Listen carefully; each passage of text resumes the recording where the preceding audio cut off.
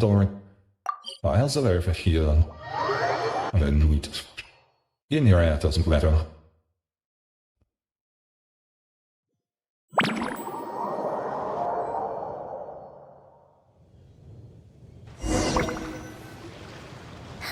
That's weird.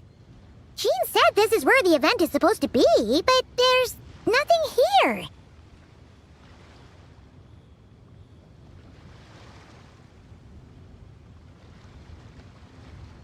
Oh yeah, now that you mention it, this is where our journey officially began. That sure brings back memories.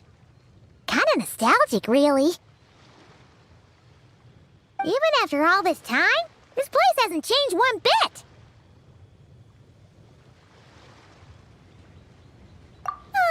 Look who's getting all sentimental and poetic. Well, we still need to find Jean and the others. Let's have a look around. Yeah.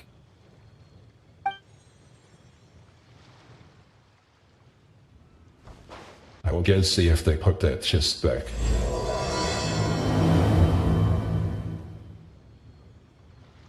Paimon remembers there used to be hydro slime hiding here, but it's gotta be gone now, right?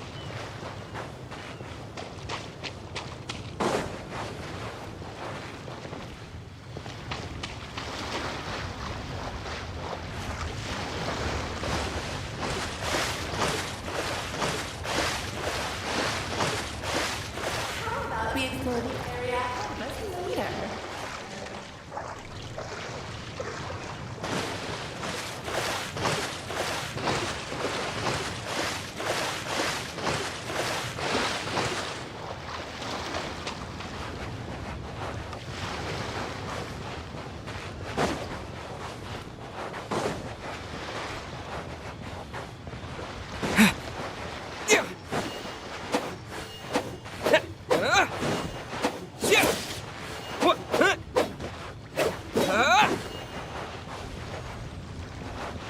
Whoa! A fungus? Are those supposed to be in Mondstadt? Not that these are a real threat to us at this point, but still!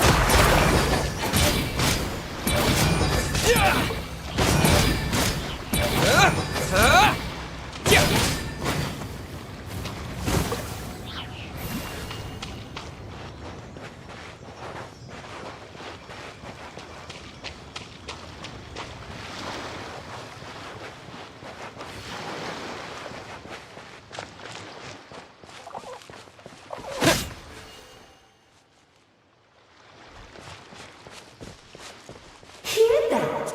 They said this isn't hard enough. Should I grab a geovision for the next round then? Yeah. Is this Paimon's done a good already. repetitive? Did you hear that, Paimon? Hear what? Huh. Must have been my imagination then.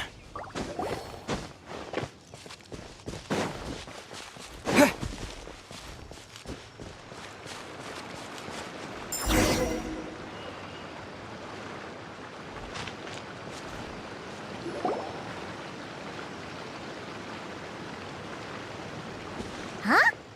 Why did someone hang Jumpy Dumpty mines all over this tree? What? But they don't look alike. You can't even eat them. Hold on. Could this be an event setup thing? Not a lot of people come here, but a bomb's still a bomb. If someone gets hurt by accident, Klee's gonna get marched off to the confinement room again. Yeah, but let's take a picture with the camera before we take them down. First the fungus, and now this? Something weird is going on. If it turns out not to be event-related, it'll be good to have a record of what we found.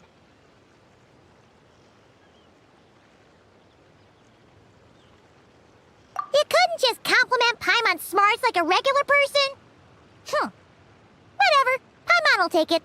Better than being called emergency food, at least. Anyway, it never hurts to be careful. We've seen through lots of tricks, but we've also gotten the short end of the stick a bunch of times, too. Paimon likes the optimism. Come on, let's get that picture taken. Then, get rid of these bombs.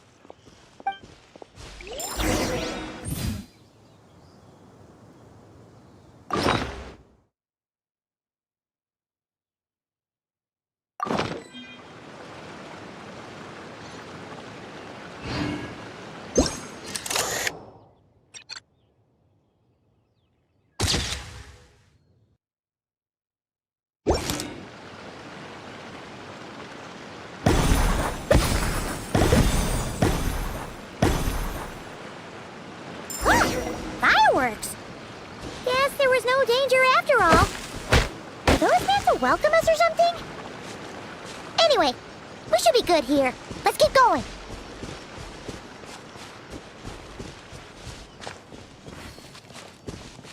Huh.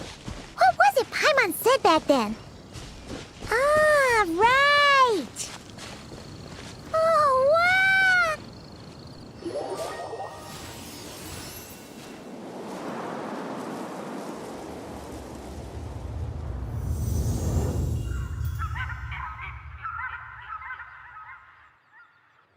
That's a statue of the Seven!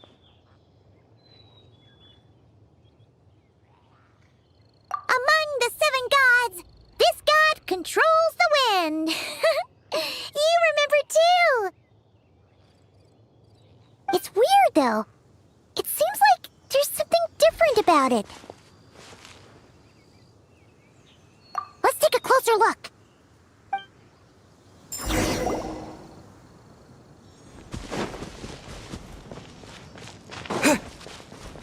Huh. Paimon's next line was... As we all know, Right! Poetry and language flow like the wind!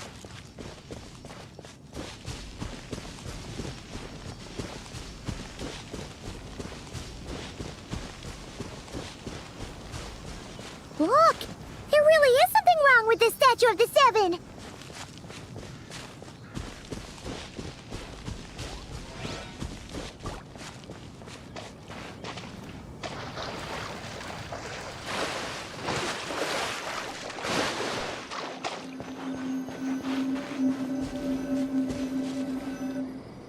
Okay, Paimon's sure of it now. This can't be for an event. No one in their right mind would replace that huge statue of the Seven with a statue of Klee. Yeah, and well made too. But that's not the point. You're not weirded out by this? Oh, you're right. This must be Alice's doing.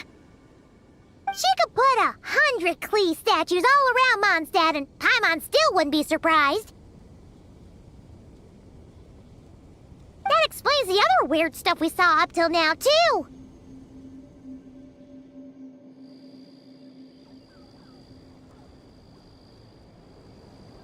She must have asked Jean to write that letter so we'd lower our guard. No, wait! Maybe that was Alice just pretending to be Jean. Paimon wouldn't put it past her. Yeah, Paimon's not upset. The surprises were nice, and this statue is pretty cool.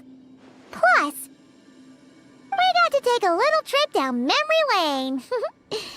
Makes Paimon feel all warm and fuzzy, remembering where it all began.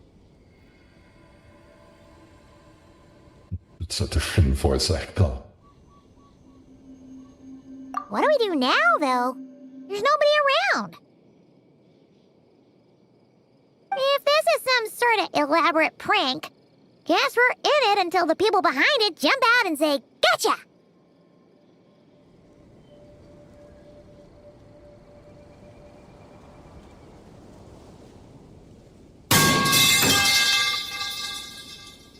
Huh? What does that mean?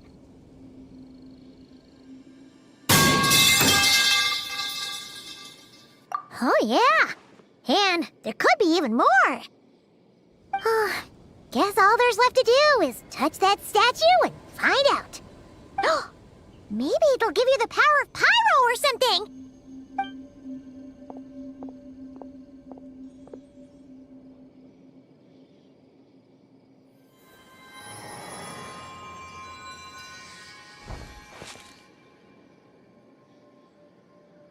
The world opens itself before those with noble hearts.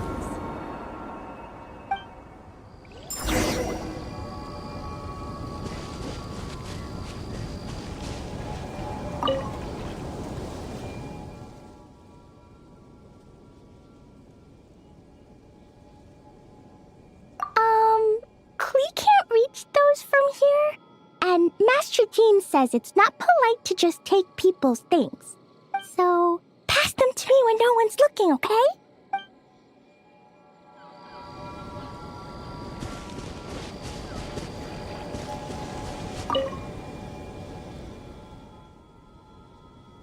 Klee blesses you with happiness! Have the best day ever, just like I am.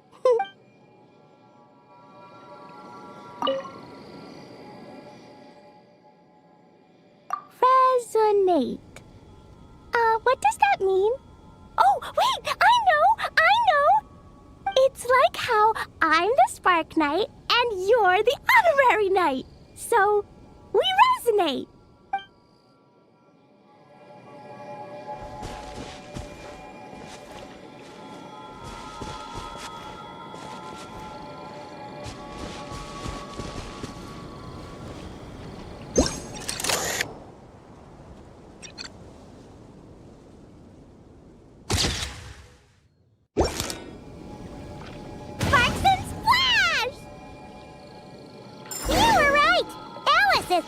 Surprises.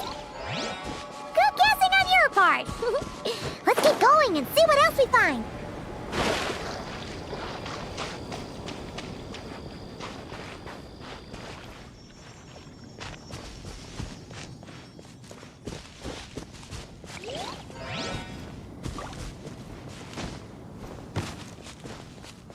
Go now. Yes, now or it'll be too late.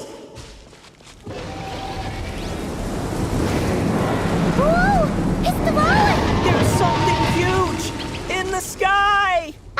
Okay, we all remember what Paimon said back then. Anyway, since he's here, that must mean we're about to meet another old friend in these woods.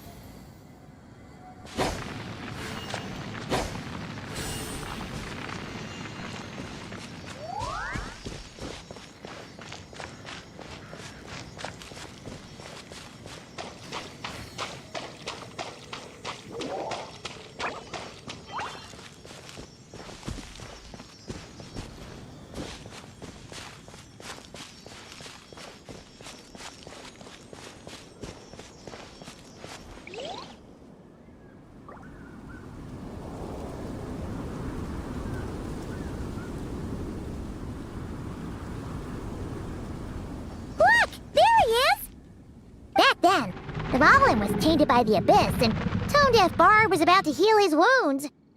But your control over Animo wasn't so great, so they noticed you and ran off. But you've had tons of practice since then, so mistakes like that should be a thing of the past. Right? Sure. Here goes nothing.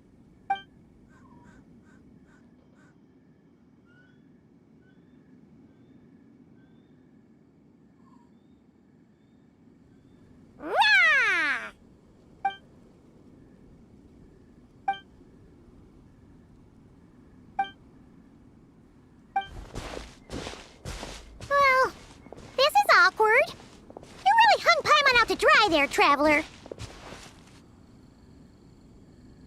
Apologies. You were just even livelier than I remembered, and I wasn't expecting it. Which means mission accomplished on the surprise front, I suppose. What do you say, Alice? High marks? Oh, yes, indeed. That was fantastic. I've recorded it all, in fact. Huh! So you were watching us all along. And hold on. You can't just record people like that. What a delightful reunion. Welcome to Mondstadt, you two. The place where it all began.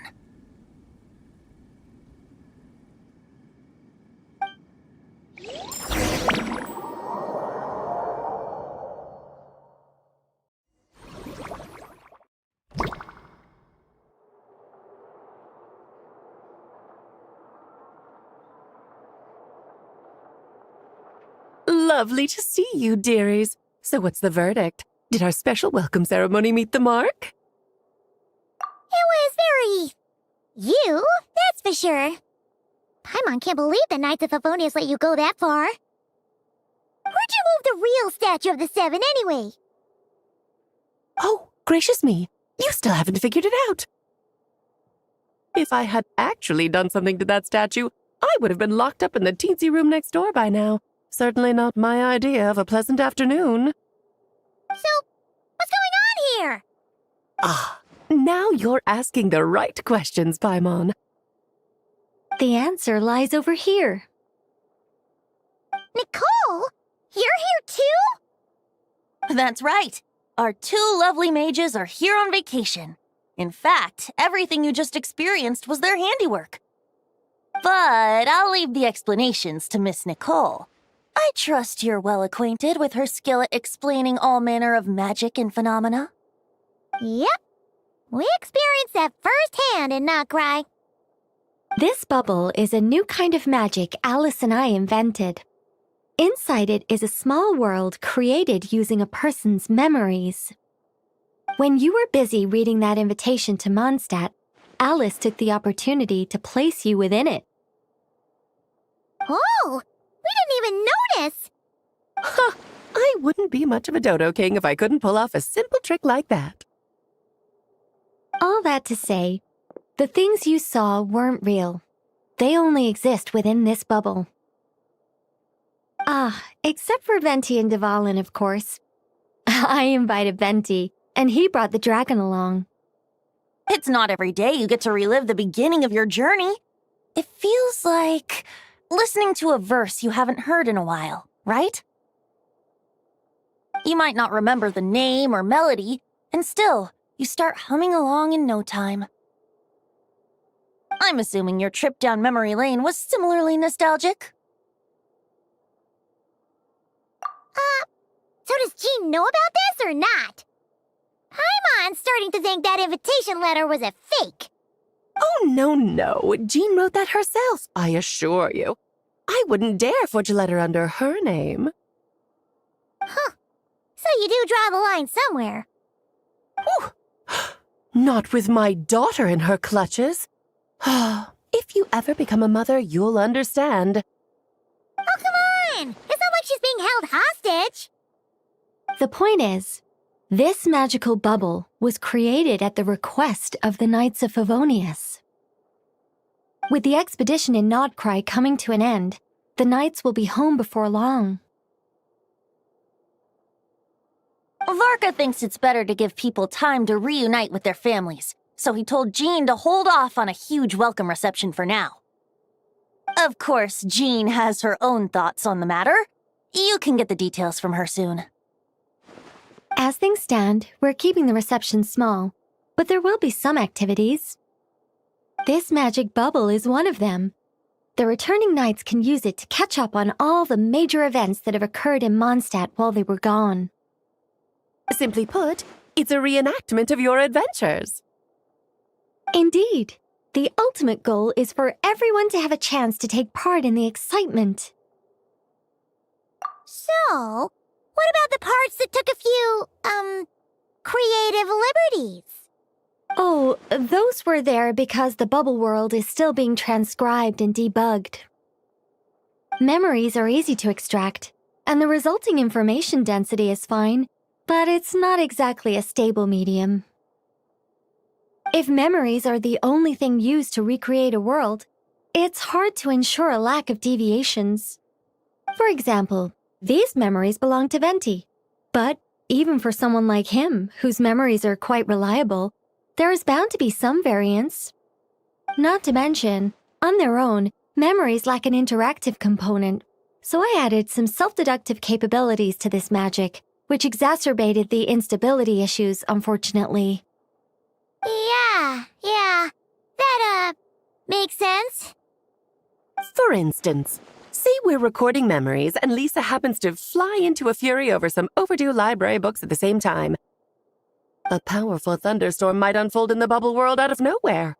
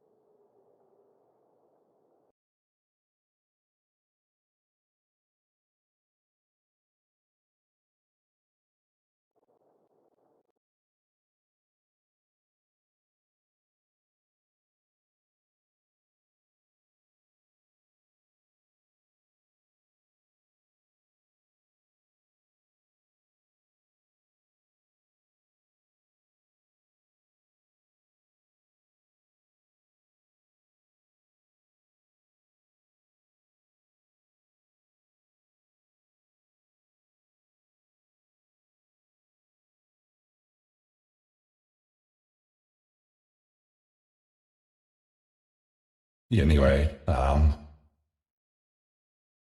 just head up to a quick fix because there seem to be some interference. I just double checking things as I can. The quickest I've hot fixes.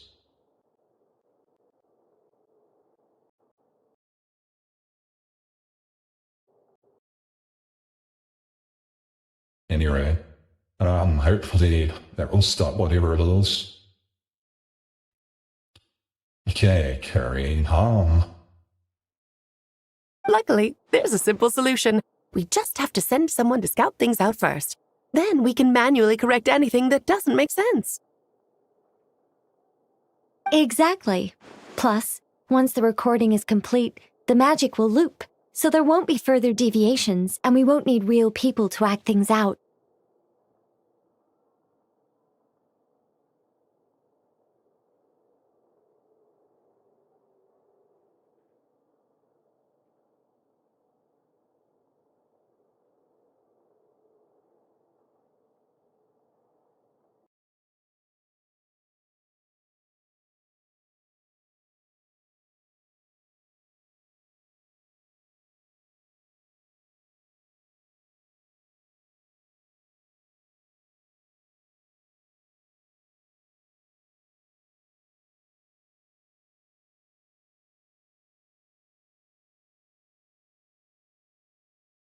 And I had to tweak it a little bit more, I think. But hopefully this will fix it. Whatever it was.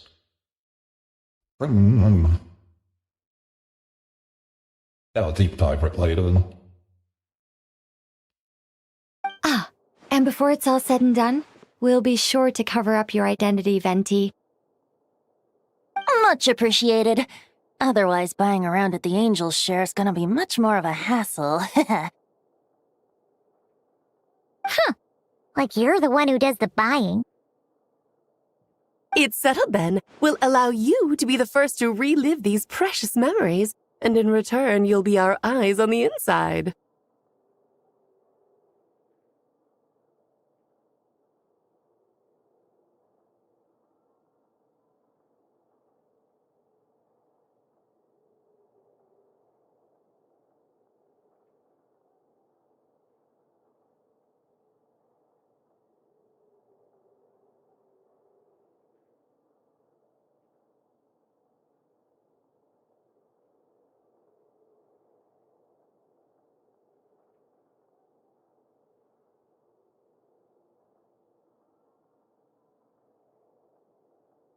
Hopefully it will remain normal from here on out.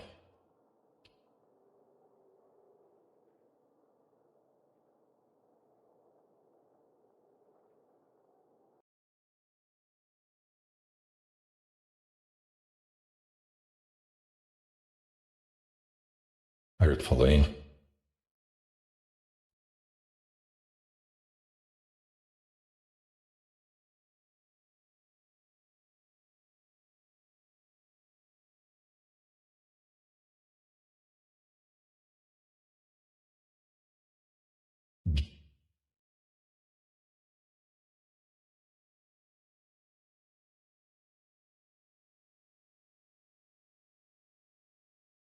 Okay.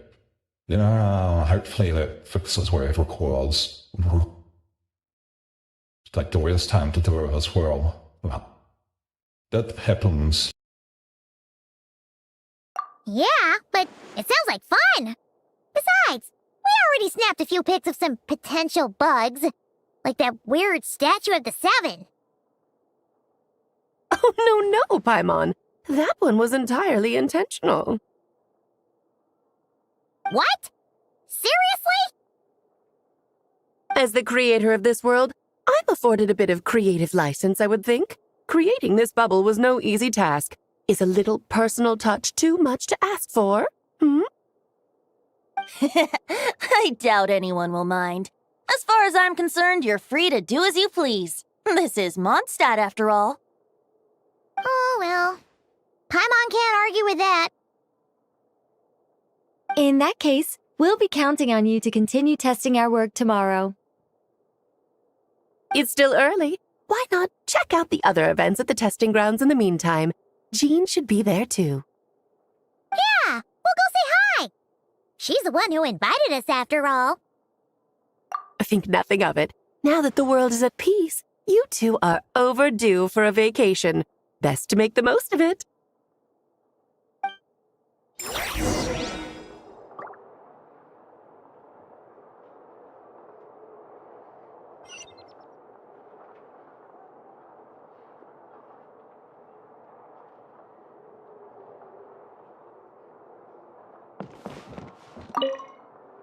Oh, and didn't you say Kleiner would be making the trip with you this time, Alice?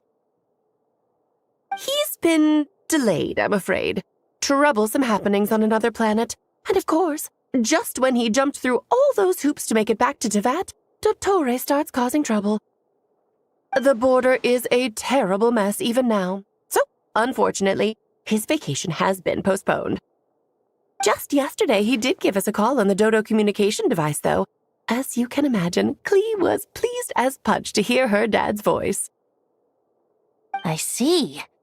Being a seeker is a tough job indeed.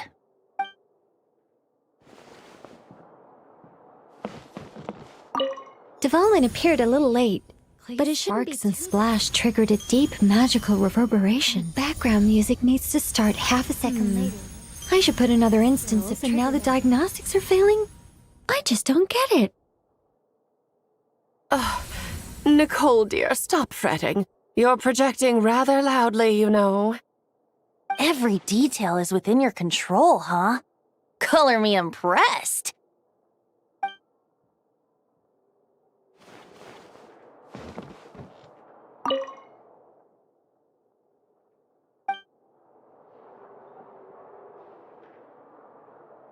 If you don't know the story that's no one else saw it, they done something and it ended up in Maurice. I can't remember exactly, but that's just in the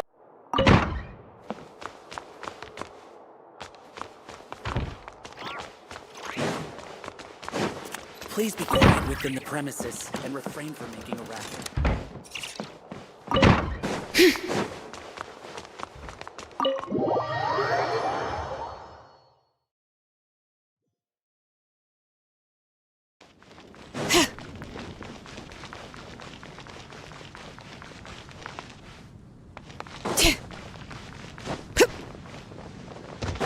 Bring it!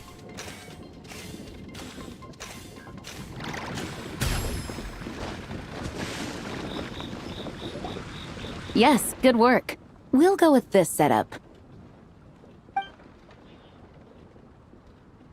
Hey, Jean! We're here! Honorary Knight, Paimon, welcome back. Did you have a good time in Alice's magic bubble? Yeah, it was so cool! Paimon's looking forward to getting back in there tomorrow! I'll be sure not to spoil it then. I imagine you might be interested in what went into the preparation, though. I loved the idea when Alice brought it up, but I knew it would take a great deal of reenactors, not to mention recruiting Dvalin. Luckily, Venti, or rather, Lord Barbados, agreed to help. After that, I opened up recruitment to the people of Mondstadt. Countless volunteers jumped at the chance to reenact your stories, Honorary Knight. It took me 2 days just to read through all the applications. A lot of people have gotten involved, and that includes quite a few familiar faces as well. Are you one of them? Yes, according to Alice, I'm one of the leading ladies. Yeah, there are other activities here too, right? Well, such are the duties of the acting Grandmaster. I'm used to it. Yeah, there are other activities here too, right? Sounds like there's a lot on your plate. For those of us who have been holding down the fort, so to speak, the return of the expedition team is a matter of great importance. The Grandmaster contacted me and said not to organize a grand reception on their behalf, and I understand where he's coming from. I'm sure the team will be exhausted upon returning, and making a big fuss might just tire them out further. I'm sensing a butt in there somewhere. Tone-deaf Bard said you had other ideas. Yes, well, those of us here in Mondstadt have been awaiting their return for a long time. Resuming normal life after such a long expedition will be quite an adjustment. An official welcome might help them feel at home and reacclimate to life here. Not to mention, it's a chance for the people to show them no matter how long we've been apart, we're still family. Yes, absolutely. And I don't know, perhaps I am overstepping. I just hope the Grandmaster isn't too upset. So, besides the whole bubble thing, what have you got planned? Here, I'll show you. First, this is an arena we've set up to showcase Favonius blade work. The Cavalry Company is in charge of this one. I'm sure there will be some exciting sparring sessions. Ooh, that means we'll get to see Kaya on stage! That's right. Compared to me, he's much better at keeping things interesting, even when the subject matter is quite serious. I can think of no better person for the job. You're as modest as ever, huh, Jean? Over here, we're running a wind glider speed shooting event. It's not hard to guess who's in charge of this one, I'm sure. Yes, her gliding skills are top-notch, and she's quite creative when it comes to event design. Be sure to check it out when the time comes. There's also a booth that will serve as a reception area where people can relax and chat with each other. A few simple games will be available as well. Hertha is in charge of the drink stall, but we're still working on the menu. Well, the more alcohol options, the better, I think. The expedition team likes the strong stuff. Fair point. Huh? What's with that face?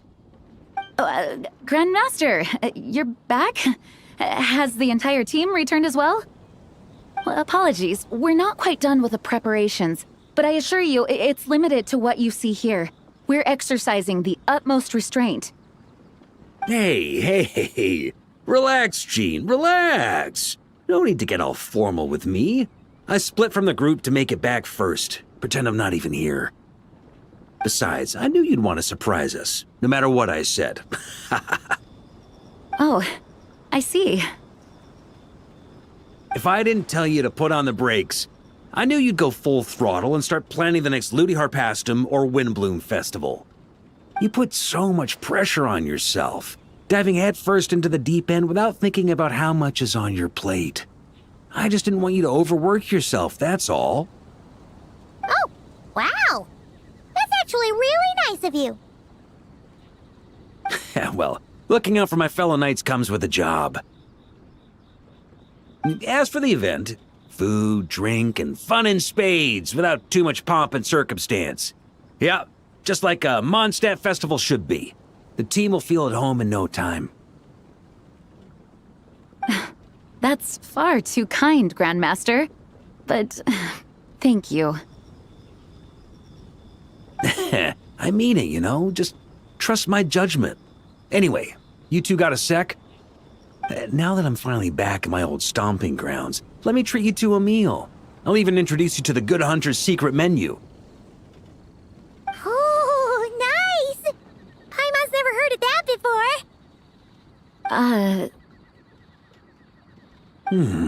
What's wrong? Not hungry? Actually, Grandmaster, there's a few things I'd love for you to look over. Since you seem to have some time to spare, perhaps we could go back to headquarters first. Hang on. You know this is just a pit stop, right? There's not going to be time for me to take over the whole shebang. Of course. Still, you are the Grandmaster. Oh, you have no idea what this means. I'll be trapped in the office until tomorrow morning. It's not that dramatic. If we make haste, we'll finish before dawn. As much as Paimon wants to check out that secret menu, you should at least do some work now that you're back. All right. Oh, let's go.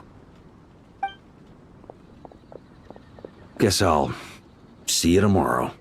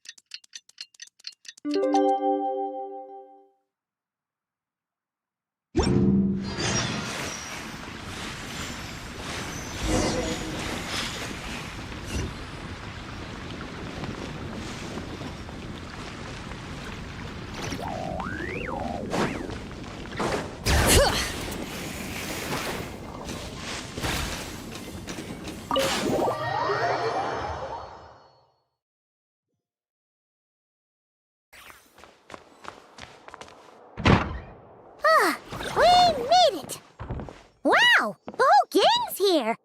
Even Master Dialog!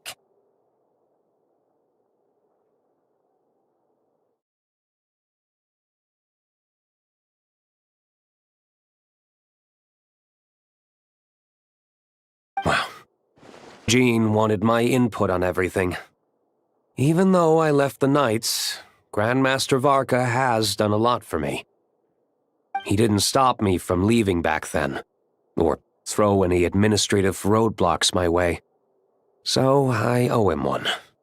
Well, I was sad to see you go, but your mind was made up. And anyhow, you're an adult. As long as you're prepared to follow through on your choices, who am I to stop you? And let me tell you, my rebellious streak was way worse back in the day. You look pretty tired. Late night yesterday? Yeah, didn't get much sleep at all. And now my head's killing me.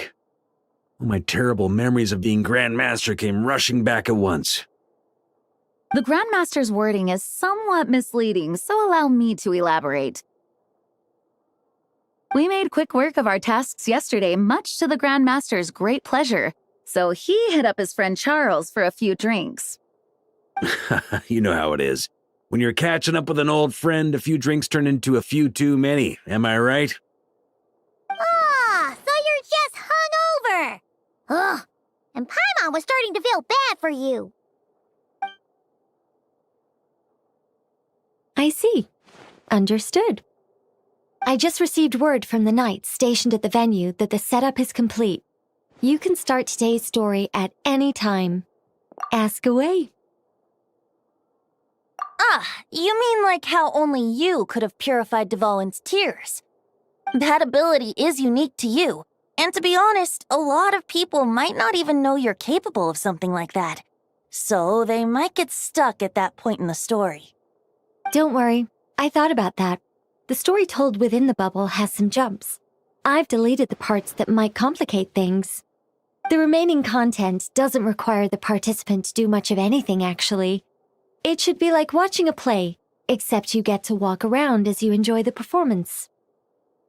Wait! But we ran into a combat encounter yesterday when that fungus jumped out at us! We'll take care of that. Alice and I want this to be an experience even a child can complete without trouble. The parts you're testing today are more stable, so there shouldn't be too many bugs. Of course, when you access the dicier sections, be sure to keep our vision in mind. Speaking of Alice, where is she? Clee demanded some playtime with her mom. And of course, as far as Alice is concerned, nothing is more important than a request from her daughter. Yep, that checks out. Ha ha ha ha. Well, let's get this show on the road. I'm ready to witness our honorary knight story firsthand.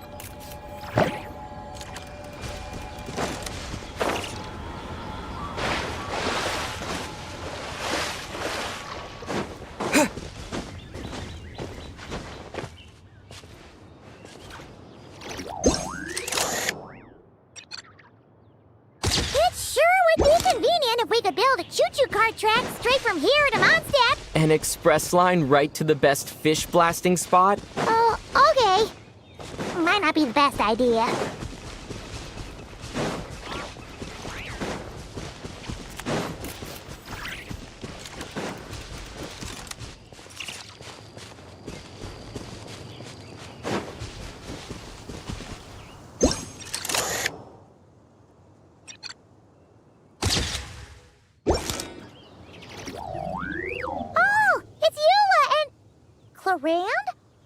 You're here in Mondstadt? Yes. I received an invitation to exchange swordsmanship techniques. I'd heard of the single-handed sword form of Favonius blade work. But, after crossing swords with Miss Eula, it turns out the Knights of Favonius are quite accomplished with the greatsword as well. You're quite an accomplished swordsman yourself. Although I suppose that's to be expected of the champion duelist. Even over a few short rounds, I feel like we've learned a lot from each other. For sure! You don't have to worry about breaking stuff or accidentally hurting anyone nearby! That's right. There also appear to be automatic harpasta launchers in the area. Ah, that's one of your local traditions, isn't it? Shall we have ourselves a game, then? Why not? You should know, though, I'm not easy to beat at this game. Ah, hold on. No muskets allowed. Oh, why not? Doesn't it still count as hitting the harpastum?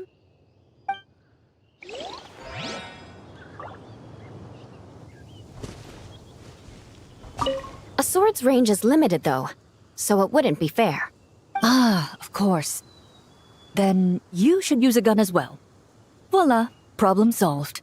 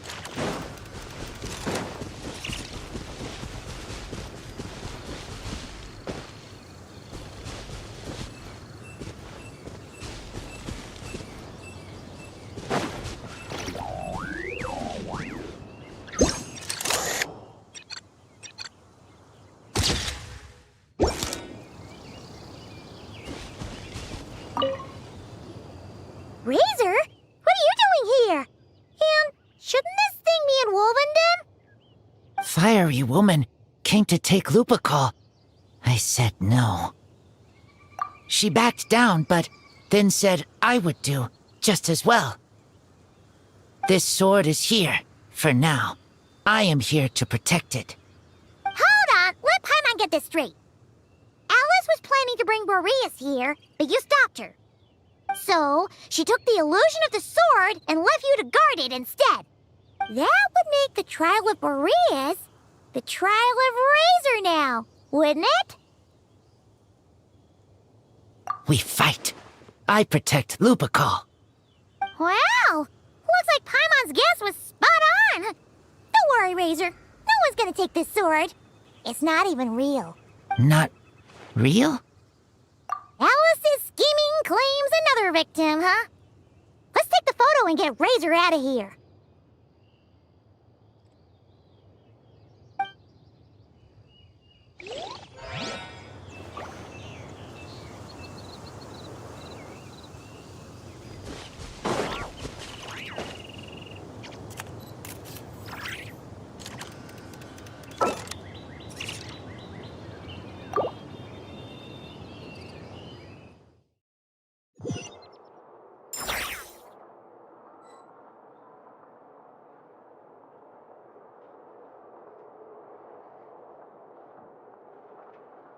I thought I had done that. I kinda missed something.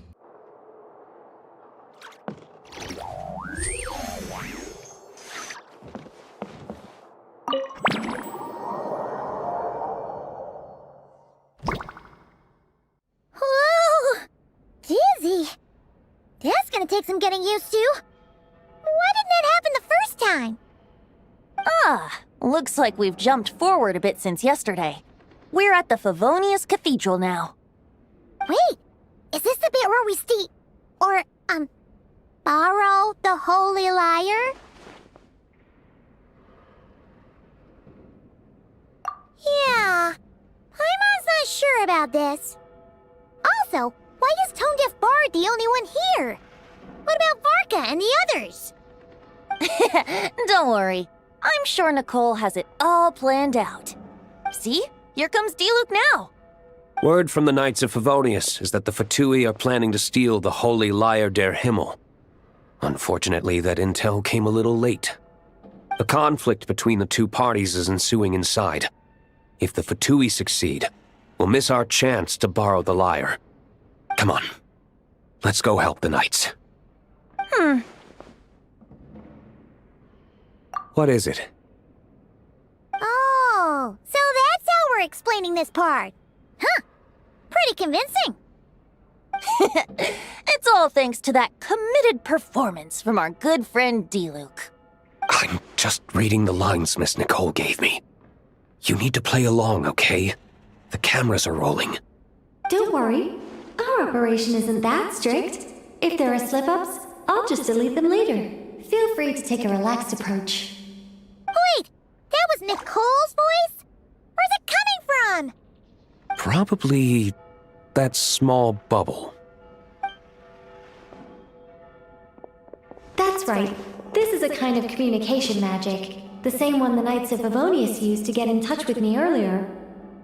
If you get stuck at any point, you can contact me through this magic, and I'll provide a few hints. How very convenient. I suppose, given how the story is progressing, we don't have to worry about borrowing the Holy Lyre then. That's right. Obviously, we're not including the stealing part in this version of the story. After all, the Fatui were the ones who ended up with it.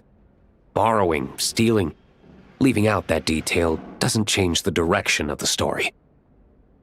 Anyway, the Knights are currently fighting to protect the Holy Lyre. Varka and Jean are already in the underground area. We should head over as well. This is like getting to read the script before watching the movie. I wonder what would happen if, this time, we managed to catch the Fatui thief in the act. That would complicate things. Worst case scenario, we might need to do another take. So if you could refrain from going off script, that would be great. Okay. Someone's got an axe to grind.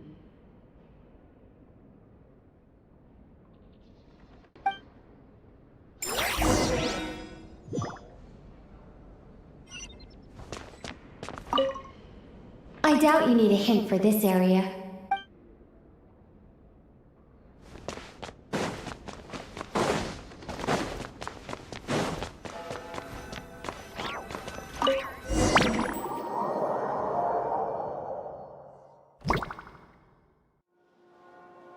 You're just in time. The situation is not looking good at the moment.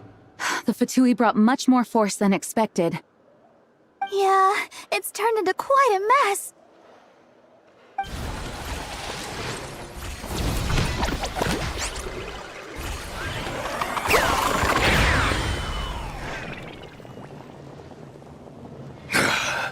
You're not bad, boy. Against the Fatui, though, you'll need to try harder than that. You ain't messing around, huh? Take this! Oh no! If this keeps up, the Holy Liar's gonna be... Oh, sorry. Paimon can't do this. Nicole, shouldn't these people be wearing Fatui costumes at least? Yeah, it's kinda hard to get in the zone when our opponents look like average guild members. Let me see here. It looks like magical autoload has been disabled, so the Fatui costumes didn't appear. I'll get that fixed. Just ignore the problem for now and continue with the scene. Remember, this is a tense moment. Got it. In that case, I'll evacuate the members of the church right away. All right, thank you. As you see, Traveler, the situation is dire. We need to retrieve the Holy Lyre and get it back to headquarters. Looks like the Fatui are tied up fighting the Knights. I doubt they have the manpower to spare to deal with us. Which means, if we rush in, we should be able to retrieve the lyre. You all sure are getting into character. Okay then, let's go!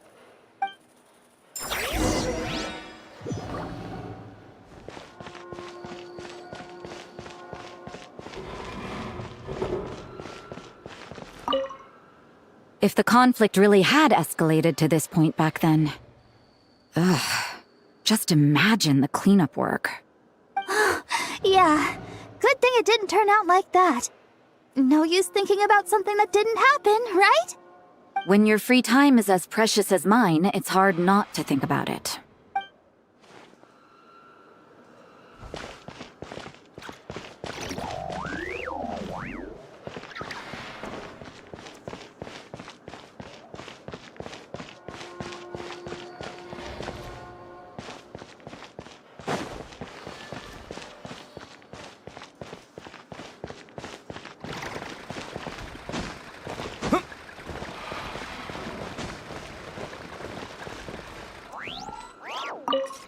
I never thought I'd get the chance to spar with the cavalry captain.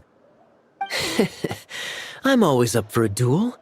As long as you treat me to a glass of wine after we're done.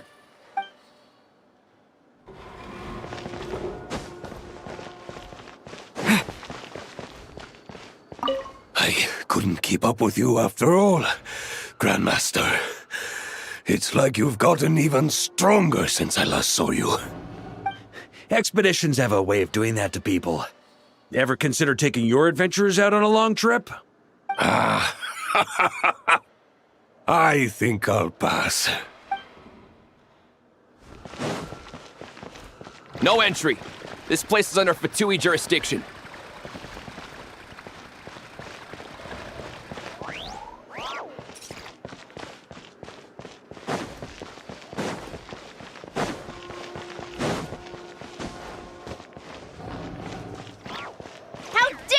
Stand in our way.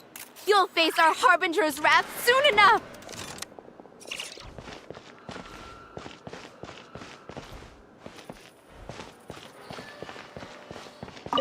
What a coincidence. Or perhaps I should say, great minds think alike. Yes, well, this looked like the most relaxed part of the performance. I'd prefer to get this over with and return to my work as soon as possible. I'm assuming you feel the same, Miss Lisa? Of course. After all, this place suffers from a dire lack of comfortable chairs and good tea.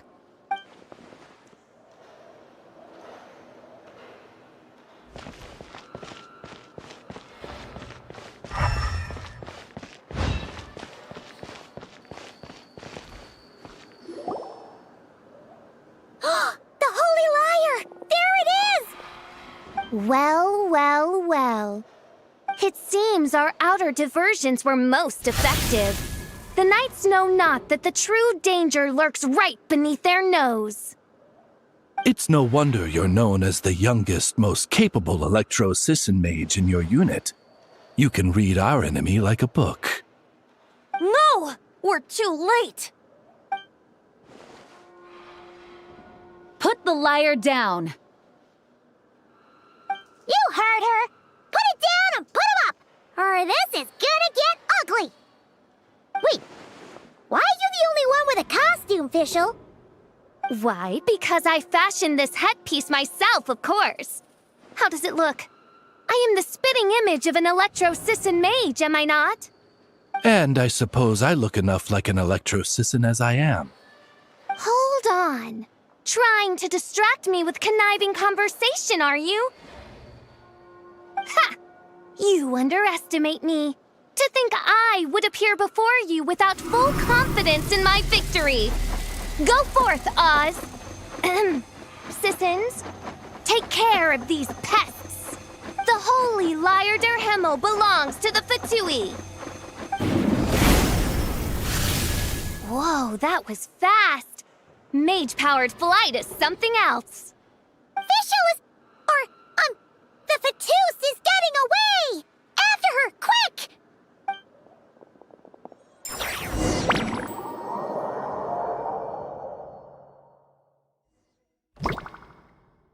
Here, take it away, and don't let them catch you. That's nothing the gliding champion of the Fatui can't handle.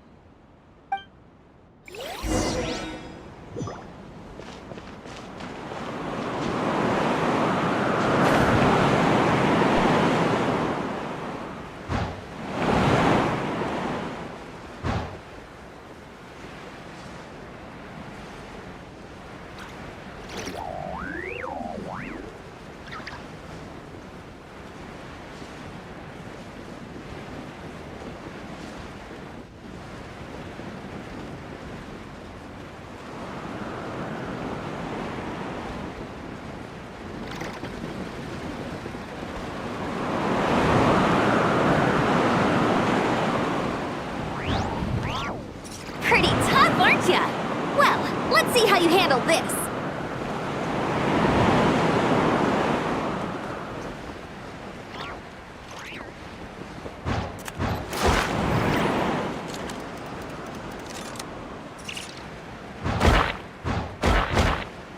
Oh. Paimon thought the Adventurers Guild were the only ones role-playing as Fatui. Just thought I'd lend him a hand. Fischl didn't have time to make me a cool hat, though.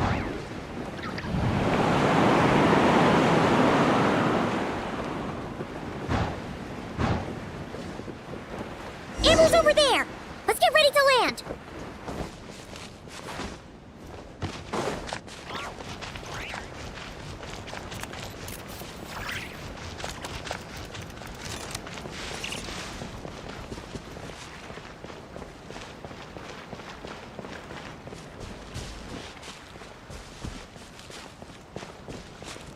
Here they come! Positions, everyone!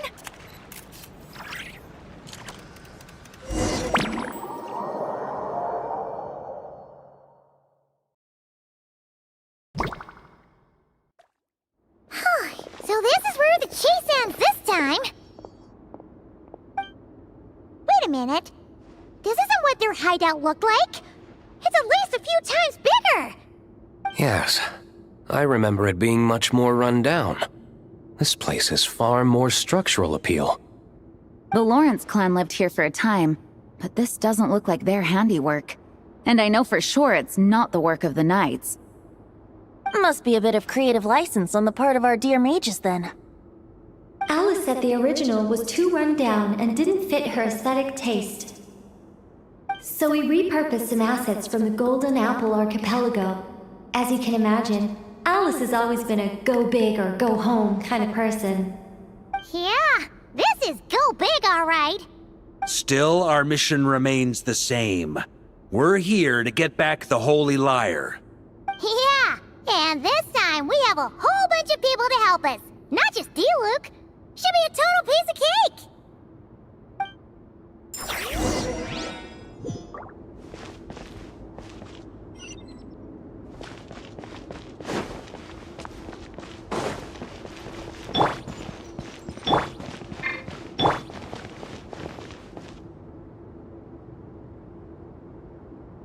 A human never doubts what their eyes see or rejects the ground beneath their feet.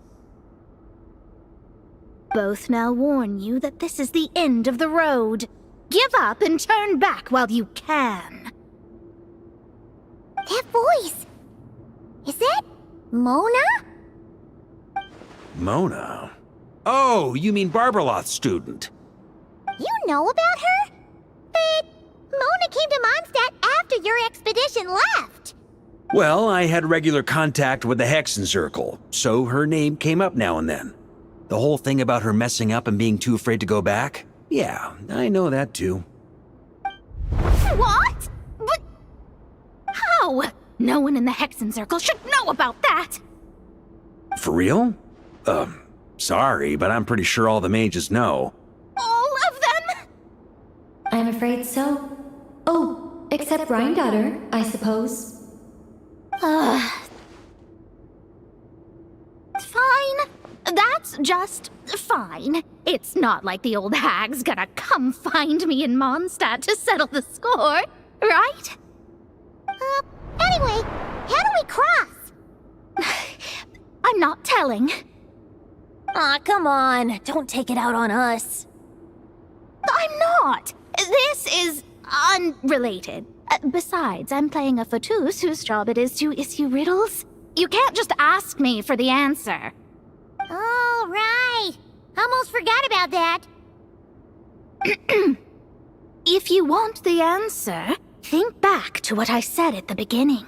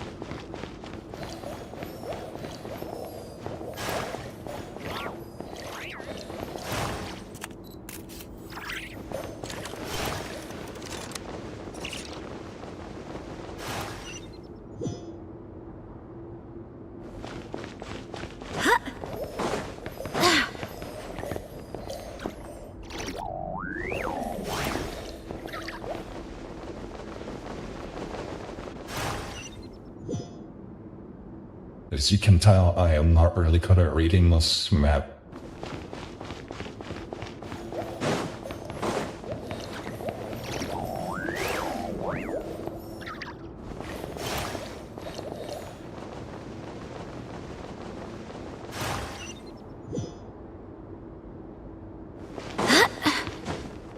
I will check there eventually, Leia.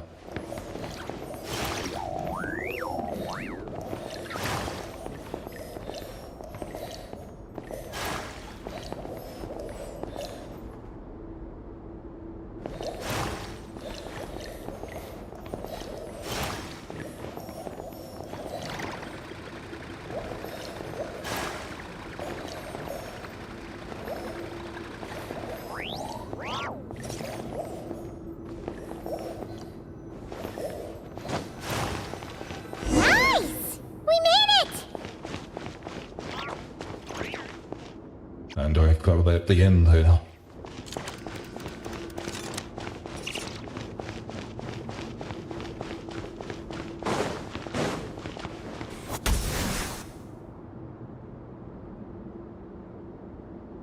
Looks like Mika's guarding this spot. Oh, hey! It's been a while. Hello, Grandmaster. Hello, everyone. No. Wait, my line... how did you get in here? I would think you have bigger concerns right now. Tell us where to find the lyre. It's locked in the back room, but good luck getting in there. 3 crests are needed to enter, and each one is guarded by a Fatus. Wait, but in real life, we only needed 1 key. Yes, but there are 3 locations to visit. If there was only 1 key to be found, there's a good chance the encounters set up at the other 2 locations would go to waste. All our actors worked so hard to memorize their lines. It would be a shame if their part got skipped over. A fair point. They're playing through the story just like us, after all. To be honest, when I first read my lines, I was kinda confused at how I just give up the intel without a fight. But when I actually had to stand up against all of you, it made sense. I mean, Mr. Dialog practically had me in a cold sweat. Really? I only had 1 line. Aha! Yet in a game of cards, it's the ones that remain unturned that strike the greatest fear in your opponent. The same principle applies here. That's right! And I've been told you have quite a few tricks up your sleeve, Mr. Dialog. Anyway, you can head in now. Everyone should be ready. One moment. We can't quite end it like this.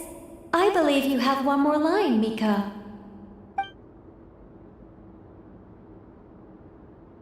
Do I have to say it? It would benefit the scene. All right. I told you everything I know. Now leave me alone.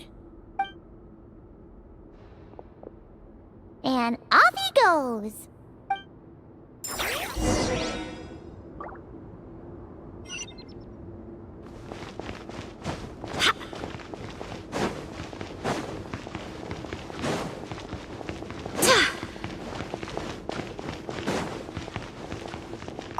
Without the crests, I can't activate this device either.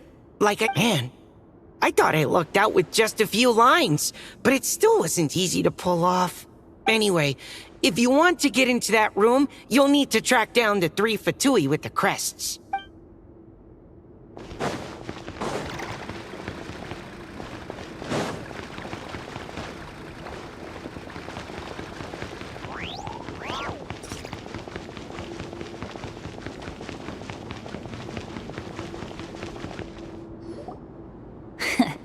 Looks like we were followed.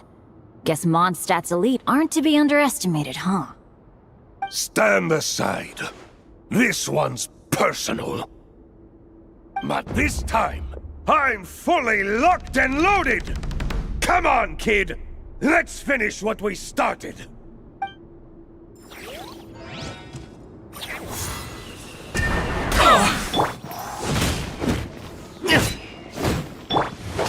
Don't be a killjoy! We've only just...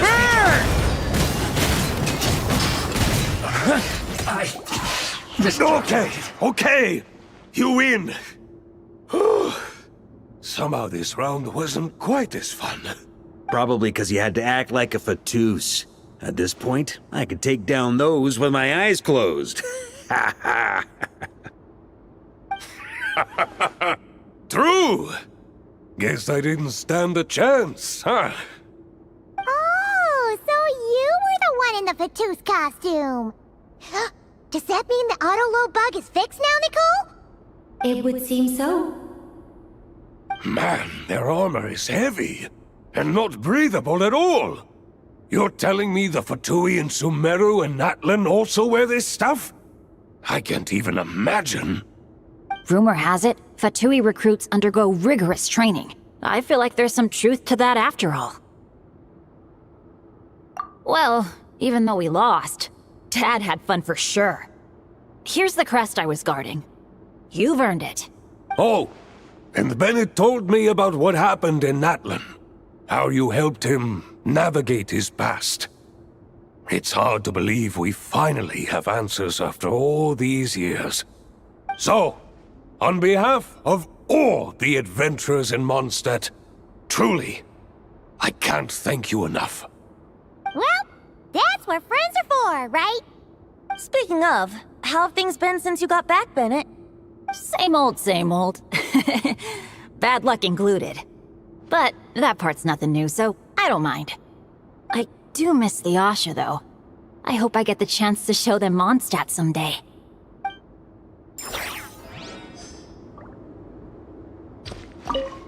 Talk about bad luck. The minute you put on that Fatui costume, the gun stopped working. How weird is that? Yeah, thanks for stepping in, Dad. Guess I'll have to hand it in to Miss Nicole for repairs later.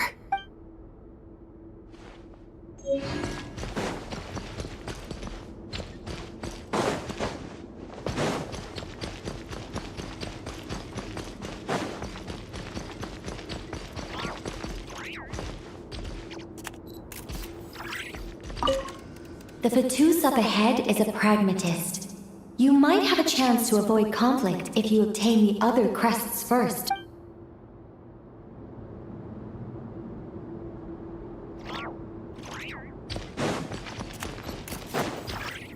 The Fatus up ahead values wealth above all else.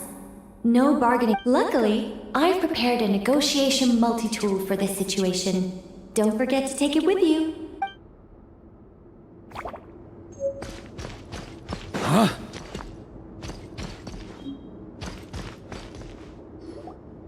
Wait, Mona? Again? What? The more roles you play, the more you get paid. That's what Alice said. I was hoping to do even more than this, but it is what it is. Anyway, the crest is with me. All I need to know is how much you're willing to cough up to get it. Let's talk business, shall we?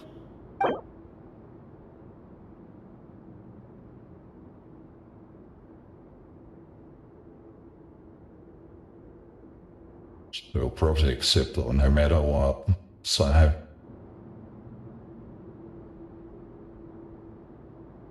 that's going on.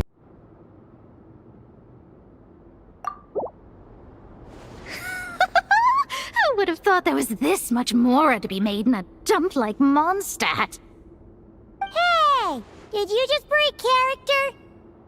What? Of course not. All right, here's the crest. Huh. And with that, I'm off the clock. Oh, and by the way, word has it you accomplished something major in Nodcry. You reeled in the true moon from beyond the false firmament. Well, I spend most of my time staring into a scry glass, after all. If something changes in the sky, you think I wouldn't notice? Hydromancy uses the false stars to reflect true fate within the water. Now, I can't help but wonder what I would see if I cast a reflection of the true moon instead. Of course, I need a whole new set of equipment to look into that, which means shelling out a whole lot of mora. So I've been taking on a lot of odd jobs. No wonder Alice gave you quite a few parts in this. Generous compensation, minimal manual labor. It's been a good gig. Plus, the Hexenzirkel never promises an amount they can't deliver. Even though her daughter is, in some part, responsible for my predicament. That was a long time ago, and I know Klee didn't mean it. Huh. I guess the moon's a big deal in hydromancy. Just spitballing here, but it kinda sounds like your progress would be much faster if you, I don't know, just contacted Barbeloth directly. Oh, come on. Enough about that old hag. You're doing this on purpose, aren't you?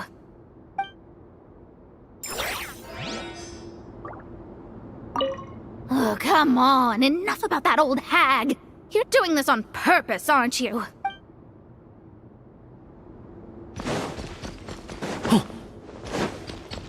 On me! The road ahead is almost completely blocked. Looks like this person isn't taking visitors. Yes, we'll just have to be careful. We need that crest.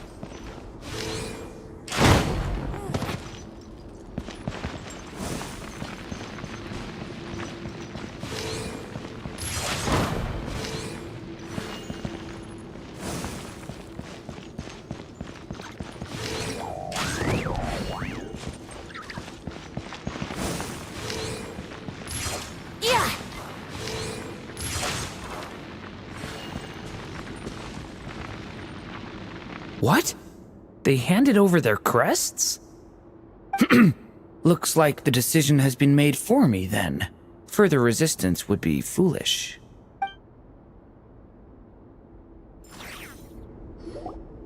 Gotta say, Paimon didn't expect you to play this kind of role, Durin. Well, actually, Aunt Alice was planning for me to play Dvalin if the dragon himself didn't agree to take part. That was the backup plan. Apparently, there's a spell like the one used to make Simulanka that could change me back into an evil dragon.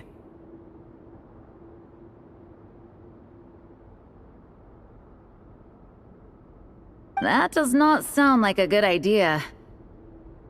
I have to agree. That sounds like a disaster waiting to happen.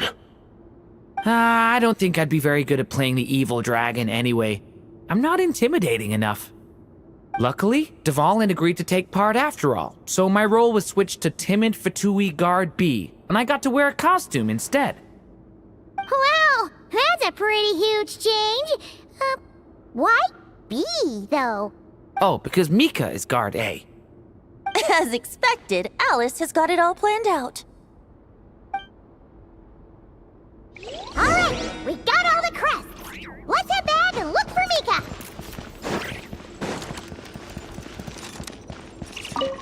I'm just glad I didn't have to play the evil dragon in the...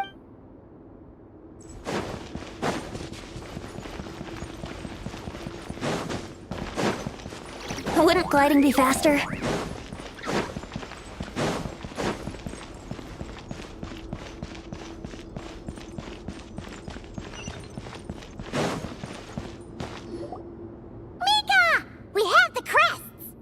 All right.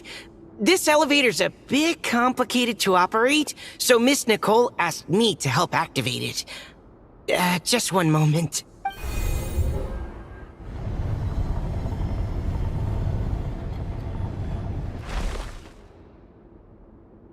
Thanks. No problem. Best of luck up there. Huh. I don't remember Fatui being this nice. Where's the fun in that? Of course you want to make things difficult. Come on, let's get out of here.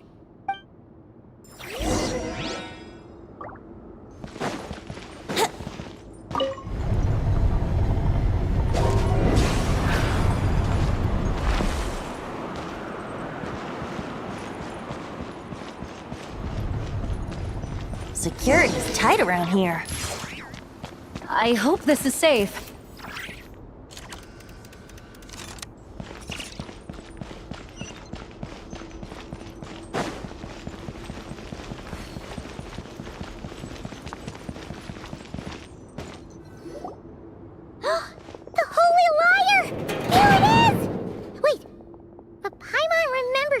About a...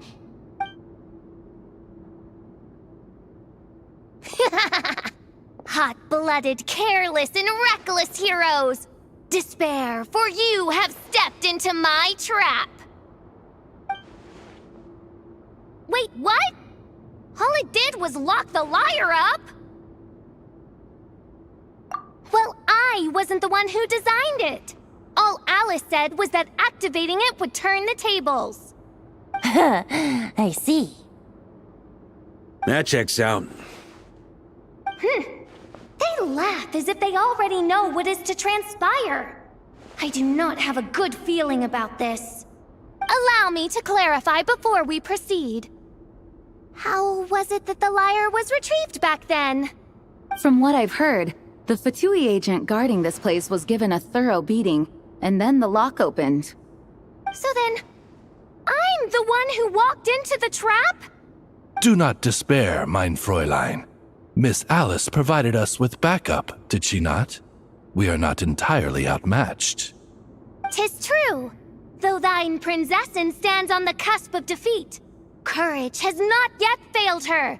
Let this be our last stand!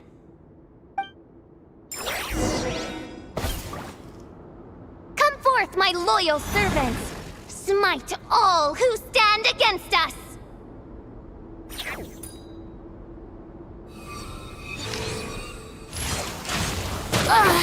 Look! The Ravens get confused if they don't hit anyone. Now's their chance! Group 2, reinforce!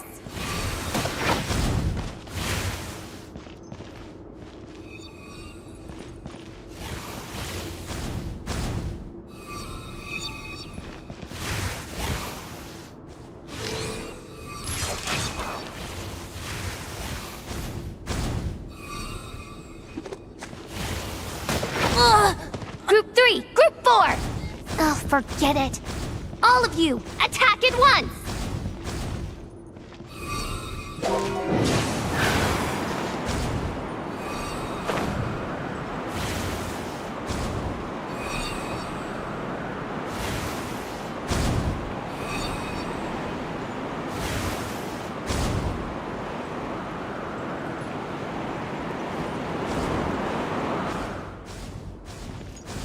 Here we go!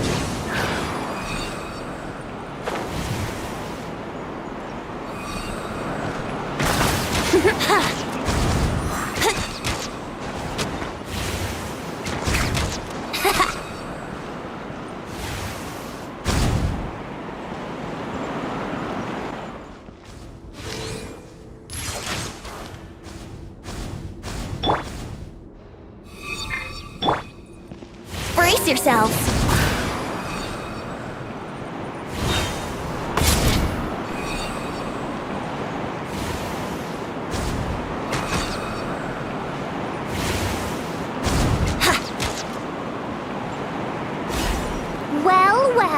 It seems I must send forth my most capable servant of all.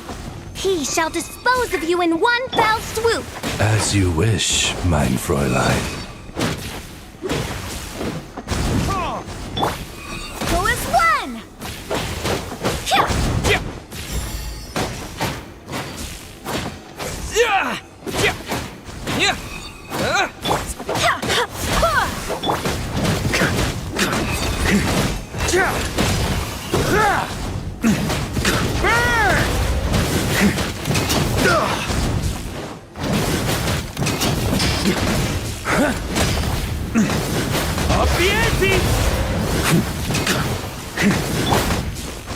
Our situation is dire, mein Fräulein. It seems this is the end of the road.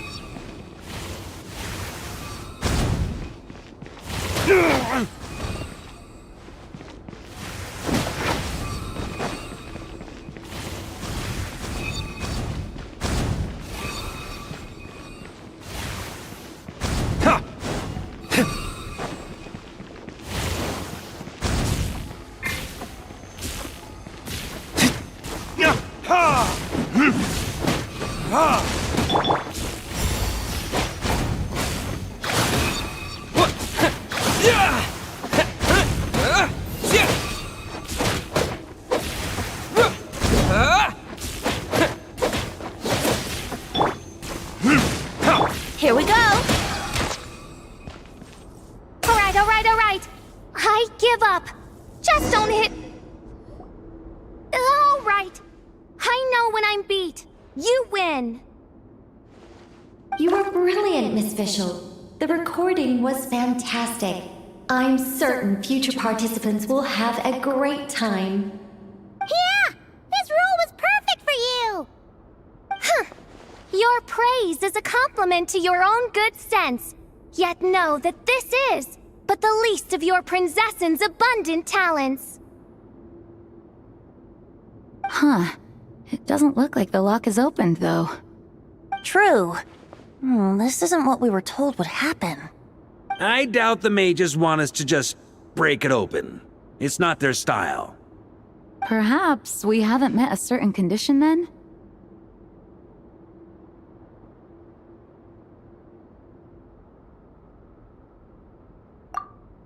Wait!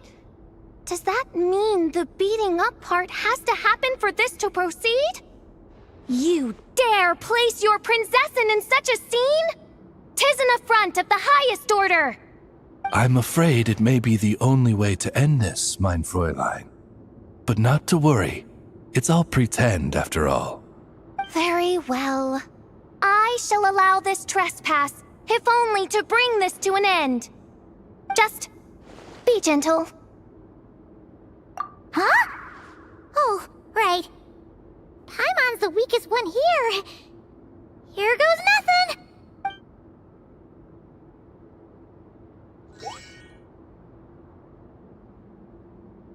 Ah, it's open!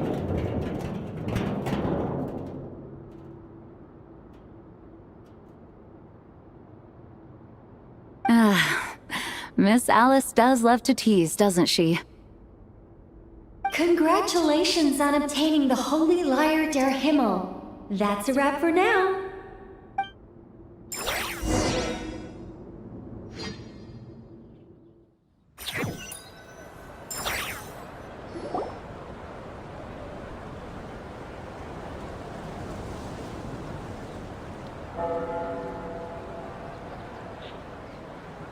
Wow! This is quite the gathering. And do you smell that? Is that the secret menu Varka was talking about?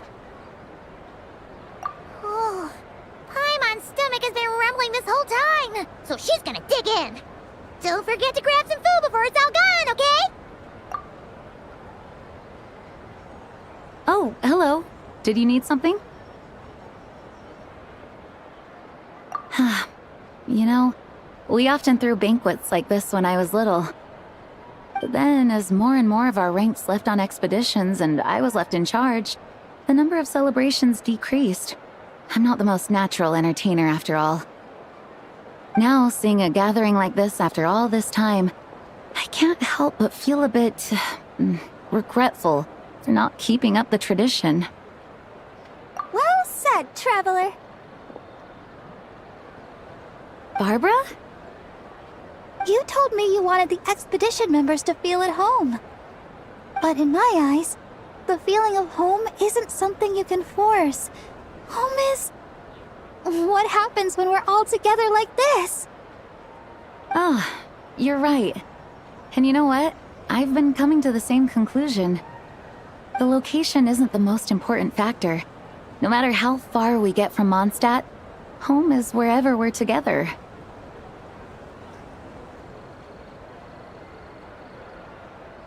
I appreciate the kind words, you two. I will do just that. Make sure to do the same, traveler. It's not often you get to make it back here. There's a lot of people waiting to catch up. Now that we're outside the bubble and no longer in character, there should be plenty of time. Hey! Honorary knight! Look up!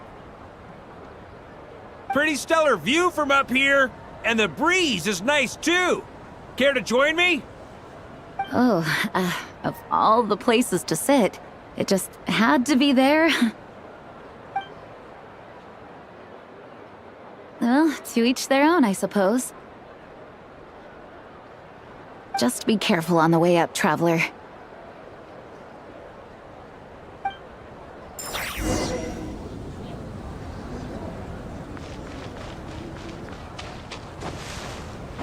Bring it!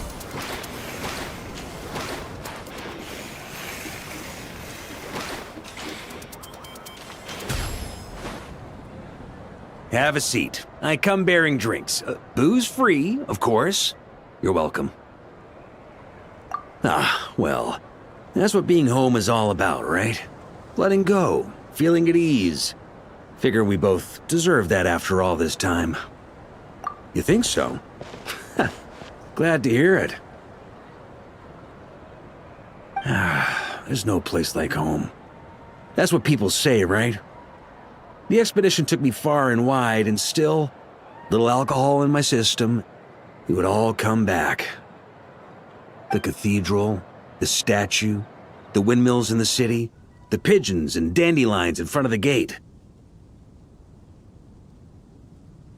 The further away you get, the more you miss it. I might be biased, but it means a lot that you care about this place.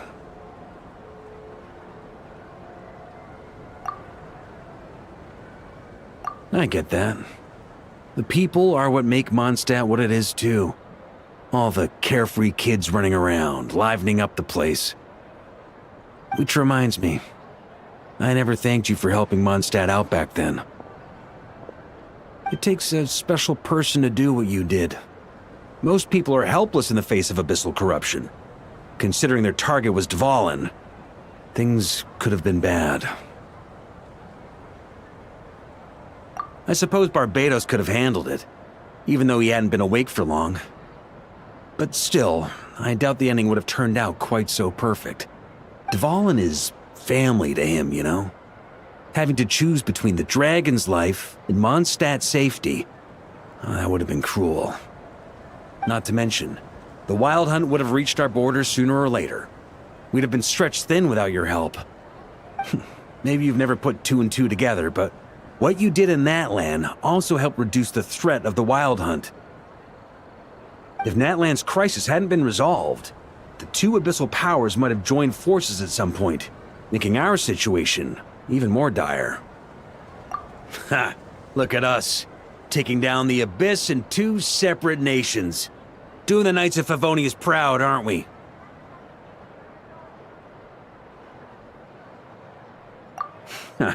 I guess not. In any case, for a knight, honor is something you get to define for yourself, no matter what the outside world thinks. And that's the question, isn't it? Why do we do what we do? Well, I think it's safe to say you already know the answer. Ah, so this is where you've been hiding. You know, I don't think this was designed for sitting. Ha! When did you become such a stickler? Come have a drink with us. There's plenty. Don't mind if I do. Grape juice? Again? You know, Charles would never let me hear the end of it if I started drinking without him. Disappointing, but understandable. Oh, I almost forgot. Since this banquet is also for the actors, I invited Dvalin. All right. Might hike up the bill a bit, but who cares? Haven't seen him in too long. Yeah, well, he turned me down. He never did like being the center of attention. The city is a little too small for him to spread his wings. Even if no one is afraid of him, he could still take out a windmill or two. Guess it's better not to risk it. Huh.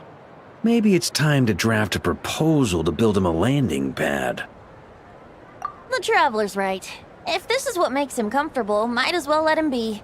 In the meantime, I propose a toast to our honorary knight. To our honorary knight.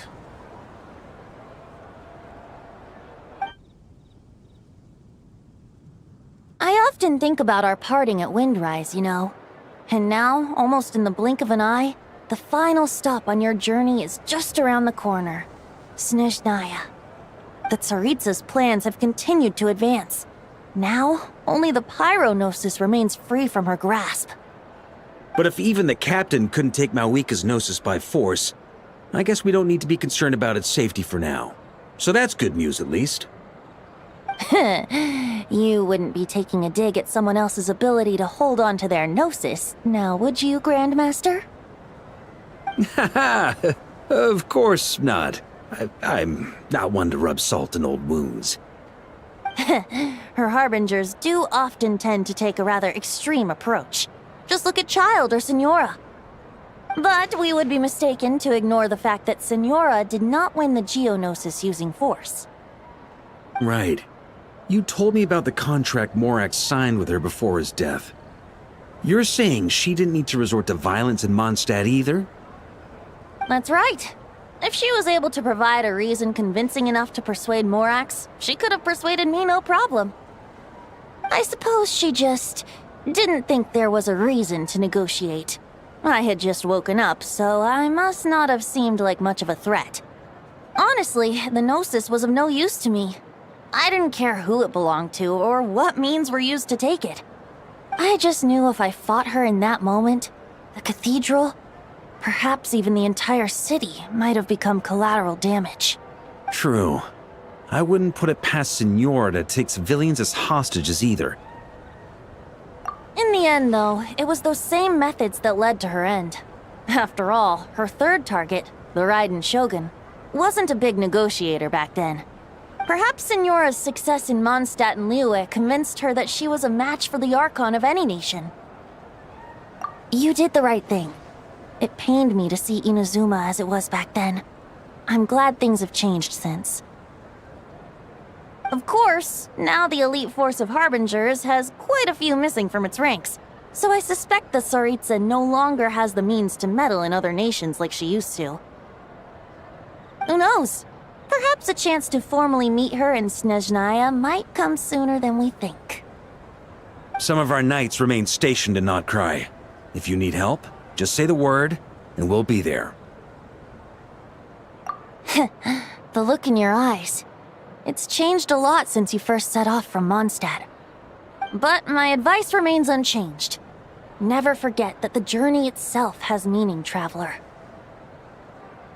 The birds of Tevat, the songs in the cities, the Tsaritsa, her Fatui and the monsters, they are all part of that journey.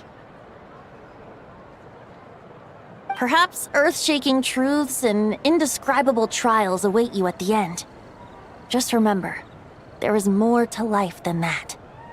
All right, that's more than enough acting like a real Archon for one night. And still, not a sip of drink for dear old Venti at a time like this? You're no fun, Varka.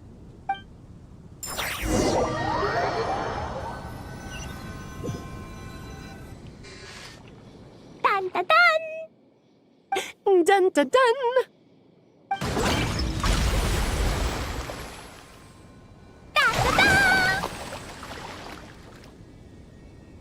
Da da da!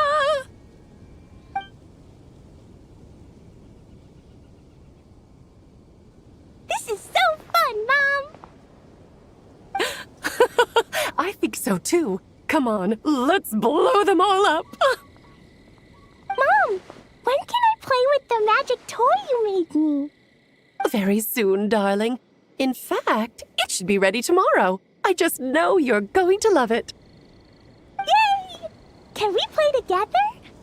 Why, of course. We'll have ourselves a splendid time.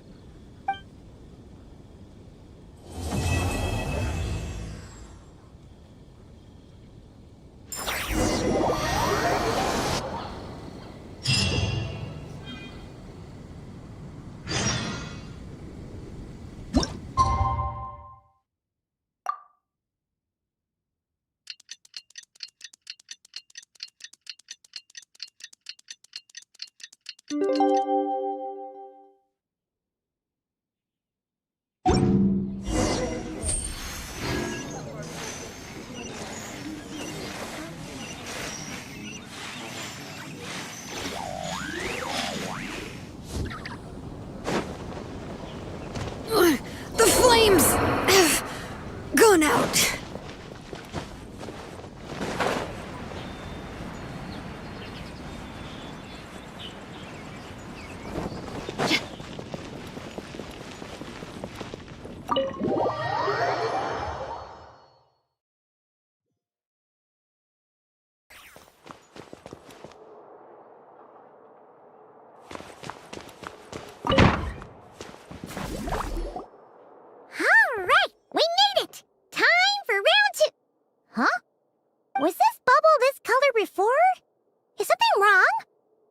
I'm not sure.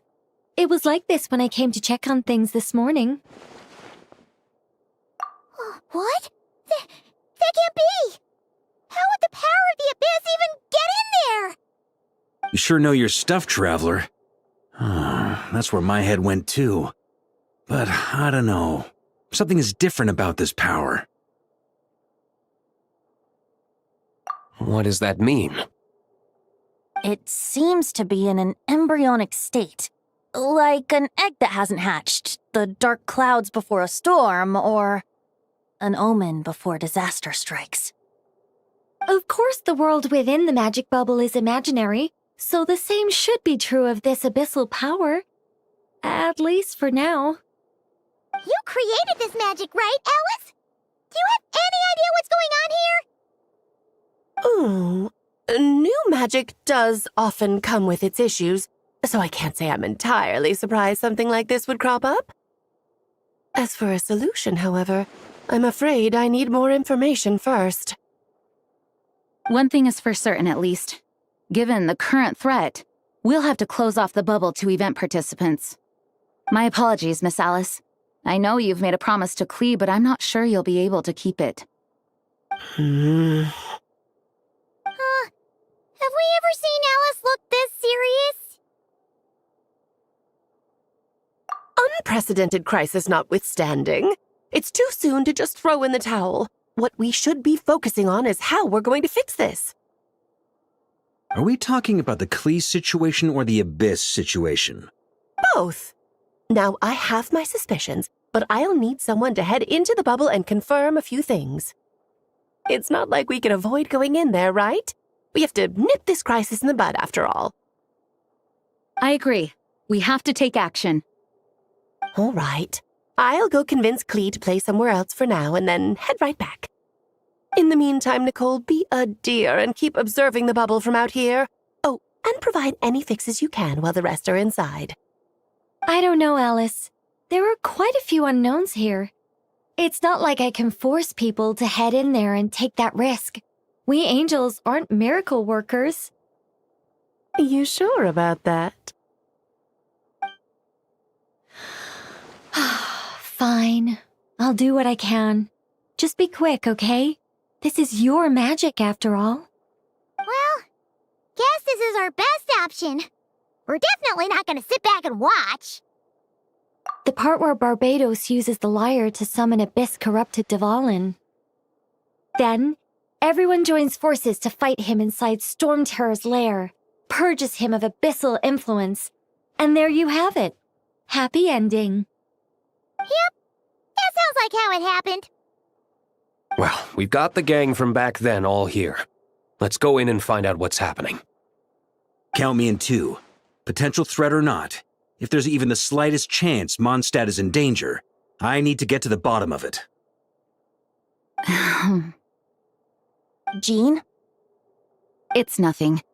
I was just feeling a bit, nostalgic, getting to work together like this again. Yeah. Yesterday felt like that too. Yes, but that was for fun. That which confronts us now is a real crisis. So I suppose the memories just came back to me all at once. Ooh, look at you getting all sentimental. That's a first. Well, I suppose I am a bit too high-strung most of the time. Hey, don't be embarrassed to say what you feel. I think that's how things should be. It's how we all grow closer. Besides, the more you open up, the less people will be surprised like Paimon here when you choose to share something. Just look at Paimon. No filter whatsoever, word vomits whatever comes to mind. And that's what makes her so endearing and approachable. Ha! It's about time you gave Paimon a compliment, tone-deaf bard. Hang on. Was that a compliment? Before we set off, I just want to stress that whatever is happening in the bubble right now is a huge unknown. I was able to maintain contact before, but right now all I can observe within is chaos, so I imagine communication might be cut off as well. It might be difficult for us to guide you, so proceed with caution. Don't worry. This isn't our first time leaping headfirst into a dangerous situation. There's also a last resort I can fall back on if worst comes to worst. Though it would mean all our recent hard work going to waste. You mean destroying the bubble entirely? Yes, if it comes down to it. All right, I'll monitor the situation from outside and provide whatever external fixes and support I can in the meantime. Understood. Prepare for the worst, hope for the best. Sound good? All right, let's go.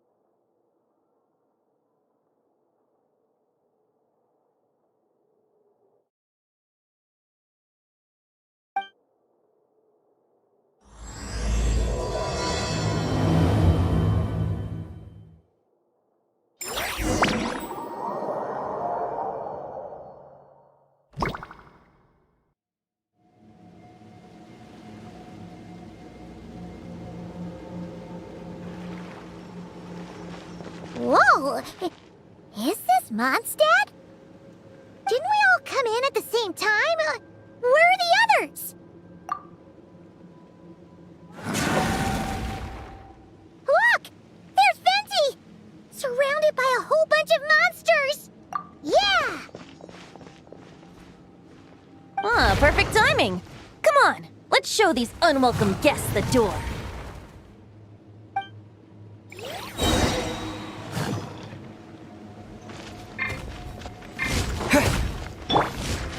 Brace yourselves. Time for takeoff.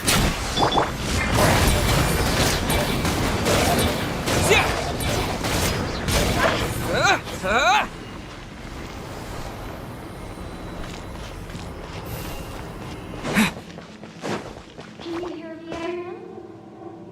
I pieced together some of the communication and control functions and managed to smash together some items that should give us an advantage.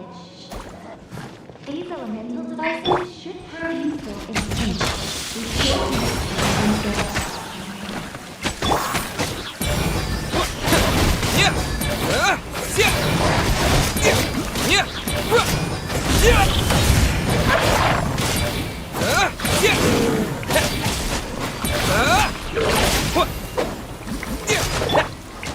Brace yourselves. Yeah. Yeah. Yeah.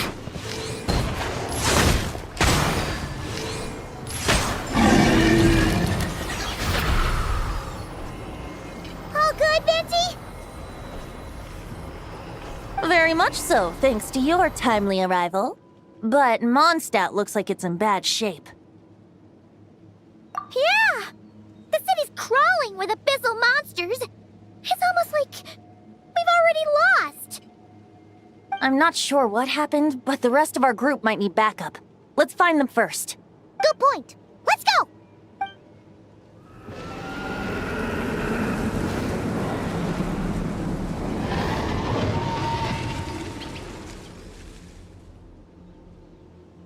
Look! It's the Volin! Is it just Paimon, or does he look way worse than back then? You're right. The corruption has spread throughout his entire body. If we had failed to purify him in real life, I imagine this is what would have become of him. Wait! It looks like something's falling! It's his tears. Like the ones we purified in the past?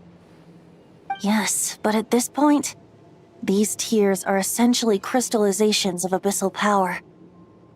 If left unchecked, they will continuously summon abyssal monsters, and this disaster will never end. We also need to get our hands on one of them. No, this degree of corruption cannot be cleansed. Besides, we need them in their corrupted state if we want to summon Dvalin. I doubt the pure sound of the lyre can reach him in his current state. Sounds like this whole thing is still gonna end in a confrontation, though. Just like back then. Yes. I wasn't certain before Dvalin showed up, but now I'm sure this situation is more than simple chaos. It seems more like an alternate version of events, and I have some idea of how it came to be. Well, monsters abound no matter where we look. You choose where to go, and I'll follow.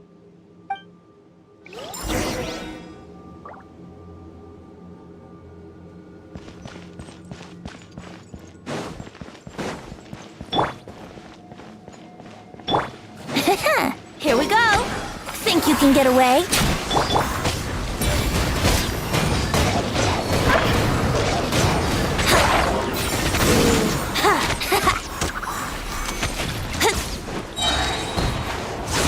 Oh dear.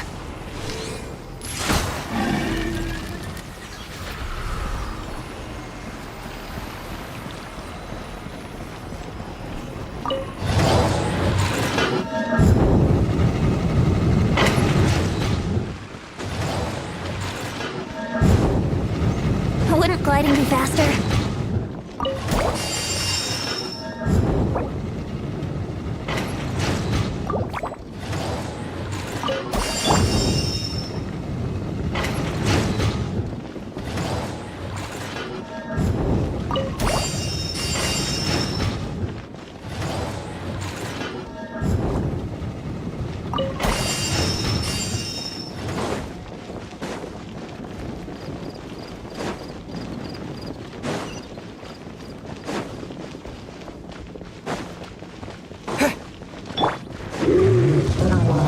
Brace yourselves.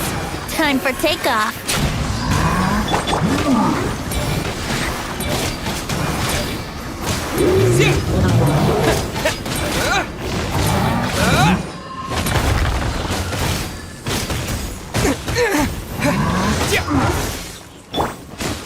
Yahoo!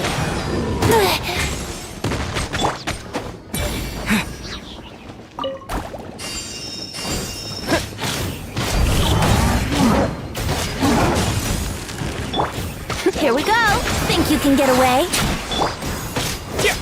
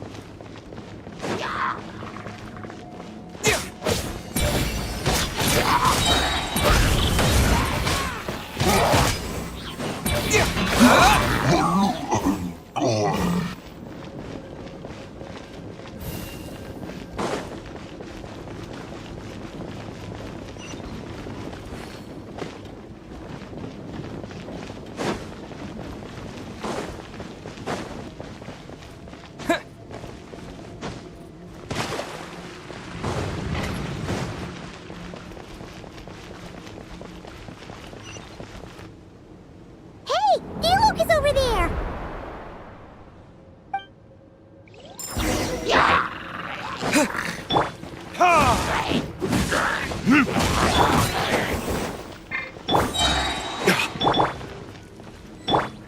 Yahoo! Time for takeoff.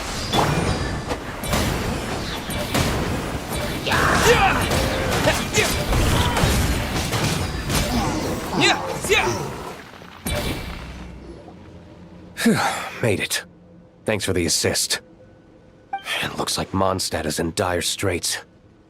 Did you see any knights or civilians on the way here?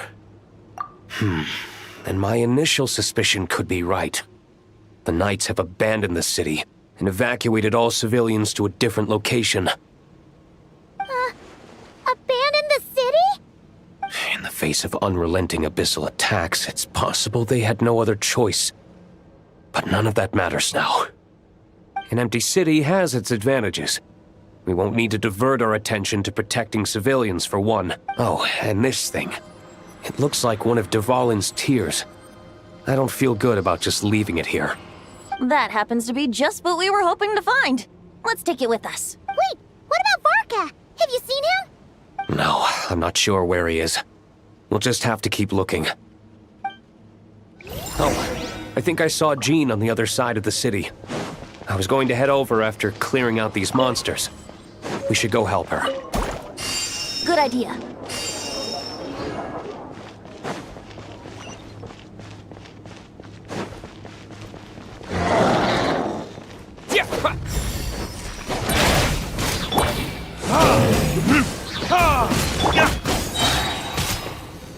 Here we go.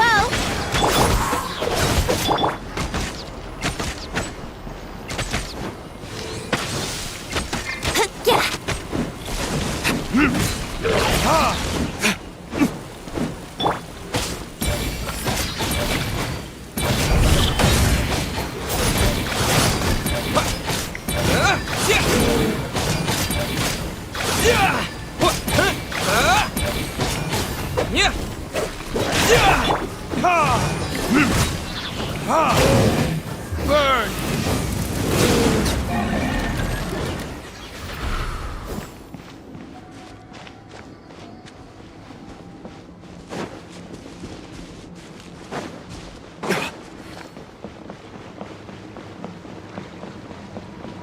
How about we explore the area ahead of us later?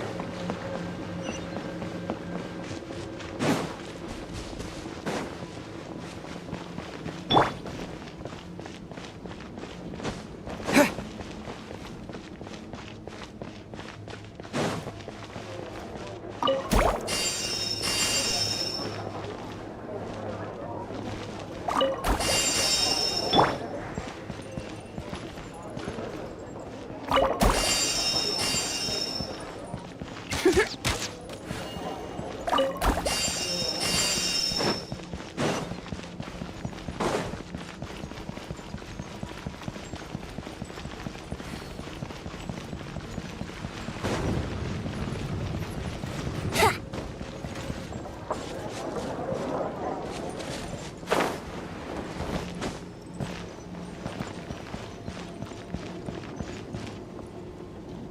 it's Jean!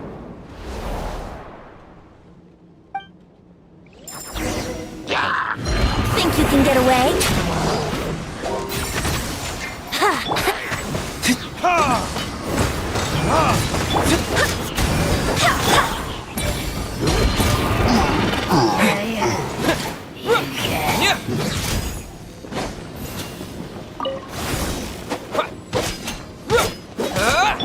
Let's play!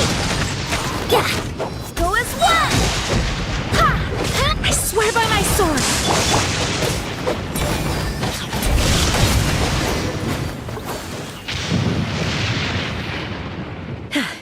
Thanks for the help. I know everything we encounter in this bubble is imaginary, but these monsters sure fight like the real thing. It's a bit too true to life. Don't worry. As long as we collect Dvalin's tears, we can use this abyssal power to our advantage. I see. In that case, let's get moving. Have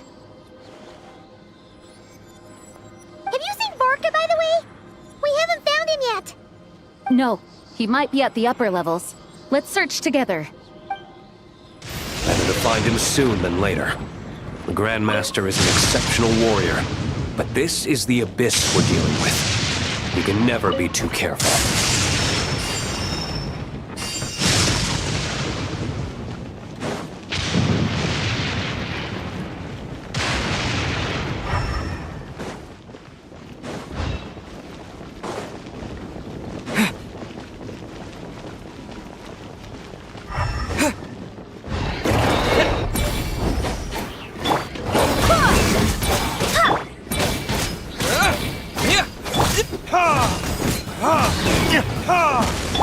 Here we go!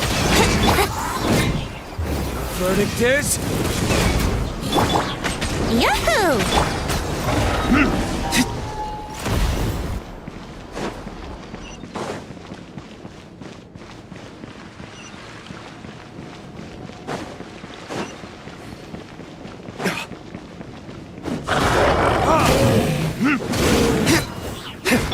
Let's play!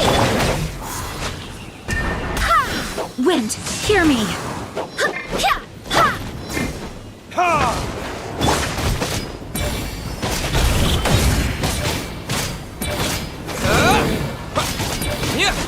Time for takeoff.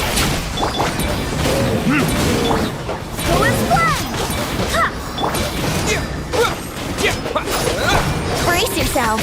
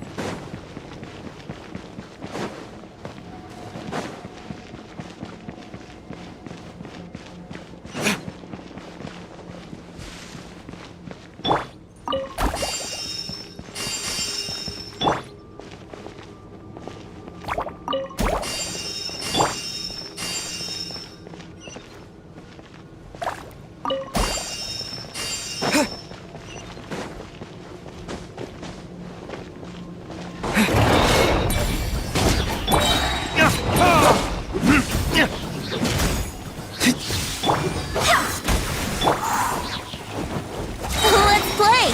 Think you can get away? Time for retribution!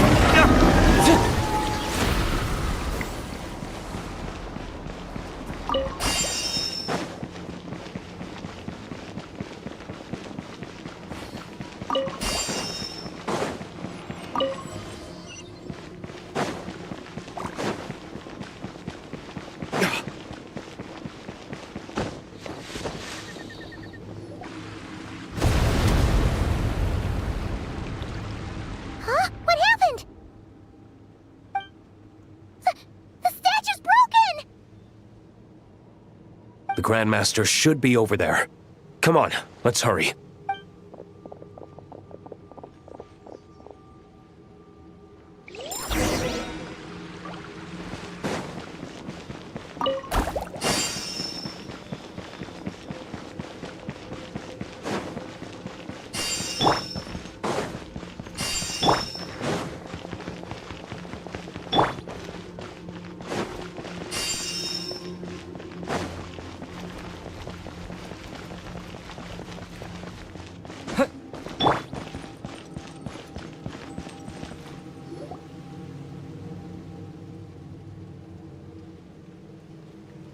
We're here to help. Perfect timing. Let's do this.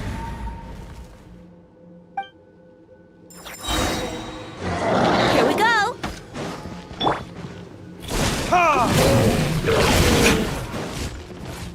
Time for takeoff.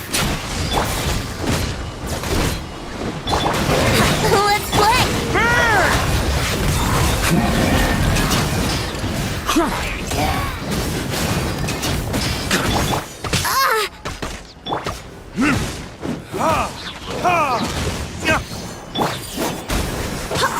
Barbados, guide us.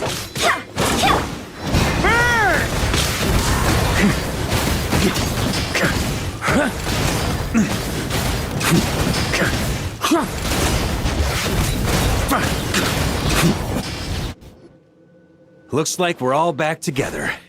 Everyone in one piece? Yes. The honor... Now that we've collected Dvalin's tears, the monster attacks appear to be easing up too. I'm sure you've noticed, Varka, but the city is pretty much a ghost town at this point. Yeah, we should get out of here. No sense wasting our strength.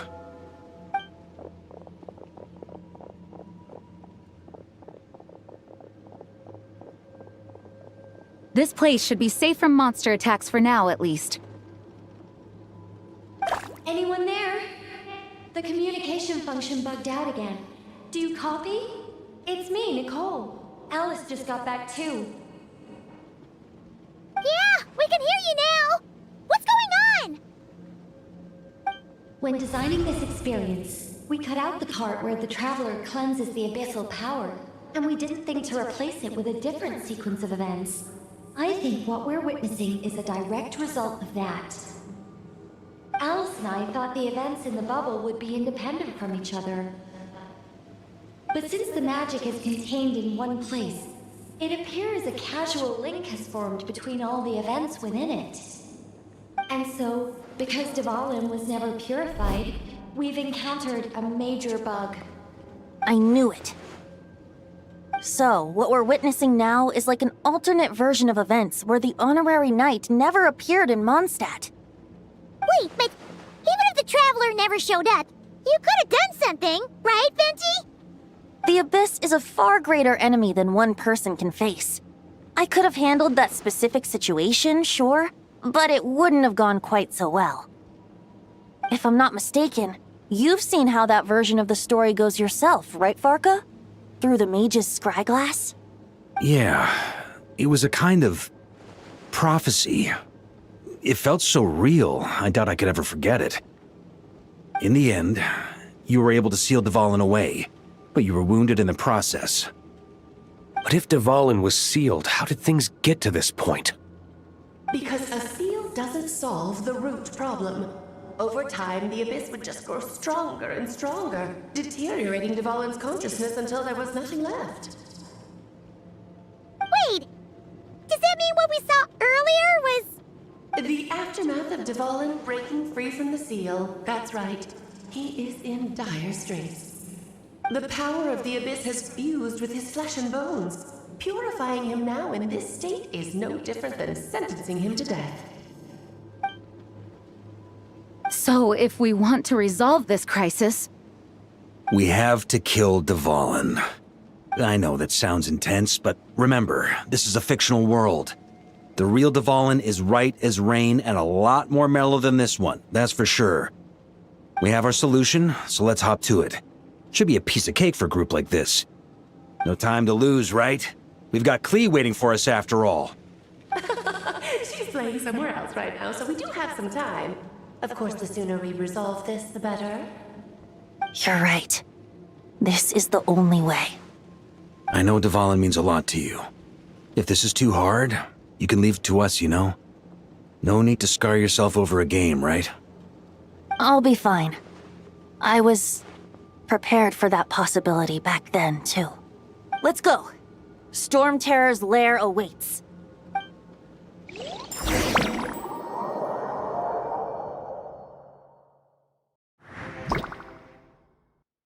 This is it.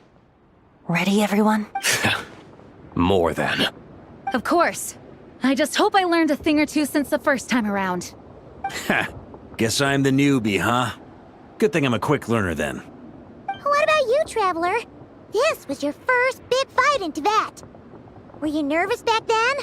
How about now? I'm not nervous. We've all grown a lot since then. We overcame this challenge once, and we can do it again. Paimon believes in you! Then let the mournful cries of this lyre, tainted and defiled, summon a familiar now utterly warped.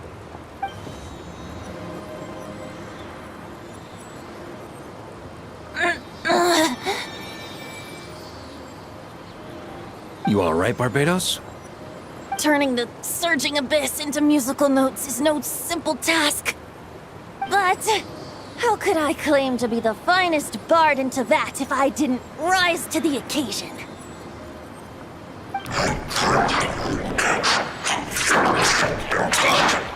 I have heard enough.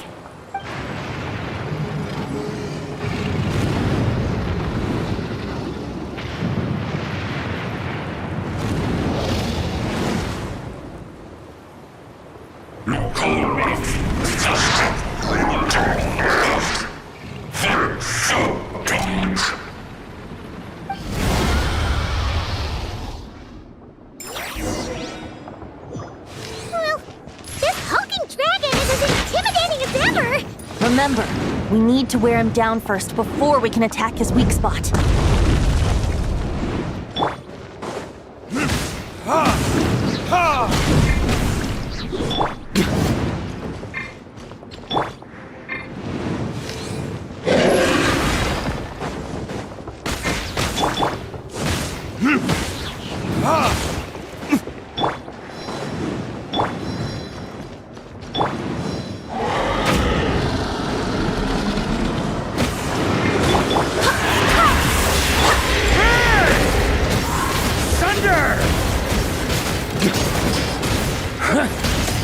Now's our chance. Climb up and attack the abyssal core. Brace yourselves. Think you can get away? Go and splat! Wind, hear me. Maria sweeping in! Burn! Nice job! One more to go!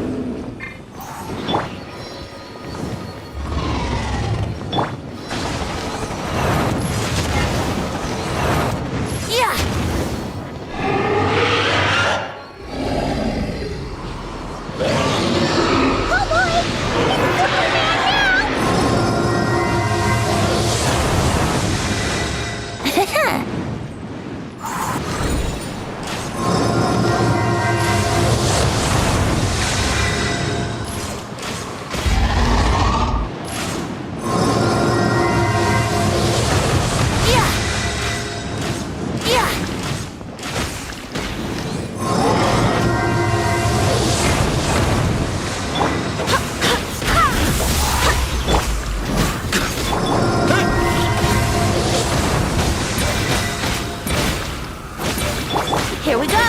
Wouldn't go.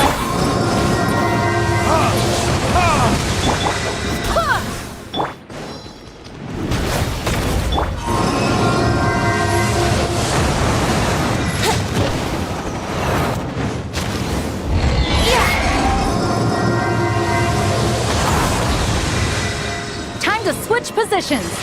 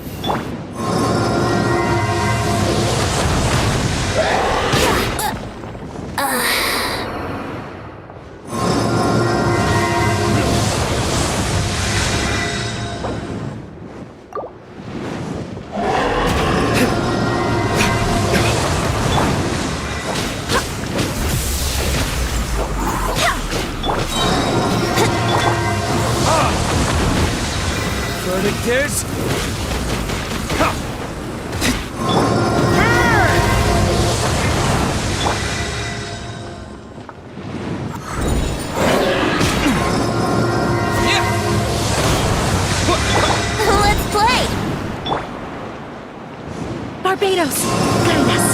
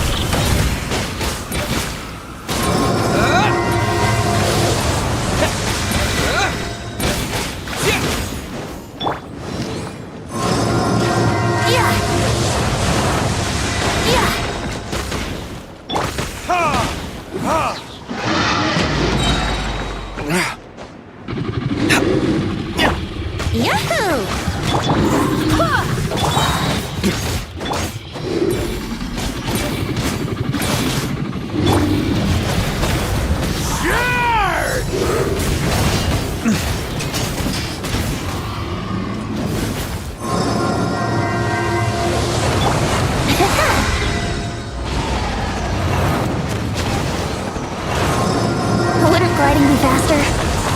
Yahoo!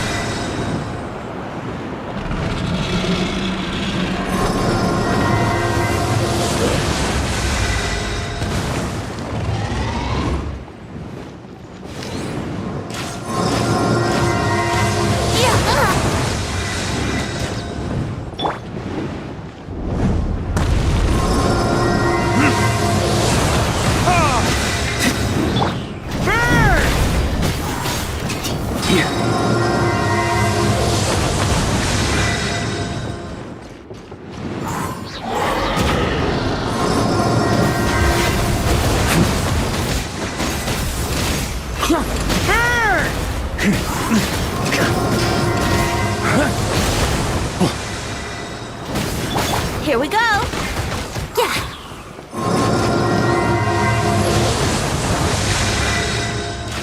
Yeah.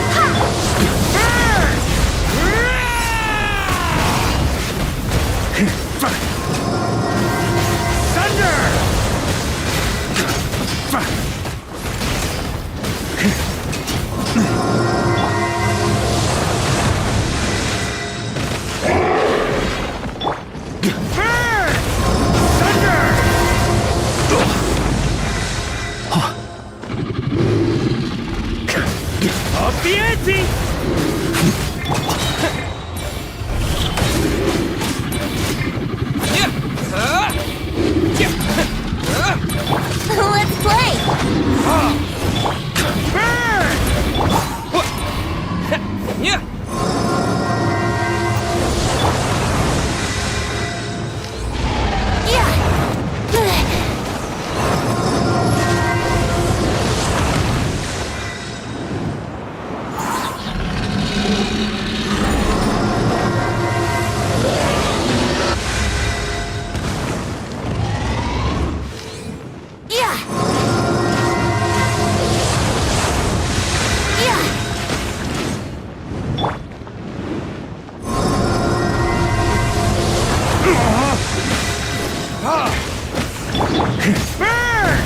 Maria sweeping in!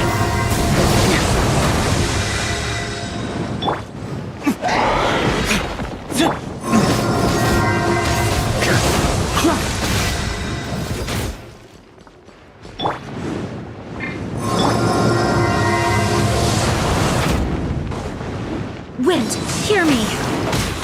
Go as one!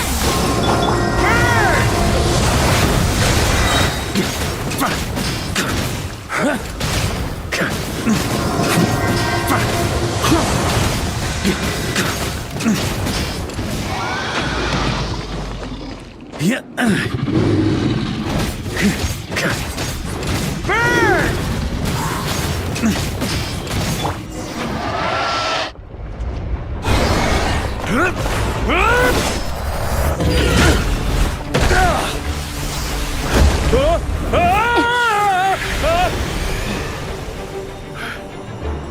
Thanks, Gene.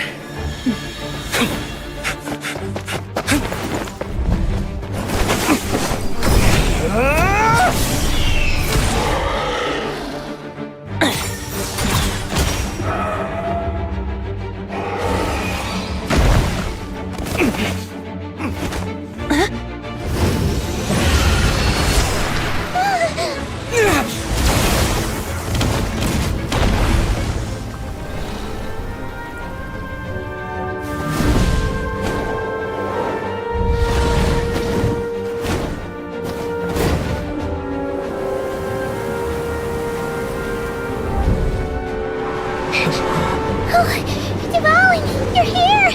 I follow the lyre's song, wherever it leads. Thank you. Looks like the mage's tale isn't over yet.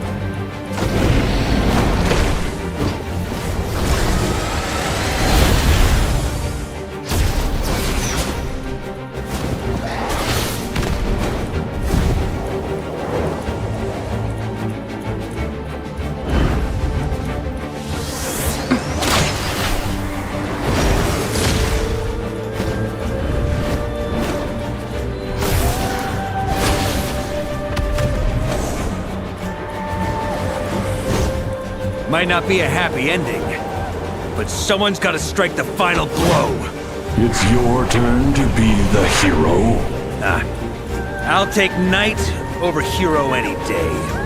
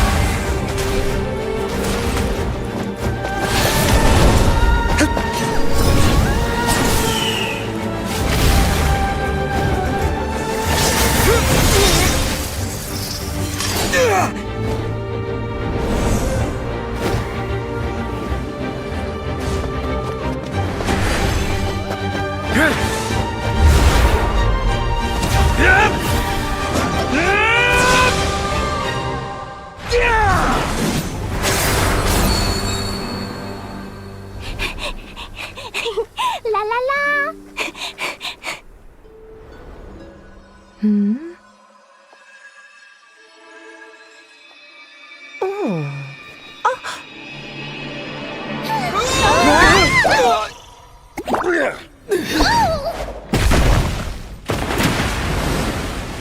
Mom, I'm here to play!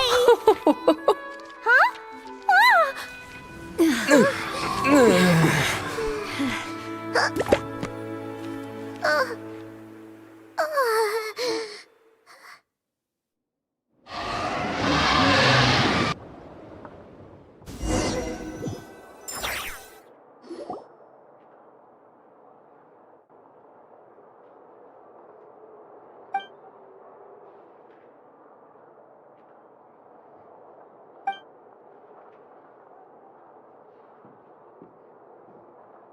I was kind of trying to avoid work during the Looks like it was a happy ending after all.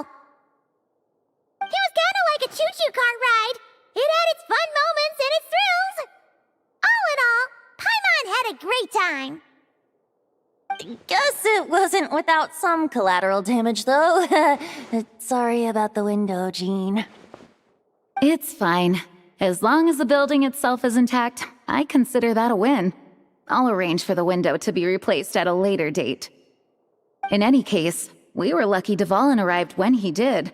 It would have been tricky to deal with a flying opponent otherwise.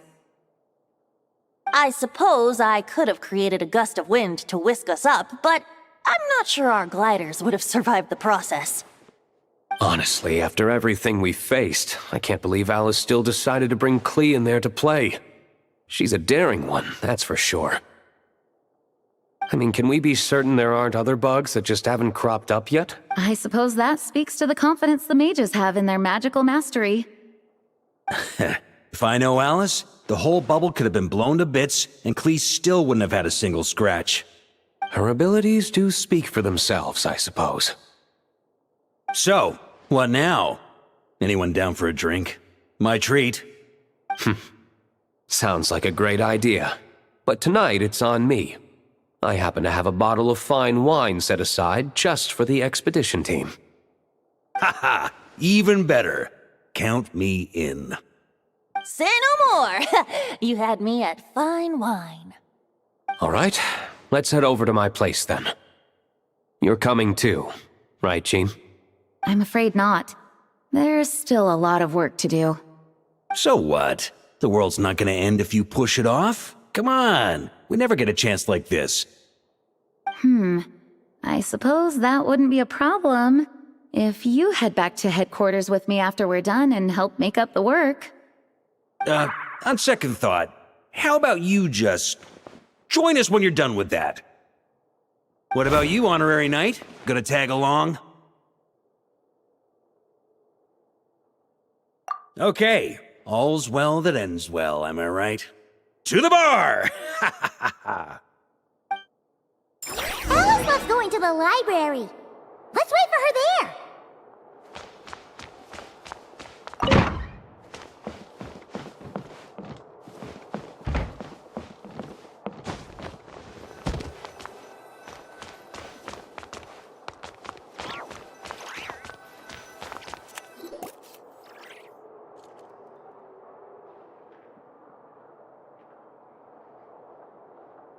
Looking for me? I'm glad. I wanted to thank you for helping me keep my promise to Klee. She had a splendid time in the bubble.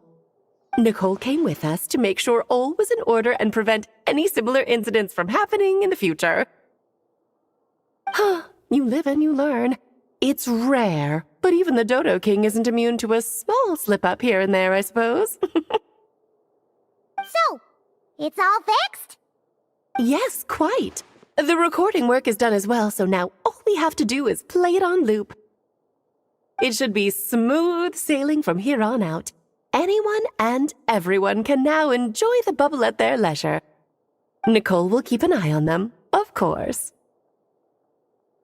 I wouldn't put it quite like that. It was more like a fate that will not come to pass. Huh? What's the difference between the two? Let us not forget the courageous dragon slayer in the story. Well, in real life, he had already left on an expedition to Nodcry at that time. Of course, that doesn't mean Dvalin would have escaped his destined death, for another hero would have come along and paid a painful price for victory. But what we saw in the bubble was what happened after Dvalin broke free from the seal. So, couldn't Barca have been back by then? Dear Paimon, you're free to ponder such questions yourself, of course, but it's of little use to ask them aloud. Word to the wise. Do not lose sleep over all those what-ifs, over the fates that will not come to pass. It's an exercise in futility. Those who can observe fate see both the good and the bad of what could have happened. But all that matters is what did happen. Those alternate fates are nowhere near as important as the world that exists in the here and now. All right. Ah, you're saying it was as if the bubble itself had become contaminated. I suppose some gunk could have stuck to my luggage while I was wandering the border and got mixed into my magic without me noticing. Just kidding. I would never be so careless. Your intuition is spot on, Traveler. What developed in the bubble was a nascent form of abyssal power that, if left unchecked, would evolve into the real thing. What? So it didn't come from outside?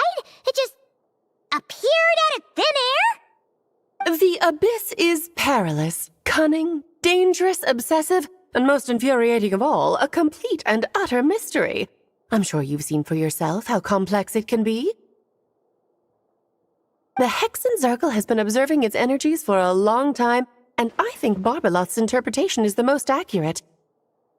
The essence of the Abyss lies in the hatred carried by all the fates that will not come to pass. This world is filled with conflicting elements. That one thing should happen signifies that a different possibility has been eliminated. These events can be small, almost trivial. I had Sweet Madame for lunch today, for instance. That means the Alice who chose tea break pancakes instead is no more. Of course, they can also be events that threaten the world, such as my friend Rhindotter's decision to tap into the Abyss. In that instant, the tale of a future in which she remained pure was gone forever. So then, the question at the heart of it all is this. Why must these fates be the ones to disappear? Paimon gets it! It's hatred that stems from not being chosen. Precisely. The magic we wove this time involved recreating the past. However, some of the variables we added allowed a certain amount of these unchosen fates to come very, very close to reality. And thus, the Abyss showed its teeth. Of course, much like always, it is not existence that it seeks, but the destruction of all. In the end, though, it wasn't a huge issue. Things like this happen on the border all the time. It has quite the victim complex, that's for sure. It's obsessed with entering this world at all costs. And that is precisely why we must protect our lives and those of our loved ones. Because when you think about it, to exist in this world is to be a spark of luck amidst countless possibilities. How precious is that? Ah, Alice, you're here. I'm truly sorry about this, but per the regulations of the Knights of Favonius, I'm afraid I must send you to confinement. Whatever for? Things turned out just fine with the magic bubble. Besides, if that's what this is about, shouldn't Nicole come along too? It's not about the bubble. We received word that a number of fish have been injured as a result of explosions near Starfell Lake. As I'm sure you're well aware, fish blasting is strictly prohibited. Oh dear. Run, Klee! Save yourself! She's already inside. Guess it's a day of first for the Dodo King, huh? Oh, farewell, forever traveler. You shall never see me again.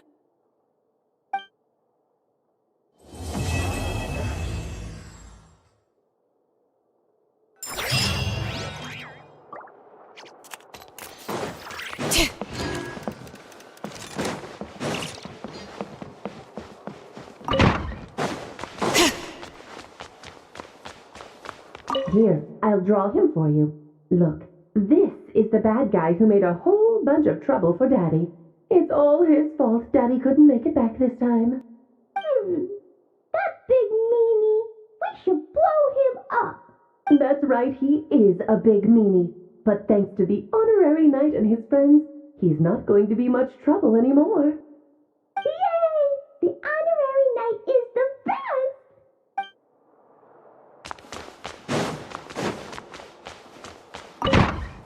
Whoa! Looks like it's been fixed already!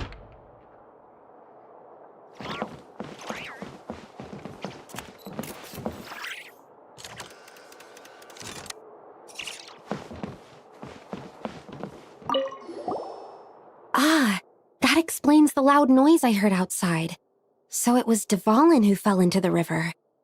Considering his size, the fact that he broke a single window and not the entire wall seems like a feat of magic in itself. Thanks for helping with the repairs, you two. This place looks as good as new now. Does that count as a great feat of alchemy, then?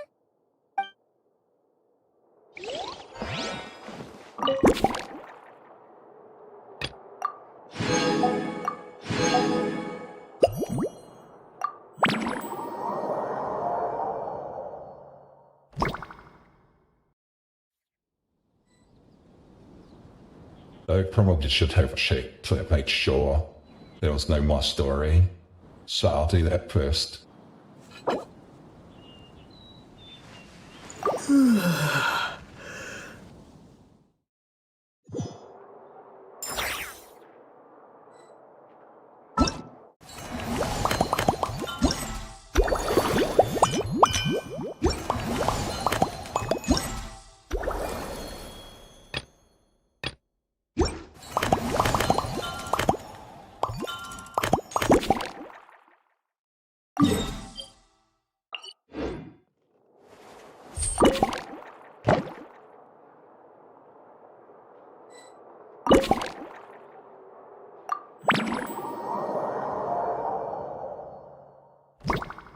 It's just going to be mini games and stuff from here, so down.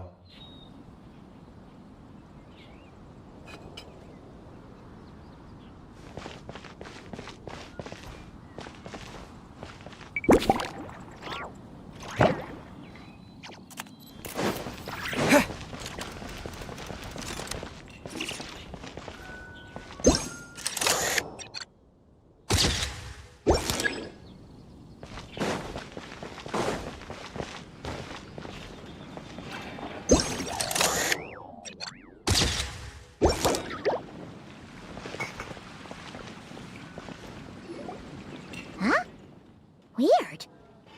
Did monsters always raise boars around here? Found it! Barbara, over here! Coming! Oh, how did this happen? Barbara and I were just grabbing some food at Good Hunter. But then, how do I even put this? The sweet madame and sticky honey roast we ordered came to life. Sorry, what? That's right.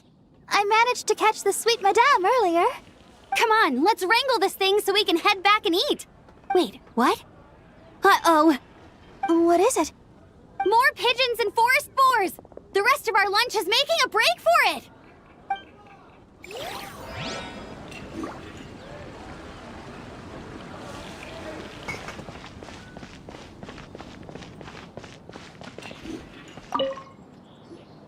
So that's where it was.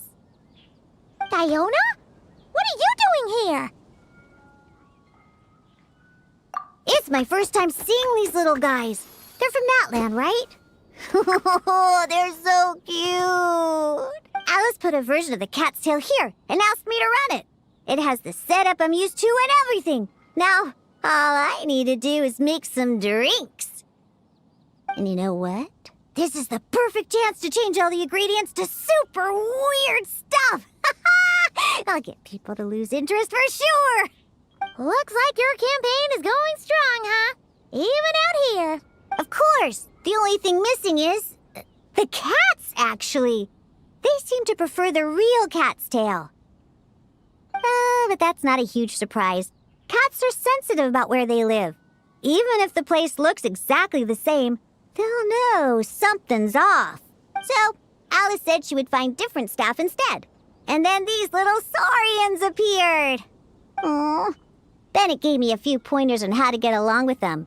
Turns out, there's not a huge difference between them and a cat or a dog. Hey! Then you should call this place the Saurian's Tail instead!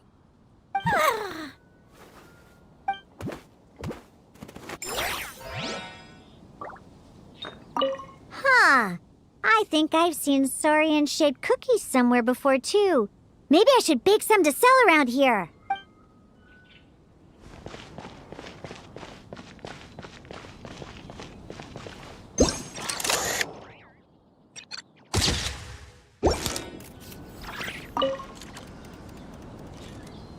Hey there, friend. Well, we couldn't just drag Catherine in here, could we? What would the Real Adventurers Guild do without her? Not that she ever shows it on the outside, but she's one busy bee, that's for sure. I mean, just think about how much time it must take to travel between all the different nations.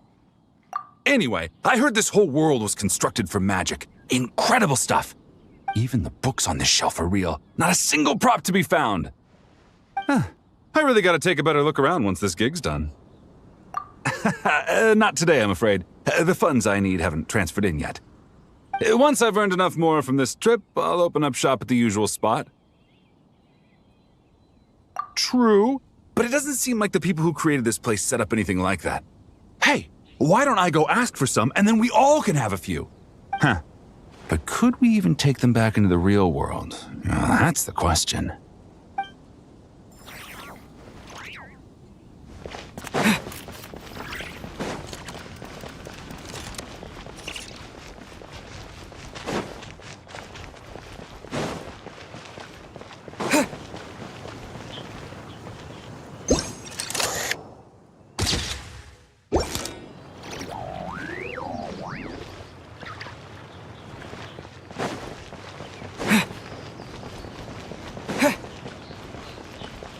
How about we explore the area ahead of us later?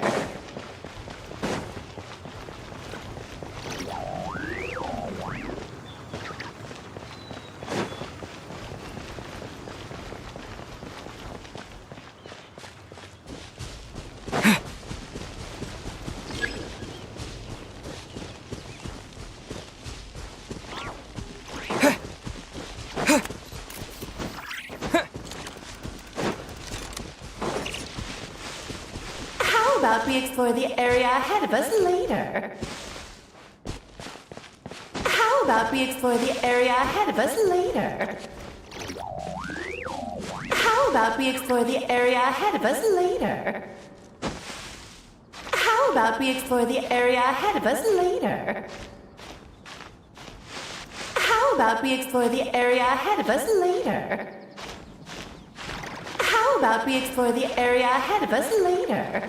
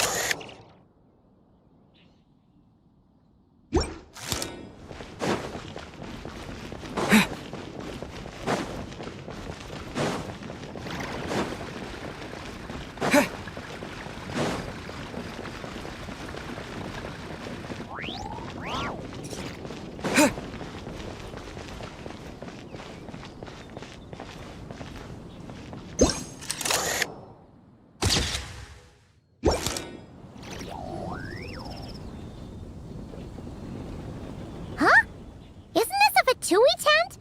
That shouldn't be here.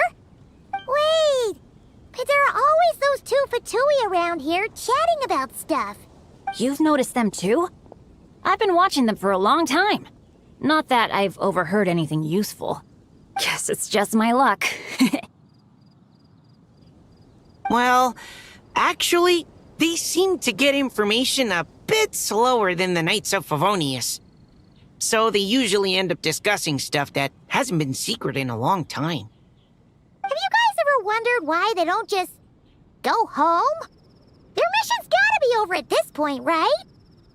Maybe their names got skipped over on the mission roster, so they never got new orders. That's happened to me before. I suppose, but your experiences tend to be quite unique. It's possible the Fatui stationed them here long-term to keep an eye on things. Or maybe they volunteered for this position because they don't want to go back. Either way, we should have Nicole take this tent down. It's making Paimon think we're gonna have to fight someone. I guess you're right. We don't want people getting their hopes up.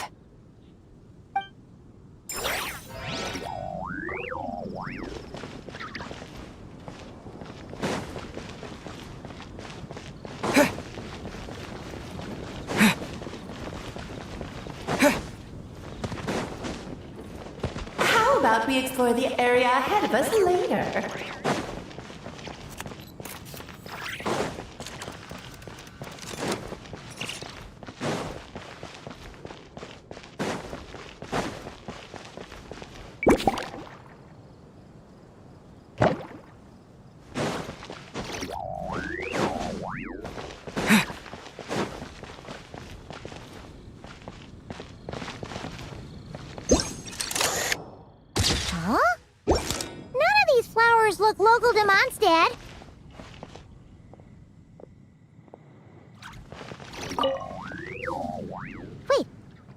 Really?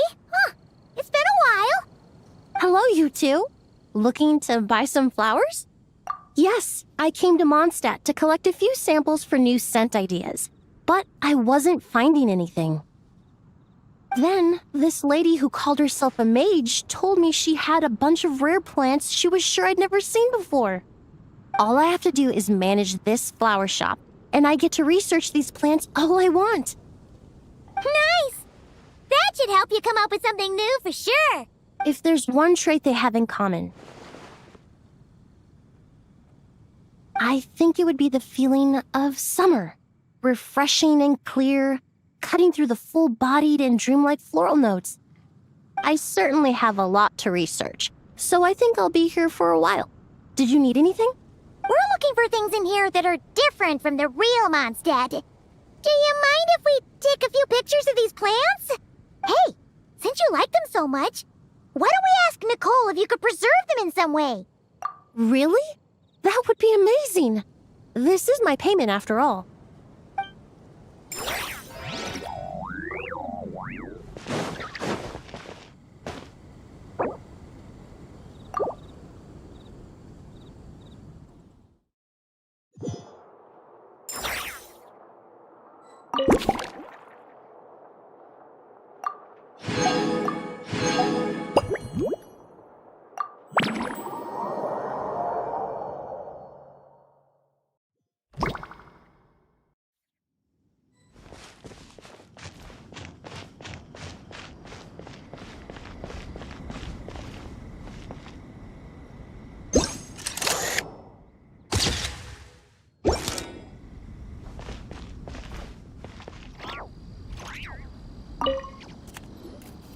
Such a succulent fragrance of grapes.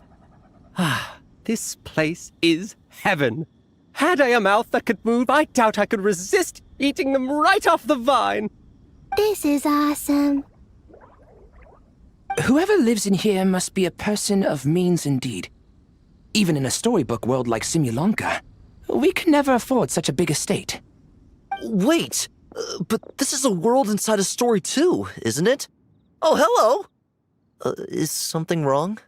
My apologies, but the event taking place at Dawn Winery is not open to the public quite yet. Allow me to show you around a different area. Ah, I see. That's unfortunate. Oh, it's Noelle! Hey there! Oh, hello, you two. Well, Miss Alice thought things might get complicated around here, so she said she needed someone capable who could get the job done. So she flattered her way into dumping a bunch of work on you? Stuff that isn't even related to the Knights at all? Oh, no. Mr. DeLuke was there, too. He said he would appreciate some help guiding the tour groups from different worlds that are here to visit. Tour groups from different worlds? Oh, right! The Golden Apple Archipelago, the Valurian Mirage, Simulonka. The gang's all here! Oh, it's all right. I'm happy to help.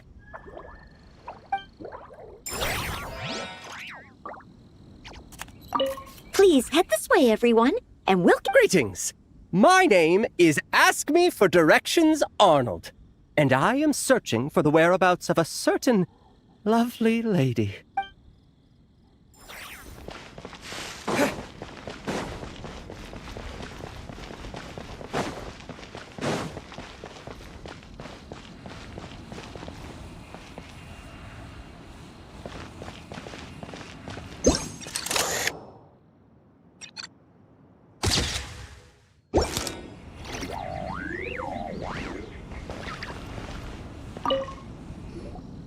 I heard this thing was terribly ineffective when first invented.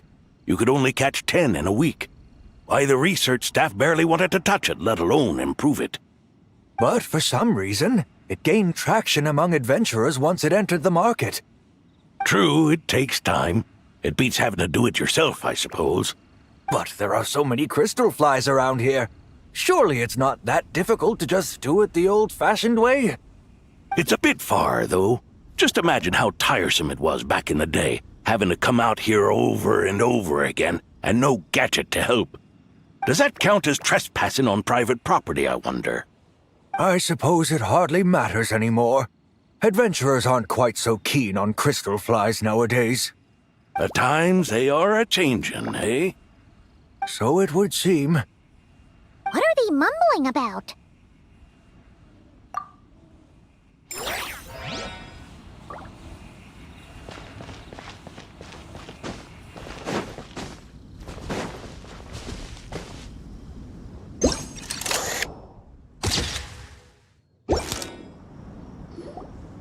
Another tent?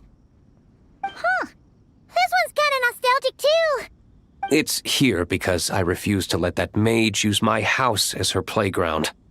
But we still needed an additional rest area for the guests, so we set up this tent instead. Huh. Looks like we can use this device to keep in touch with the mages or get some hints. Kinda like we were able to do back then, remember? Now that you mention it, the arrangement is almost identical. Nights on vacation, summer, the sea, and a small little wave rider. It's all taking me back. However, you're forgetting about the part where we were stranded on a deserted island and couldn't even make it across the water. That's what stuck with me the most. Oh, I remember. At least I wasn't dead weight in that situation. Fun times, huh? So, the mages prepared this stuff then. Guess we should take a picture and go check in with them. Be my guest. You know, the expedition in Nodcry is coming to an end, but knowing Grandmaster Varka, I imagine there will be another chance to set off in the near future. Not that I'm extending an invitation, I'm just mentioning the possibility, that's all. That's our honorary knight. No matter the mission, you always have a place among our ranks. Come talk to me when you do have an official invitation, then. I have other things to do in the meantime. The intel I have on hand is pulling me in 100 different directions, but unfortunately, time off isn't one of them.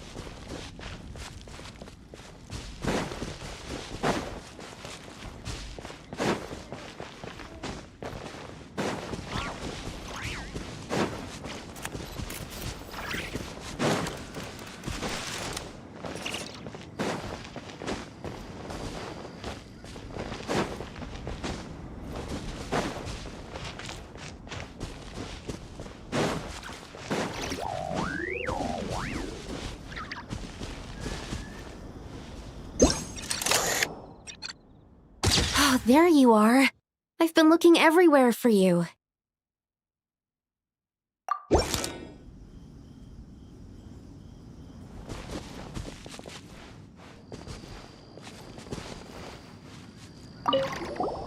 Something wrong, Sucrose?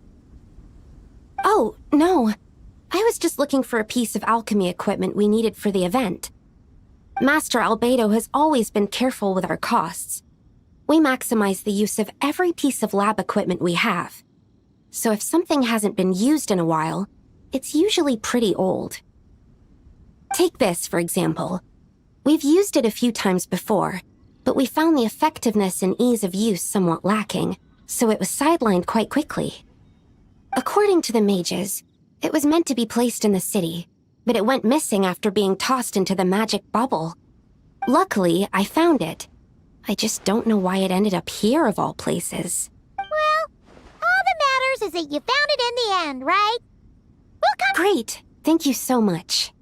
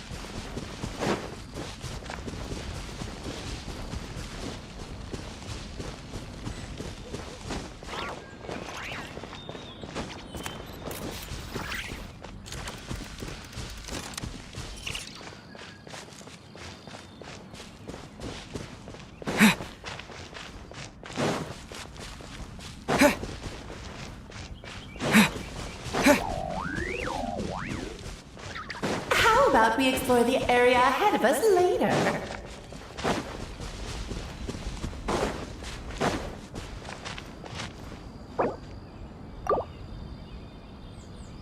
I think I'll do the rest of the event and then come back for this one.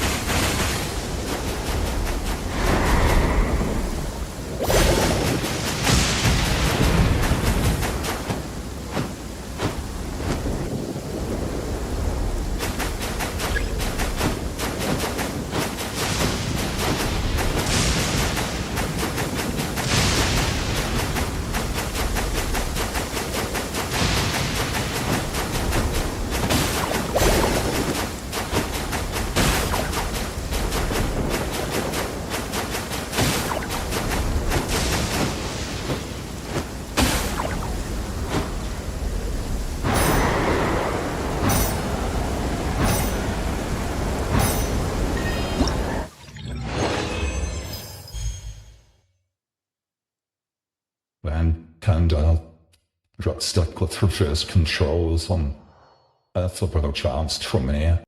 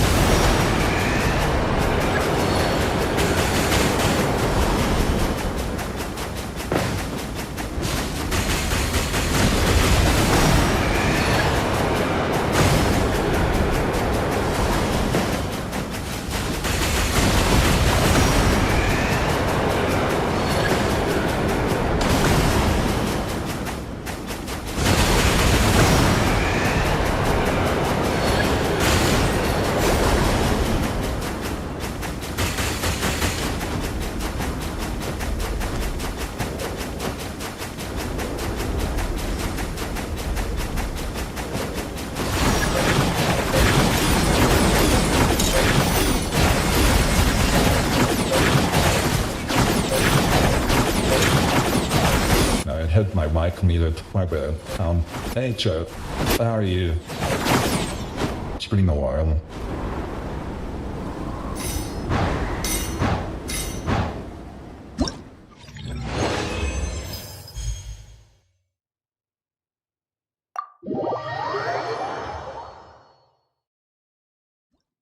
Yeah. What I have to do now?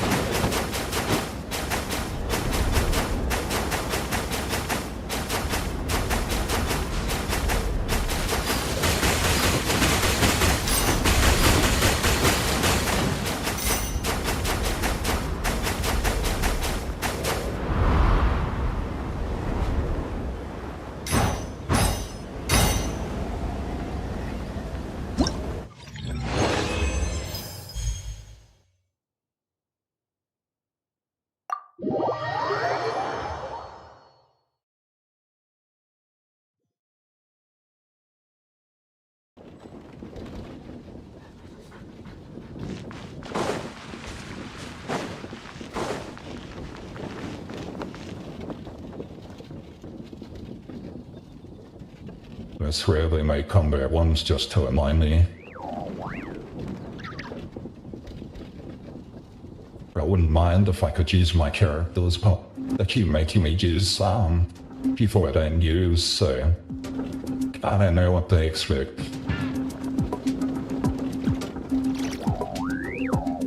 But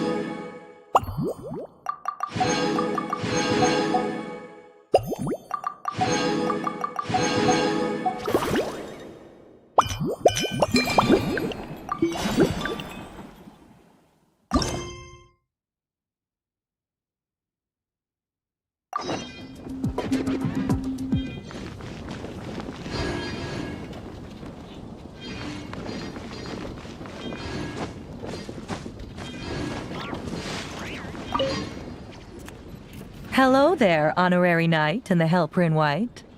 It's so nice to meet you, Honorary Knight and Lady Paimon. Glenfidia, at your service. Looks like you're in a good mood, Hertha. And nice to meet you, Glenfidia. By the looks of things, you're about ready to open? Indeed. Thanks to some help from the Angel's Share and the Cat's Tail, our drink stand is ready to go. Besides all the classics, we also mix cocktails to order, and are currently offering a limited-time delivery service. Cocktails? Do you remember that time we served as bartenders at the Angel's Share? And recently you've also shown off your skills at the flagship in Nocrai. We sure have come a long way, huh? The only thing is, our current drink selection is quite traditional, and it stopped feeling fresh long before the expedition began. To offer everyone some more exciting choices, we're planning to revamp our menu.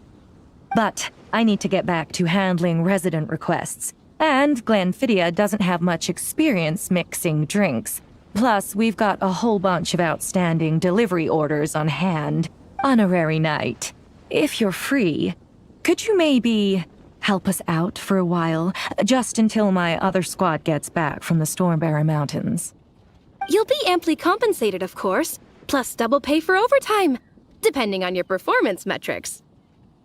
Paimon's not sure what performance metrics are, but she's happy to help with deliveries. As the best guide into that, Paimon needs to keep up with the changing times. Besides, this'll give her the chance to explore the city and stay up to date with all the recent goings-on. Working with you two is always such a breeze. I'll do my best to support Lady Paimon in any way I can. I'm very skilled when it comes to things like portioning out drinks. All right. Well, if you're ready too, then let's get to work.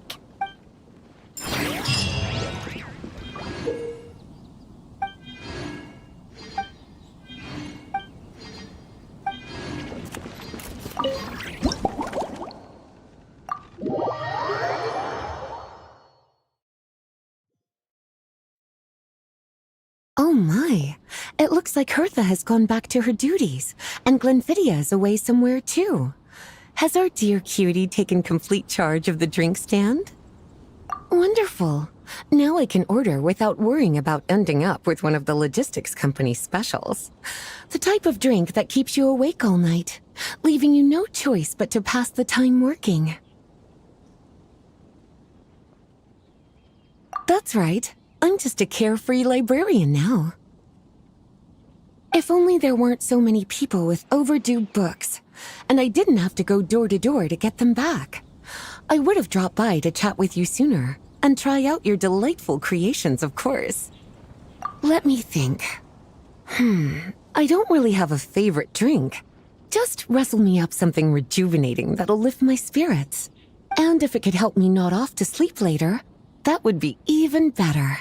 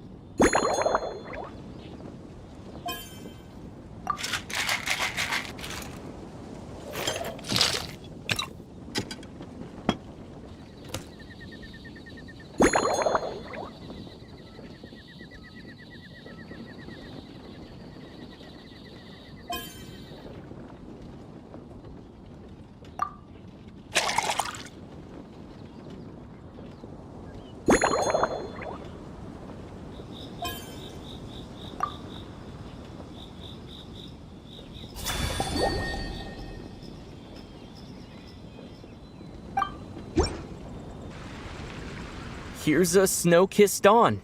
Hope you like it. It's delicious, cutie. Pleasantly tart, sweet, but not cloying, smooth on the palate, with a refreshing aftertaste. If anything, though, I seem to be feeling a little more energetic than I'd like. Perhaps you've unwittingly unraveled Glenfiddia's secret and concocted an even more effective pick-me-up?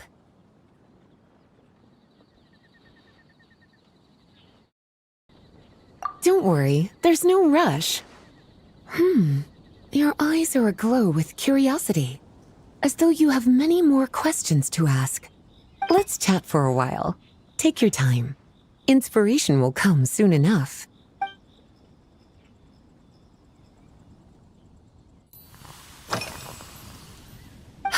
Since you're asking, it's been a bit of an unusual day.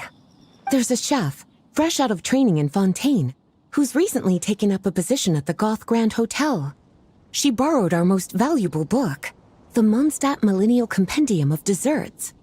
Apparently, she plans to use dessert-making techniques to improve the taste of various savory dishes. Something about reducing their greasiness. Indeed, and judging by the results, she rather overdid it with the caramel sauce. What should have been fragrant meat slices ended up tasting nauseatingly sweet. Caramel sauce is such a fantastic ingredient, you know? It never fails to please when added to drinks. Sometimes I even add a spoonful to my afternoon tea. Improving food, I suppose, isn't always about being as creative as possible.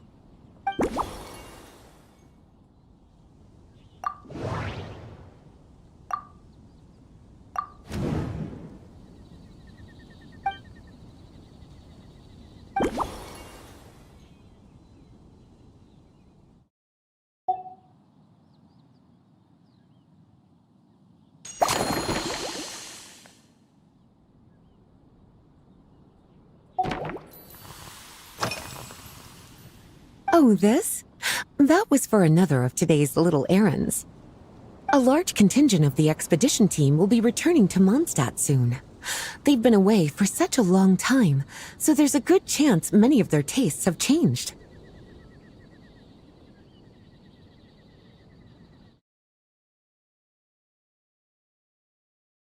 Jean asked me to visit some of their families to try and get a better understanding of what new ingredients might satisfy our knights' changing preferences.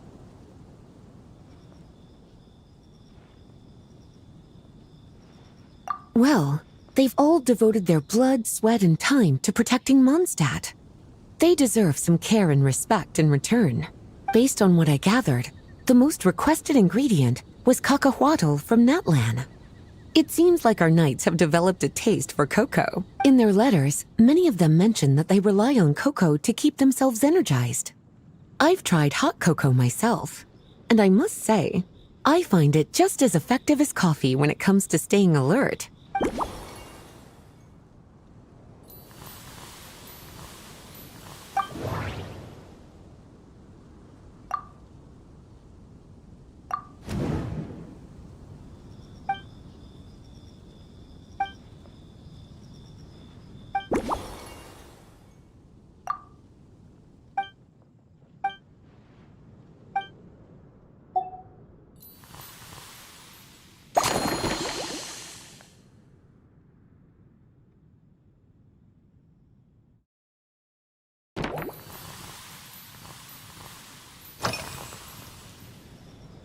Lately? So careful with your wording, cutie. Is that because you think that I, too, might have changed since we last met? Or simply because you can't remember? Not bad at all. A flawless answer. Back in my student days, I might have been drawn to every new and exciting ingredient I read about, constantly expanding my horizons and stepping out of my comfort zone. But now, I've grown accustomed to a life of comfort and routine. To paraphrase a certain Leewed legal expert, my life is fast approaching a state of living out one's golden years in peace and comfort. I'm no longer so easily moved by adventure and excitement. I'm sure you remember, a few years ago, when we were adventuring together, You found me that sweet-tasting alchemical ingredient. Well, my tastes haven't changed a bit since then.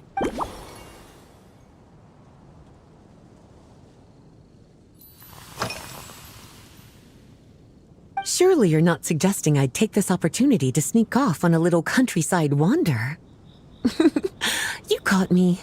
My investigations into Mondstadt's lesser-known drinks took me to Dawn Winery, where I had a little chat with the head housemaid, Adelind. On my way back, I ran into Emmetall out on patrol. She'd encountered some monsters she didn't know how to deal with, and in her desperation, asked for my help. I accompanied her on a detour to Wolvendom to teach some raving hounds a lesson. It's been a while since I've had such an invigorating workout.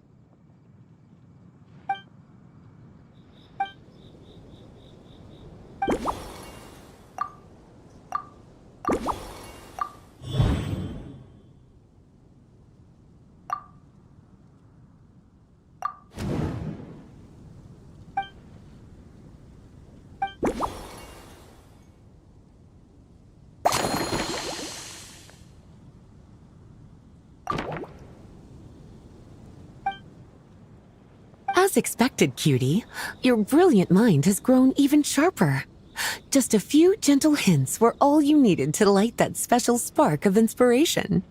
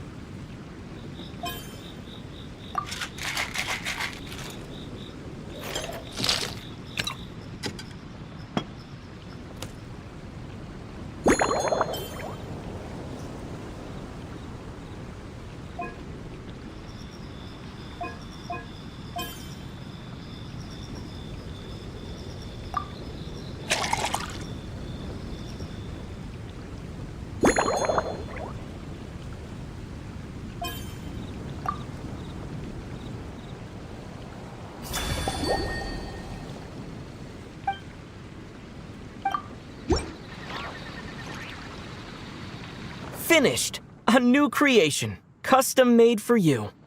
This should help you fall asleep quickly and guarantee you peaceful dreams. It's called a slumbering rose. From the colors to the choice of glass, everything's been carefully crafted. You've turned it into a completely different drink. Based purely on appearance, it's exactly my style. Time to see how it tastes. Full marks. It's like savoring an exquisite dessert before taking a stroll along the shore of Cider Lake, with a gentle breeze caressing your skin, relaxed and at ease. I no longer feel drained of energy, but neither am I overstimulated.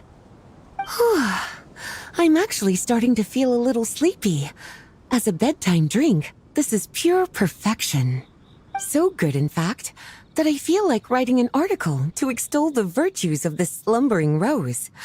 I can use it as an opportunity to crown you the new Maestro of Mixology. Speaking of lakeside strolls, why don't you join me next time there's a clear, warm day, when the sun is bright but not too harsh? Any walk would be more relaxing with you to talk to along the way, cutie. Then, when we get back, you could fix me up another glass of slumbering rose. And I'll make just as sure to hold you to that. When the time comes, I won't accept any excuses.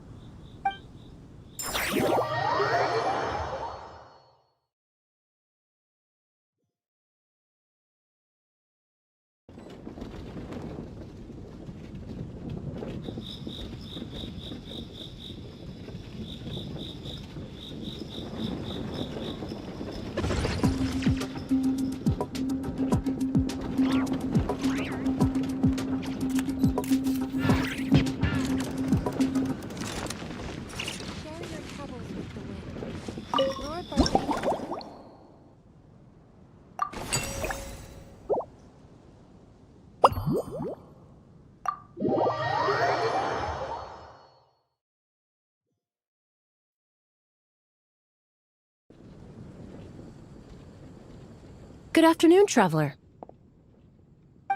I didn't expect the honor of witnessing your harmonizing talents here in Mondstadt. Both, actually. A lady calling herself a mage asked me to come manage her flower shop.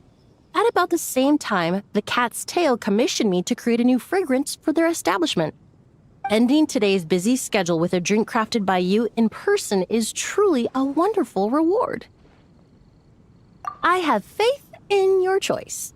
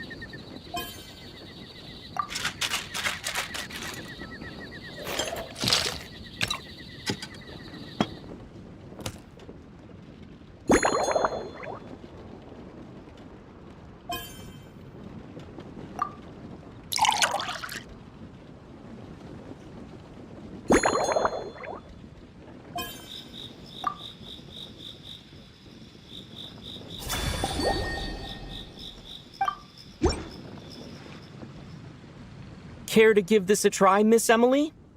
Your artistry is truly a pleasure to watch.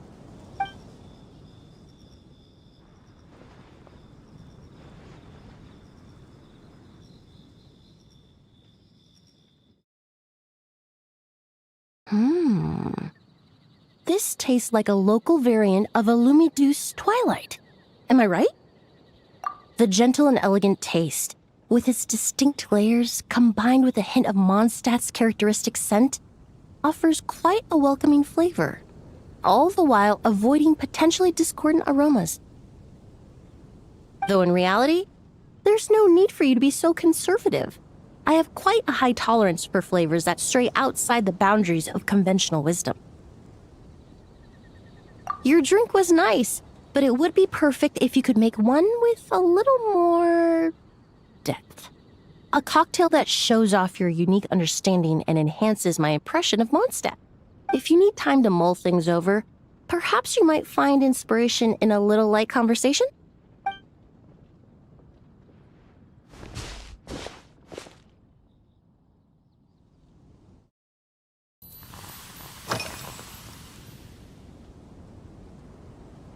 Oh, thank you for asking.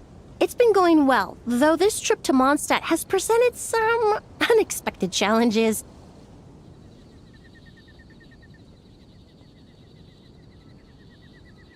When I first got here, I was relying on a copy of An Overview of Aromatic Substances and the Human Senses to identify promising local ingredients from the Mondstadt region. To my surprise, my trial fragrance, which used valberry as the primary note, proved far too sweet in the context of a tavern, relaxing people so much that they ended up feeling drowsy. The bartender with the beautiful ears, for instance, fell asleep right at the bar. Let's just say that sweetness isn't always a case of the more the merrier. Maintaining an appropriate balance is beneficial for both body and mind. Even in daily life, I rarely eat sweet food, and I try to avoid fruits like berries that have a high sugar content. In the end, I completely eliminated valberry as an ingredient and turned instead to windwheel aster, with some success, I might add.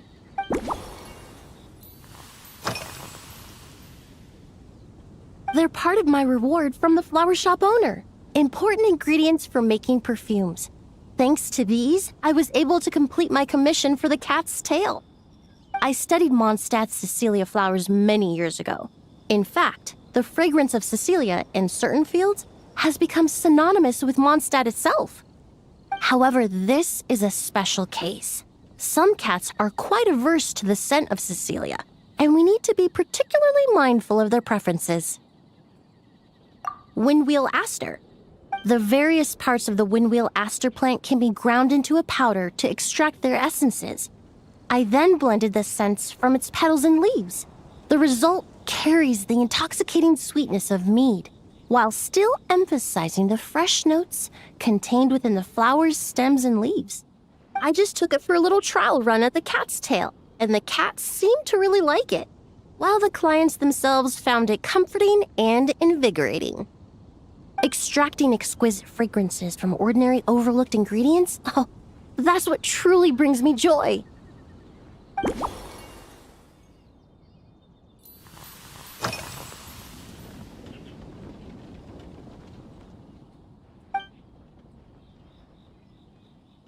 It really is.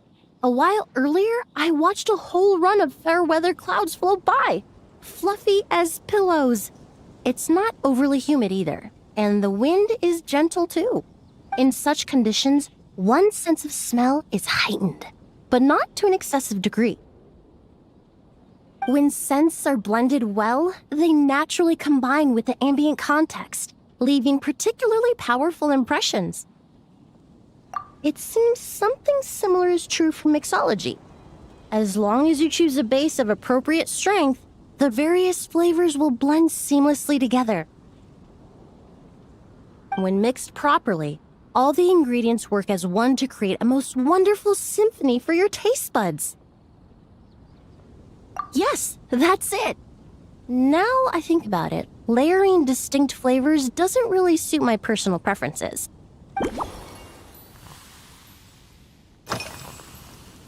Usually, after work my friends from the Maison Gardiennage sometimes treat me to a few drinks. I usually stick to fruit tea. That way I can get straight back to work after our gatherings. If it's before a holiday and my friends are in high spirits, I sometimes order a small glass of sparkling fruit wine. There was an officer named Terena who used to treat me to aged Corte wine. But since she was transferred to the Special Security and Surveillance Patrol, we haven't had the chance.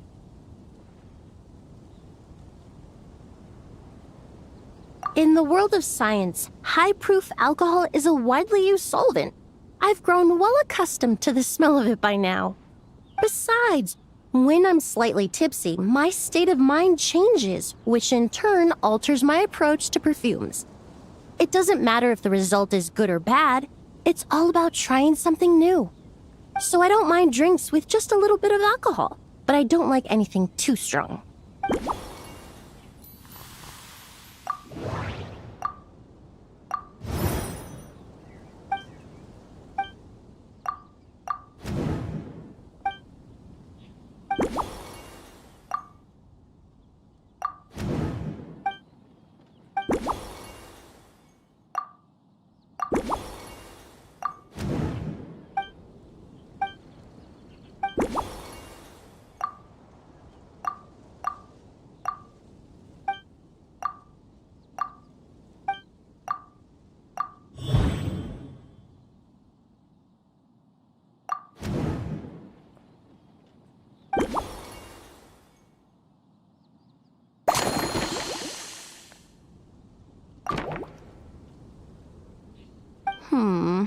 Just from our brief chat, you've already formulated a new concoction. Perhaps you possess a natural talent for this kind of creative work.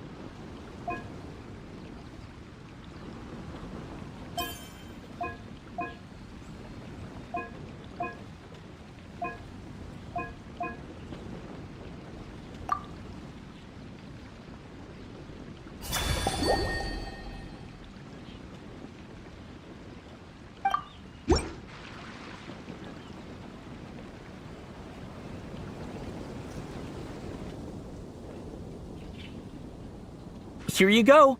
A new and improved, Emily-inspired Lumiduce Twilight. I haven't come up with a name for it yet. The colors are cooler and more refreshing, and the fragrance is delightfully subtle to match. Are these bright specks on the surface the crushed petals and leaves of windwheel asters? I'm sure it must taste wonderful. Let me try.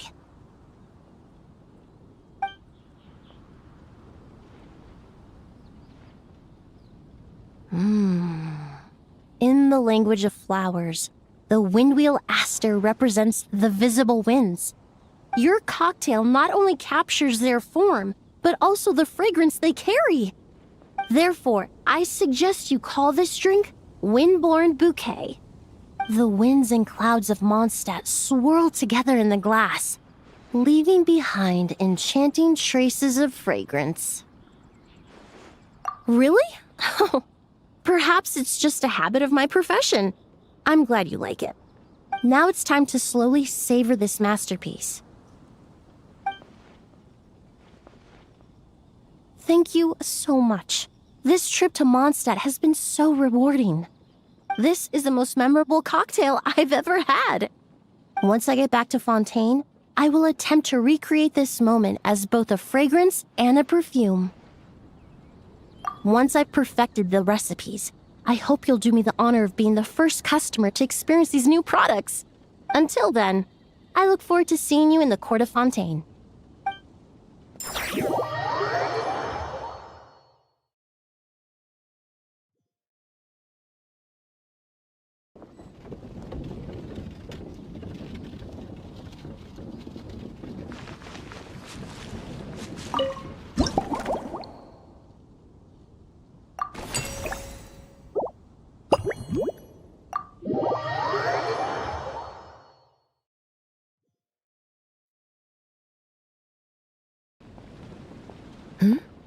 So you're looking after the drink stand now.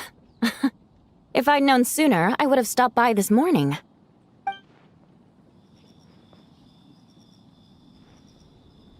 I've got to say, I'm getting curious.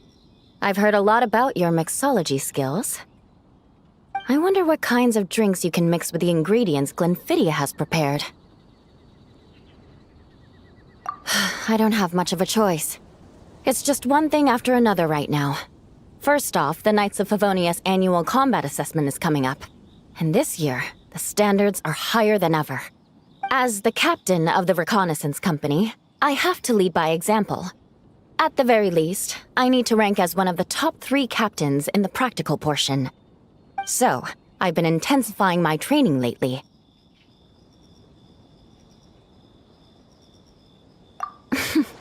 Being a descendant of sinners means I have to work hard to maintain my position. I'll have you know I've never once neglected my duties. Anyway, on top of all that, my duel with Miss Clorand required a lot of focus and energy. Learning how to turn defense into attack and seize the initiative when facing a combined assault from sword and musket. Even now, I'm still chewing through the details. But in the end, the exchange went well, and both parties learned a great deal. Never mind writing reports from 6 different perspectives. I feel like there's enough worth mentioning to write 24 of the things.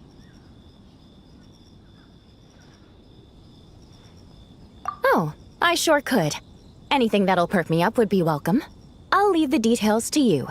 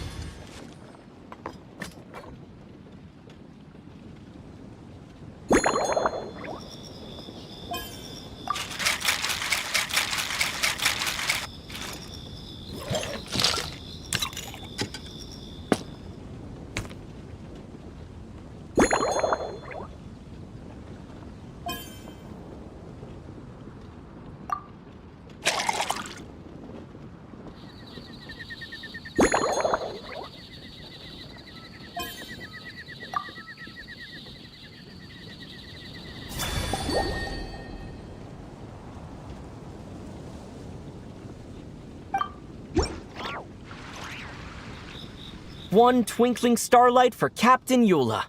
Hope you like it. Judging by your confident tone, I'm certain I will. Well then, I'll make sure to savor this thoroughly.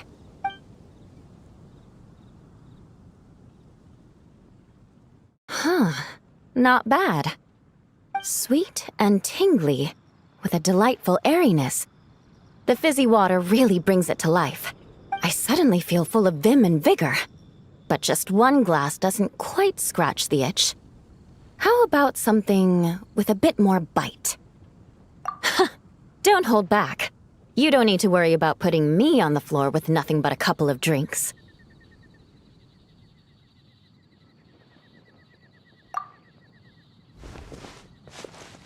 Works for me.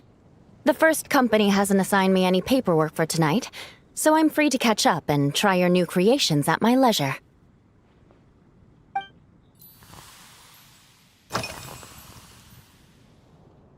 That's right. The merchant I got it from called it Romaritime Flower Fruit Extract. It has a very unique smell. Here, have a bottle. Oh, it's a necessary courtesy. In that book Miss Magistus lent me, The Blade Dancer, 20 Years On, it says, after a duel, a Fontanian swordsman will politely invite their defeated opponents to properly play host to Miss Clorand. I searched for quite some time to locate a rare goods merchant in Dorman Port who sold this juice. I had my doubts at first, too. But Amber said something that makes a lot of sense. She said that even if this custom doesn't really exist, following it still shows I've made an effort to understand Fontaine's cultural heritage. Besides, who doesn't like trying new things, right? When I gave it to her at our post-training banquet, Miss Clorand really did enjoy this juice.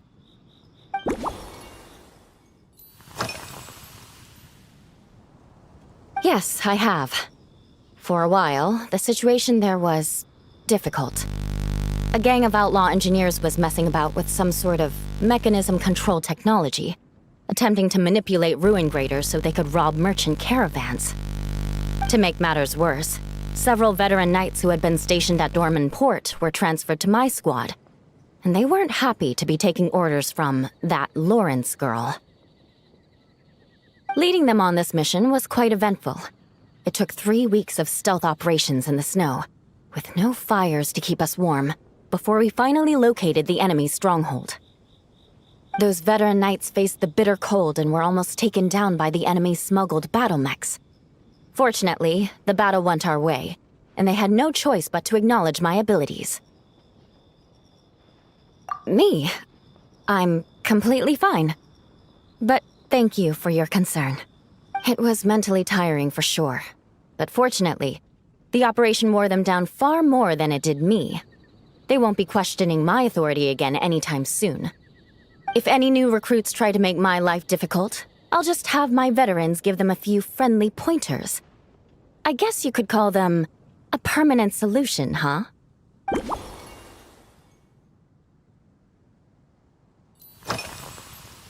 If you want to know what I've been eating recently, I'd better start by mentioning the logistics company's latest revolution.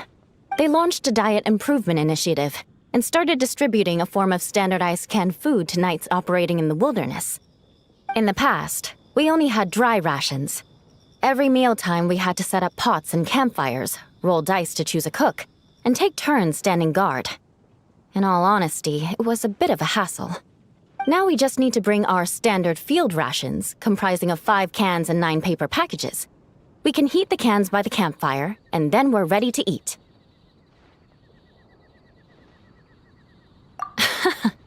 You did say, sounds like, right? Our canned food supplier has quite the stellar reputation, and their regular meals are indeed quite good. The problem is, in order to meet preservation standards, they have to make their military-grade meals way too salty.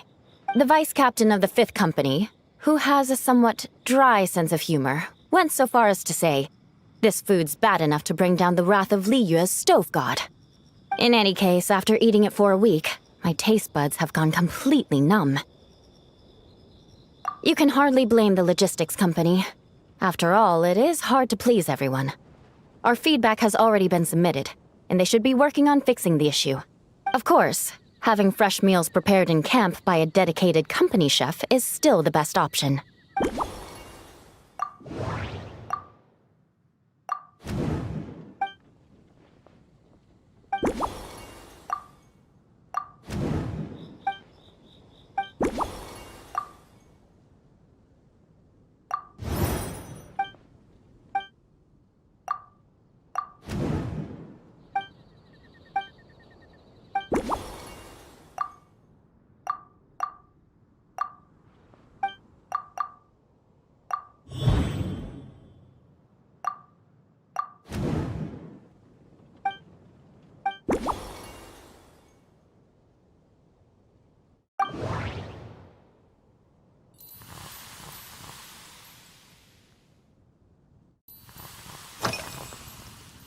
Oh my. To be honest, before we crossed swords, I was feeling eager, but also a little nervous. Miss Cloran's combat style comes from the mysterious Marechaussee hunters. In the library, there are some old Fontanian newspapers from hundreds of years ago that give some idea of how formidable an organization it was. A more recent newspaper claimed that Miss Cloran was an orphan from an underwater kingdom, and that before battle she would perform rituals inviting spirits to possess her sword.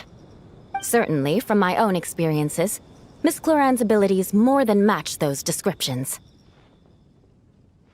Incorporating elements of swordsmanship into a drink? Huh. Certainly a creative idea, I'll give you that. A commemorative cocktail at a time like this sounds nice, but how do you plan to express something like swordsmanship with a drink?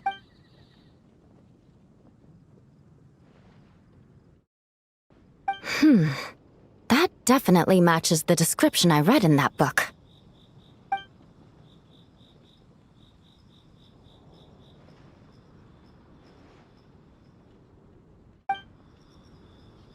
That's right. You really know your stuff. I doubt there's anyone else in all of Tevat who could come up with such a perfect metaphor.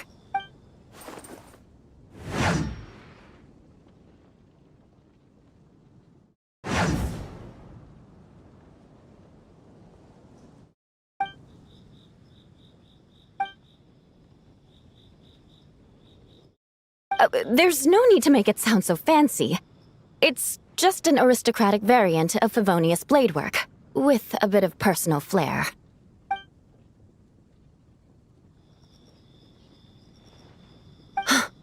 Firewater. In recent years, firewaters gained popularity the world over, following in the wake of prosperous Snezhnayan merchants. These days, almost every tavern has a signature drink that uses it as a base. You really are good. Why don't we try replacing the fruit wine with firewater? As for the alcohol content, that's not a problem. Plenty of the expedition team may have drunk themselves senseless with firewater. But me, I'm full of confidence.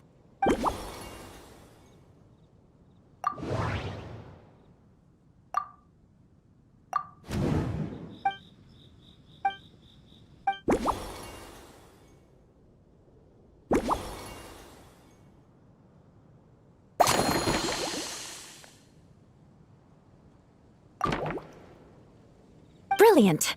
I'm looking...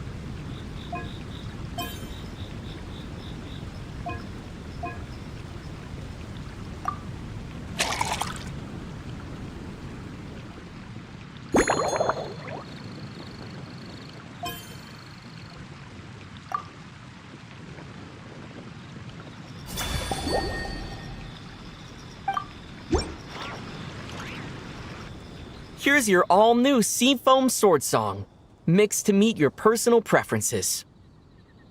Oh my, what beautiful colors. And you even added my Romaritime flower fruit extract.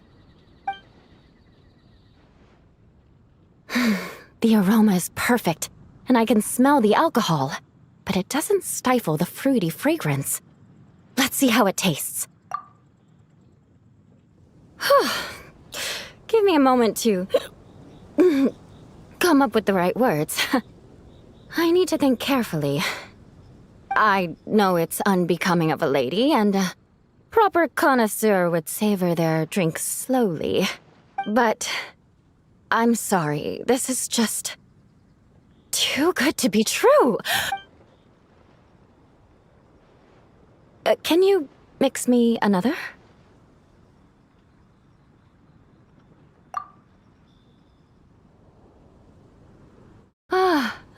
Oh, no, what was I going to say? I've completely lost my train of thought.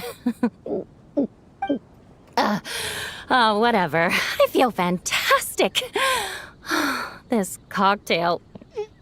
Oh, it's the best I've ever had. I think I'm gonna head home and get some sleep. Don't worry about me. This is the happiest tipsy I've been in years. I'm still far from being drunk. By the time I've written up those reports for my exchange with Miss Clorand, I'll have been on duty for 3 months straight. Jean, the acting grandmaster. Isn't it about time she gave me some time off? I won't be forgetting this injustice in a hurry. You mark my words.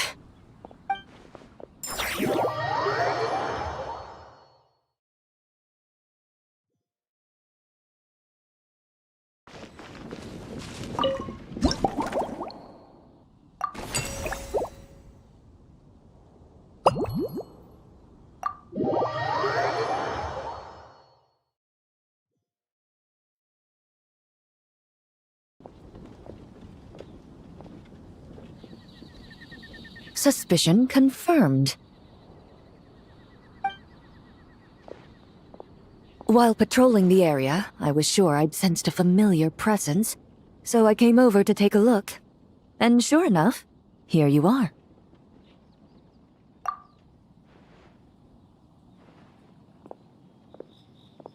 If Miss Charlotte were to see you like this, I'm guessing she'd take 100 pictures and write up a report. Sword-wielding traveler's secret side hustle. Exclusive cocktails from Tevat's Explorer Extraordinaire. You'd make the front pages of every major newspaper. And there'd be crowds of Fontanian tourists flocking to your drink stand, causing gridlock on the streets of Mondstadt. Luckily for you, I turned down Miss Charlotte's request to accompany me here, so you're unlikely to be seeing any scenes like that. Let's quietly celebrate this moment of peace.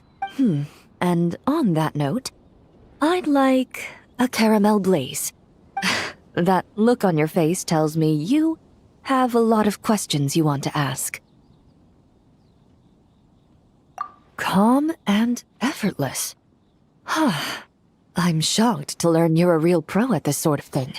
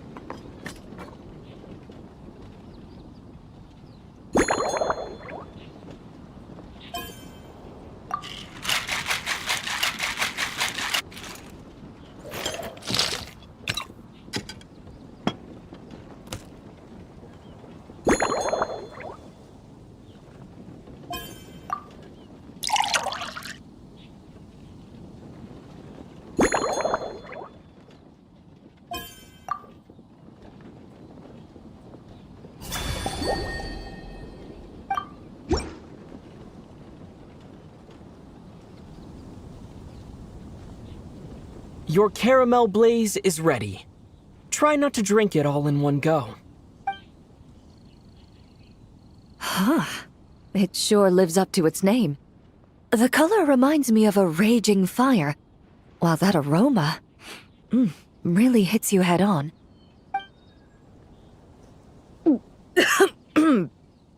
It's quite strong.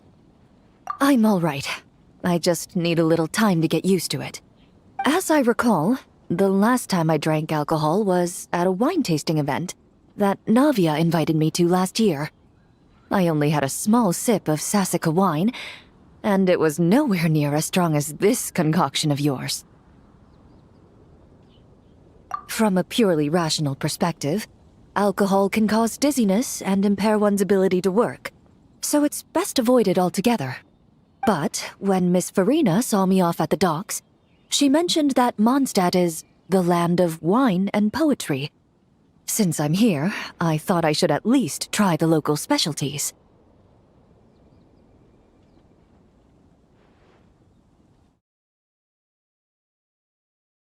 In fact, Captain Eula, whom I sparred with earlier, has quite the refined taste for fine wine. She even gifted me a bottle of Romaritime flower fruit extract, which is no longer produced in Fontaine, and can now only be found overseas. Out of the utmost respect for her skills, I feel compelled to deepen my knowledge of Mondstadt's wines. I truly appreciate all the trouble you're going to.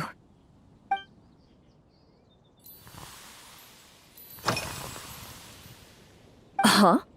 Does that mean she's already finished her commission? Well, she's certainly efficient.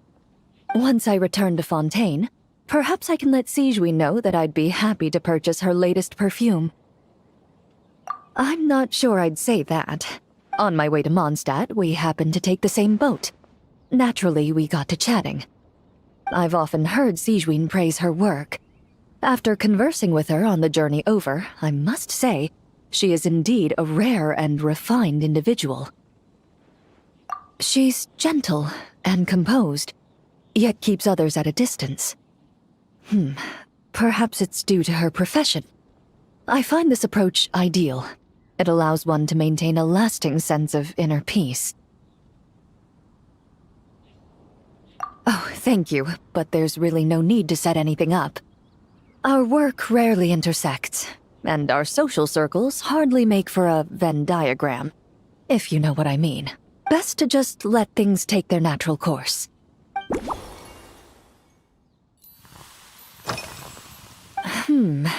When I'm working, I often drink coffee, but with meals, I prefer a lighter tasting drink, like Buell fruit juice.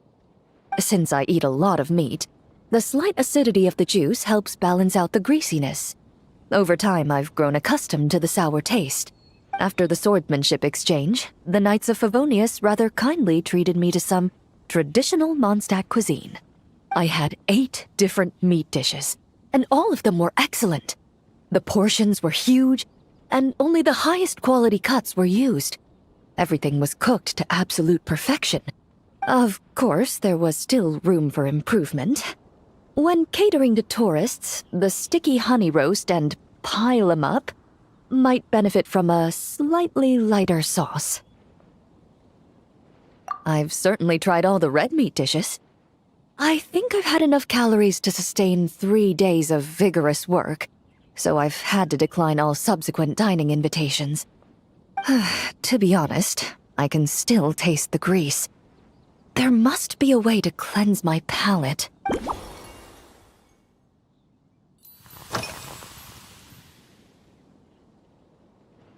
I've seen a little.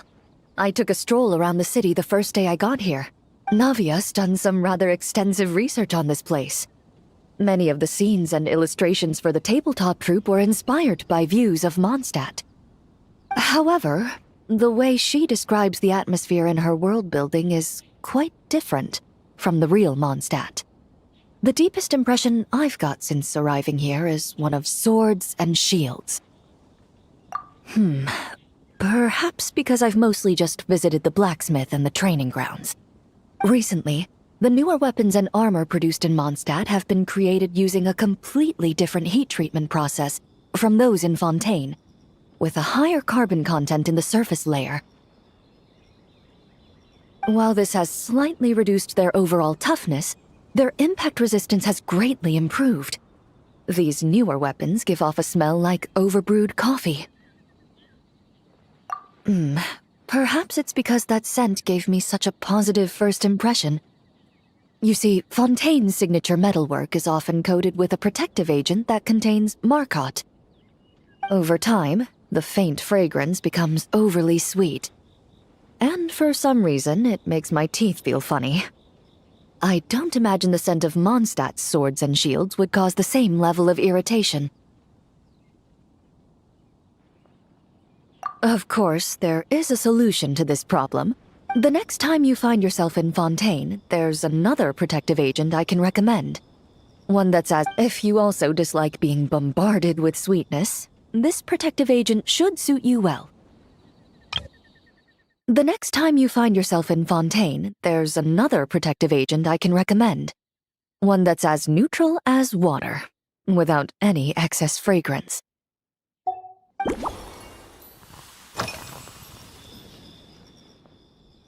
Indeed it is. The knights codenamed Hazelnut 3 and Hazelnut 5 gave me this crest. I must say, it's exquisite. They told me the design has only just been finalized. Apparently, it's only presented to important guests. They said they're making a badge for you, too, but it hasn't been finished yet. You're not wrong. I guess it's similar to how I can't remember the name of every clerk in the Palais Mermonia, but I'm certain you'll get to know them in time. They're clearly seasoned veterans. Even though they work desk jobs, they still turn up in full armor. After handling my affairs, they headed to the tavern for a gathering, saying they wanted to continue last night's duel and determine who had the highest alcohol tolerance. Drinking barrels of beer the night before, yet being able to work with clear minds the next day. Whew. So what you're saying is, while Mondstadters may seem carefree, they actually have an admirable ability to know their limits when it comes to drinking.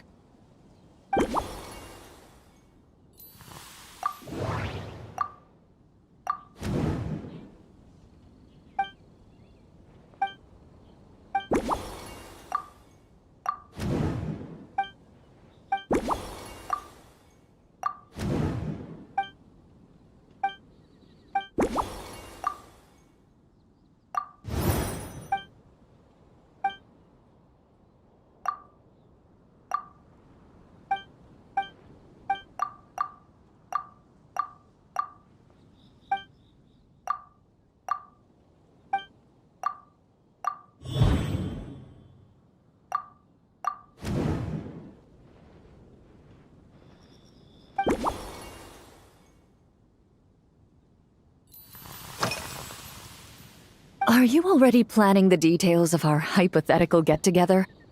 Based on my previous experiences with alcohol, I'd guess my tolerance is similar to Emily's. Fruit liqueur is probably my limit. So when the time comes, I think you'd be best off mixing similar drinks for the both of us.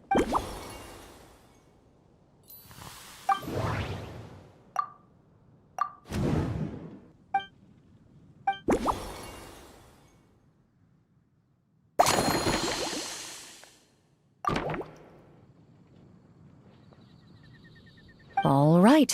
I'll make... Even if it's still a bit strong, I'll...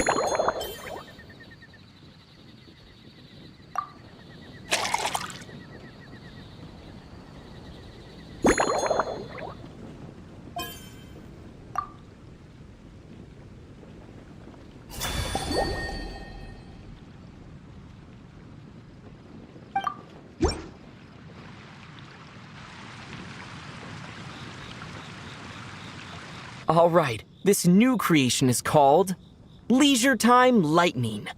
A cocktail made exclusively for champion duelists. Enjoy.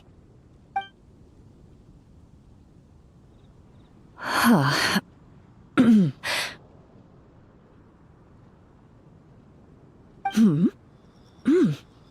Have you added fruit wine? It tastes wonderful. This is ideal for me. There's a subtle saltiness that combines well with the tartness of the fruit and the sweetness of the caramel. Each sip balances delicately on the edge of perfection. The color of the wine also fits well with the name, and the lightning imagery contrasts with the fiery nature of the caramel glaze. But where does the leisure time part come in? I see. That certainly matches the impression this cocktail gives me. Its unique aroma and taste will hold a special place in my memories of Mondstadt. Do you think, if the chance were to present itself, you'd be interested in mixing drinks somewhere else? A cafe, for instance, or the Hotel de Boer. Mostly for Navia and Miss Farina's sake. Though obviously I'd be more than happy to try more of your masterpieces myself.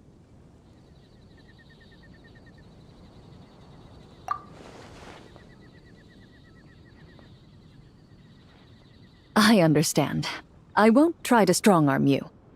In any case, I truly appreciate your hospitality. Thanks to you, whether I'm summarizing the key lessons from my exchange with Miss Eula, or discussing strategy with the Knights of Favonius, I'll be in my best condition.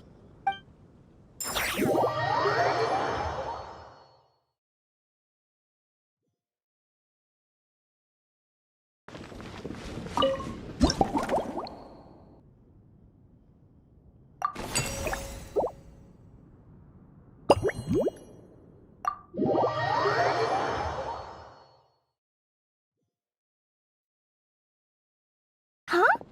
Is that Mr. Honorary Knight? Yippee! It's you!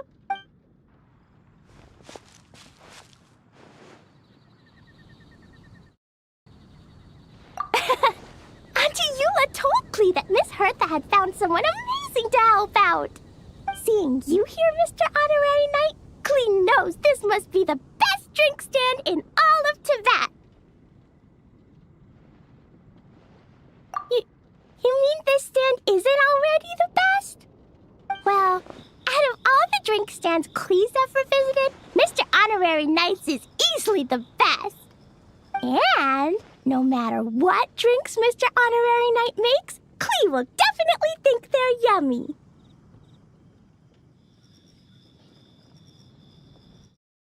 Oh, you want me to be mean? But Klee could never be mean to you. Let me think. I know! I'll pretend to be Albedo! Whenever Albedo reviews Timaeus' work, his face goes super serious, and Klee can hear every word he says. Get ready for Klee's super amazing order! These past few days, I've been having such a blast with Mom all day long!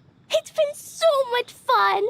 Even being sent to solitary confinement couldn't wipe the smile off my face.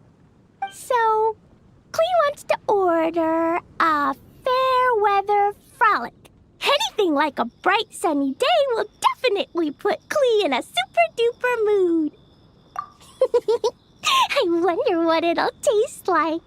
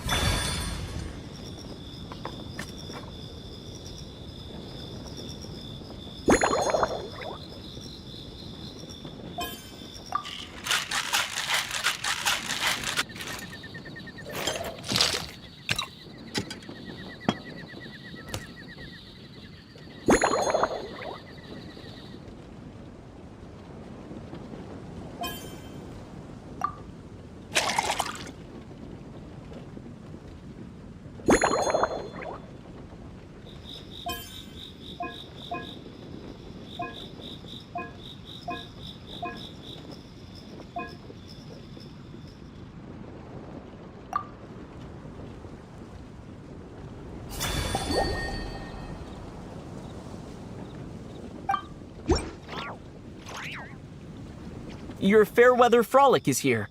Go on, give it a try. Wow! So, a Fairweather Frolic is this color? Purple sky.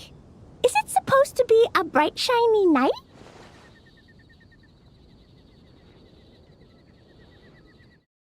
Klee will take a sip first. Then you can think about it more carefully.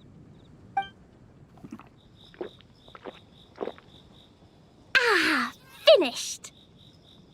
Yummy! Both sweet and sour.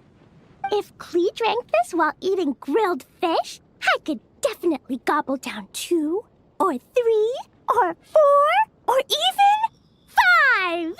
But one drink isn't enough. Klee wants to try a drink that tastes like cake.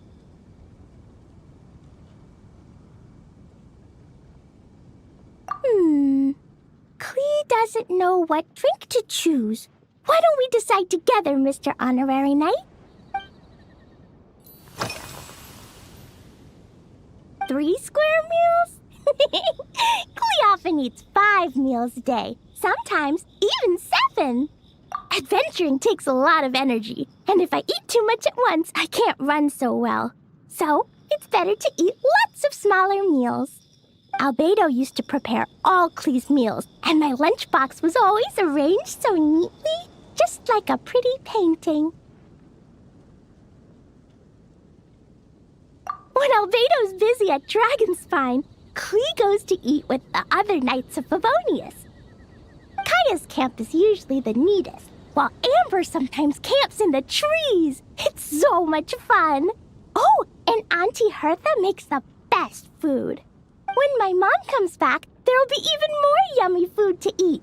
There's this one dish where she takes loads of different fish and makes them into little pudding cubes. It's called rainbow fish jelly. Her Chococo Crunchy slices are fantastic, too. It's her newest creation made with chocolate and cookies. They're a little bitter, but they're crunchy. They smell scrumptious, and they have a really sweet aftertaste. Whenever I eat them, I feel so full of energy. Next time, Klee will have to bring some for you to try. Yeah, Mom gave me an amazing book recently. She said I have to read 1 chapter every night, learn something useful, and then go to bed early. That book taught Klee how to make something called propellant. Now Jumpy Dumpty can go Fwah! And bounce even higher. It's not hard at all. In fact, it's a lot like making bombs. You just have to be careful when trimming it down. It's like sharpening a pencil that could suddenly go boom. Bedtime's an important part of Klee's schedule, too. Mom sits by my side and tells me all kinds of wonderful stories. She has a lamp made of gemstones, and when she turns it on, it goes kabling and lights up the ceiling. Yeah, when something happens in the story, the lights on the ceiling make pretty pictures. Sometimes Mom falls asleep before the story ends, so Klee has to tuck her in instead. As soon as Klee learns how to use the lamp, I can come tell you stories, Mr. Honorary Knight. Klee has memorized so many wonderful stories, enough to make everyone happy every day. Yeah, when Klee gets back home, I'm gonna eat some salted nuts while reading my book. Klee used to eat cake after dinner, but Master Jean said it's too sugary, and it's not good to eat sugary things before bed. Apparently, it makes you chubby and gives you toothaches. So, Mom got some advice from Auntie Barbie, and now she gives me nuts instead. She says they help my brain remember things better. Nuts don't have much flavor. It's like chewing on grass, but they're okay if you add a little salt.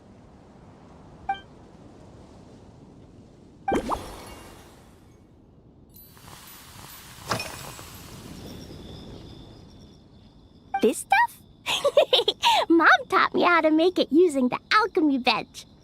A dash of sugar, then a lot more sugar, then some flowers from Mom's friend in Fontaine, star honey from Auntie Barbie, and finally, some magical jam from Auntie Tavia.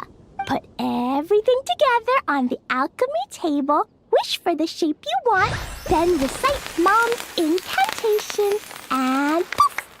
Dodoko-shaped candy! Klee can give you some Dodoko candy too if you want.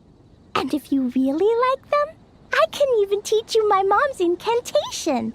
That way, you can make your own candy whenever you want. If you get stuck, remember to come ask Klee. When it comes to magical candy, I'm an expert.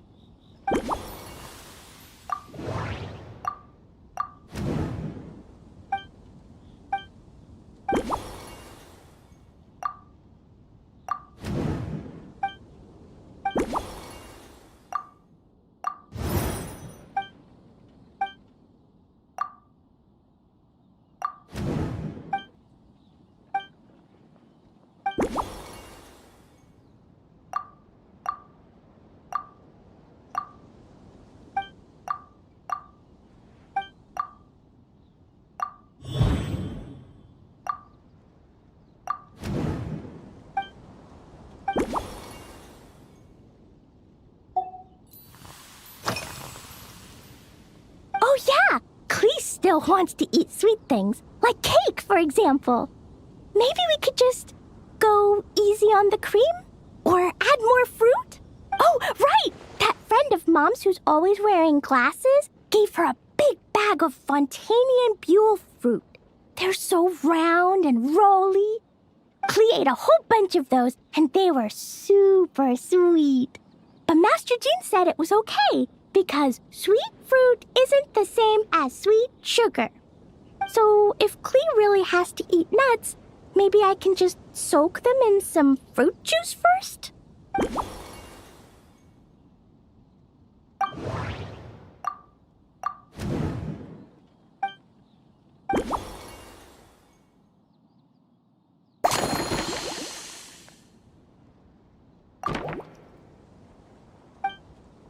Yeah, that was quick. Klee's looking forward to finding out how tasty your next concoction is.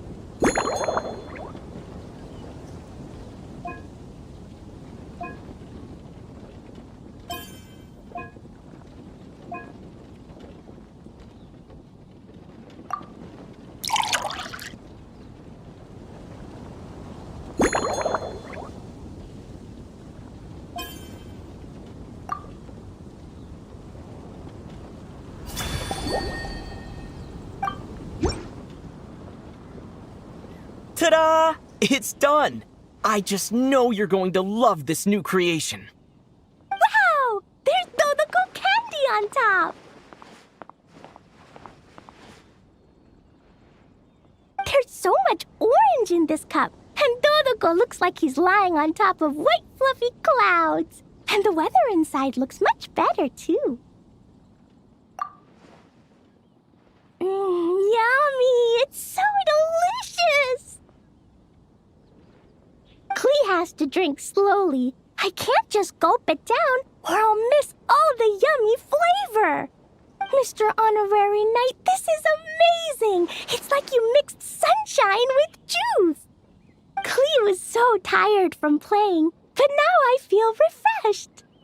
And warm. And peaceful. Oh! You're the best, Mr. Honorary Knight. Really?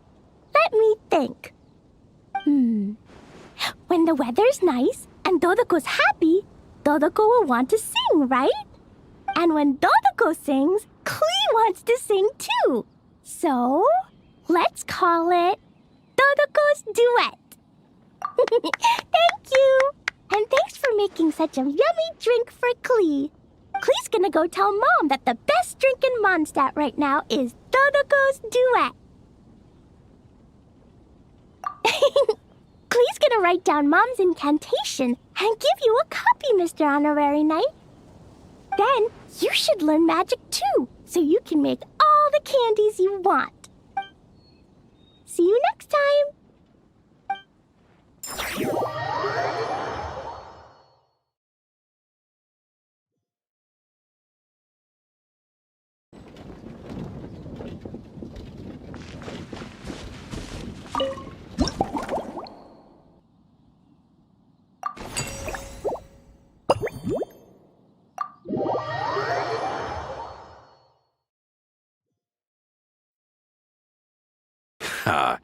So Hertha's even roped our honorary knight into helping with this little venture. Now that I'm finally free to relax, it's time to start doing just that. Can't wait to see your skills in action. Give me something that goes well with casual conversation, but still packs a punch. Of course they don't clash. A drink that packs a punch means you have to drink it slowly. And if you want to chat, then it has to go down smooth. So, something with a sweet aftertaste. A conversational connoisseur requires the perfect balance. The most suitable choice on this menu would be the Thorny Lake. It's a drink with a real kick that you can find in almost every bar. It's not enough to know the recipe, though. The key is in the mixing.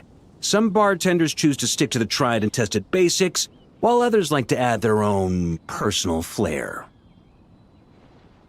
That's the spirit. Now, show me what you've got.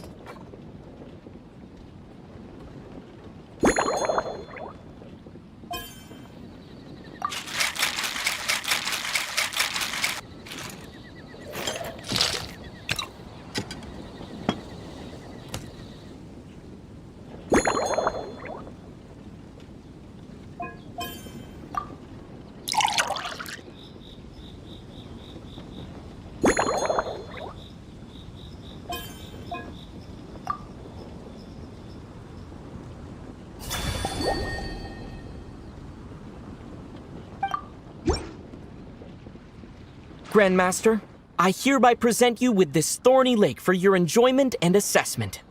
Well, the color and aroma are certainly on point. But as for the balance of flavors, I'll just have to taste it and find out. Not bad. You haven't overdone or skimped on any single ingredient. Though, unfortunately, it's a little too, polite for my tastes. Perhaps I should have said modest. You followed the formula to a T, but if anything, you've played it a little too safe. Were you worried that deviating just a little might disappoint me? Hey, we fought side by side and dealt with things that even gods were loath to meddle with. Ours is a friendship forged in the margins between life and death. That said, if you ask me, you can ditch the nerves and work your mixologist magic. I'm looking for something that shocks the senses. Mull it over. There's no rush. We can chat while you think. Who knows? You might just find some inspiration to mix in with your magic.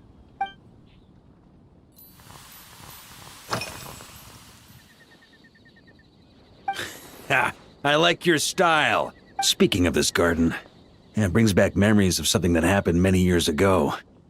When I was young, I like to find ruined guards to test my fighting skills, both armed and unarmed. Once, I failed to take down a stray missile, and it ended up destroying a watchtower on the city walls. As punishment, I had to run 50 laps around the city, repair the watchtower, and help rebuild the shattered walls in this garden.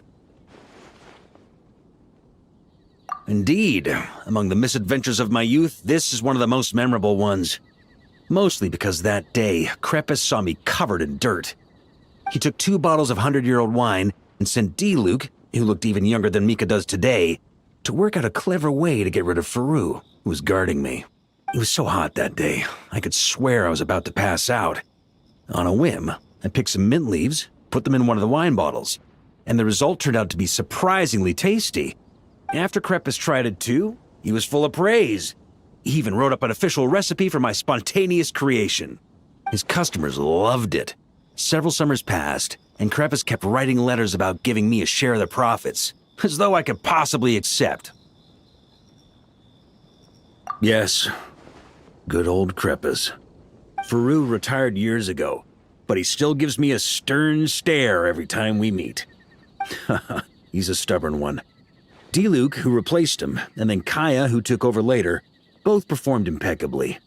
Changing times will always belong to the youth. He should have admitted defeat long ago.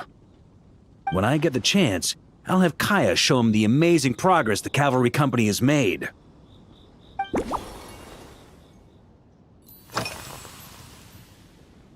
Well, let me think. I guess you could say it lacks impact.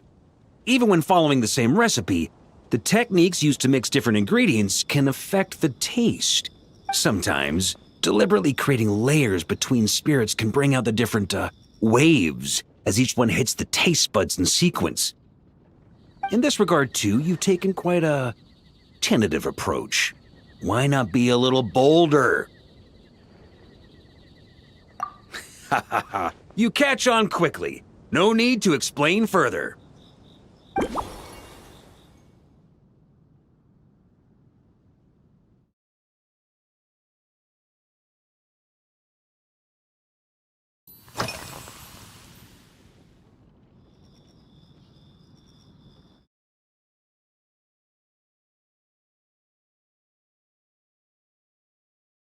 It's a treasured place that the Knights of Favonius have maintained for years. So it makes sense that it's become the go-to location for organizing such things.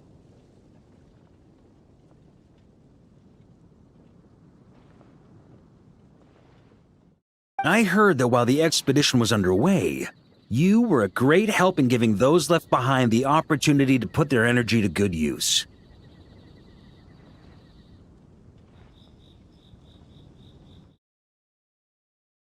Sometimes, I look through the photos I've been given from those events. Though unfortunately, there aren't enough to include everybody.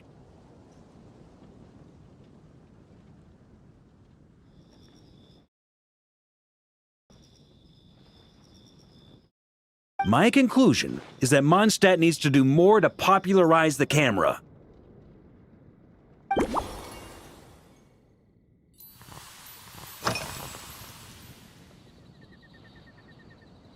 Pretty awesome, huh? It's like a hammerhead that you can fill with wine when you're not using it to pound in nails. It was a gift. Hoffman came up with the idea, Charles supplied the design, Wagner helped cast it. And about 10 or so knights chipped in to pay for the materials. They've been waiting to have a good drink with me. And this is my crucial weapon to aid me in a fair duel with them all. I'm the Grand Master, after all. I've been drinking a lot longer than them. I've practiced more assiduously, and I have a bit more, meat to absorb the blows. So it's only fair to my subordinates that I drink a teensy bit more per round. Wouldn't you agree? Of course, some of them have been training as long as I have, and those ones won't be getting any special treatment. Take Hazelnut 3 and Hazelnut 5, for example. Both were skilled warriors who helped me deal with Eric back in the day. Nowadays, I have them helping Jean with miscellaneous duties. At today's after-work cooldown, they insisted on trying to keep pace. In the end, they lost our game of darts and ended up passed out on the floor. I've already told Jean that I won't be approving their leave request for tomorrow, no matter what.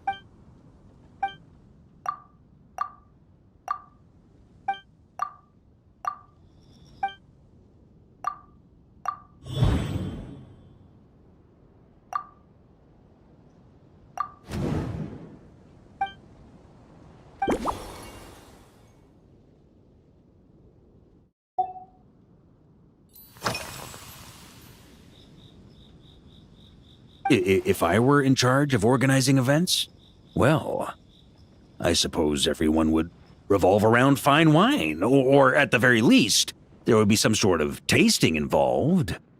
For example, we could go all in on this drink stand and open it to the whole city. with every company of the Knights selecting one or more mixologists to compete against each other. It's only a thought. Can't let things get too out of hand. If I were to actually throw a grand banquet, Jean would come after me with her sword drawn. Even Frederica would launch a punitive expedition. While in Nodcry, we had a rule that knights must never get drunk while at their posts. Otherwise, it could lead to dereliction of duty, with serious consequences. Exactly. As expedition members return to their companies, my hope is that this rule will gradually spread to everyone in Mondstadt too. Just like firewater and Smedina, these Nodcry delicacies have made their way into Mondstadt's households and become part of people's daily lives. Young people need to learn restraint. At the end of the day, no one should be biting off more than they can chew. Unless it's someone near my level, they shouldn't even be thinking about enjoying a light buzz when they've still got work to do. Most people would just end up a whole lot drunker than they'd like. You should come practice with me on weekends. Trust me, once I've drunk them under the table, they'll be swearing off wine for a whole week.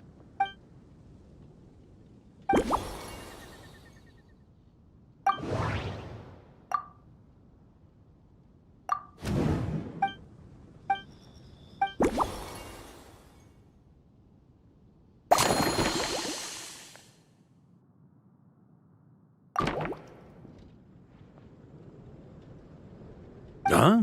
Oh, feel free. Whatever you're about to do, I've got a feeling I've hit the jackpot.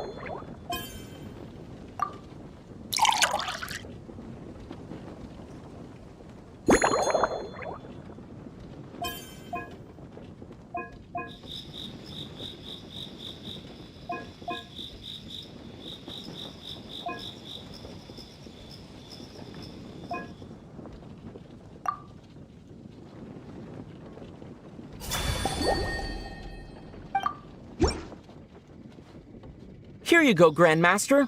A cocktail just for you. I guarantee you won't find this one too polite. Such a spirited drink. How did you make this? Well, that burning scent of firewater. Oh, it's as if the very air were about to ignite. This is more like it.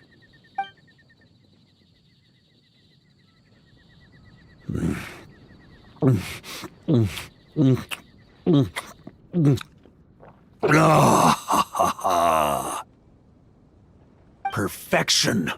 It's clear that once you let go of your inhibitions, your talents really shine through. That first hint of mint is like a cooling feint that masks the firewater underneath. By the time the sweetness dissipates, the firewater has already slipped in behind your guard, ready to deliver a powerful strike of intense flavor. Oh, it's exactly the impact I was hoping for. That's the most ingenious part. Firewater's greatest flaw is a lack of aftertaste, but the Smedina perfectly maintains the flavor at the peak of its intensity.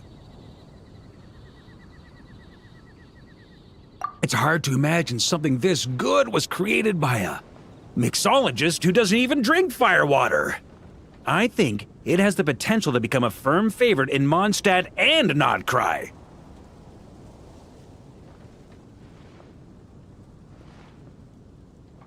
Iron Wolf. Oh, perfect. It's elegant, yet wild. Only you could come up with such a fitting name. Oh, I have an idea. Why don't we name our Knights of Favonius' drink stand after you? Let's call it the Honorary Knights Cocktail Shack. No time to waste. I'll go have a word with Glenfidia right away.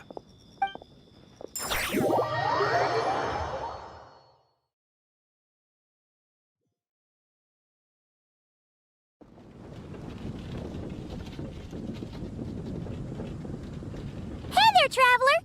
All wrapped up for the day? Paimon hears you did a great job holding down the fort while she was out delivering drinks with Glenfidia.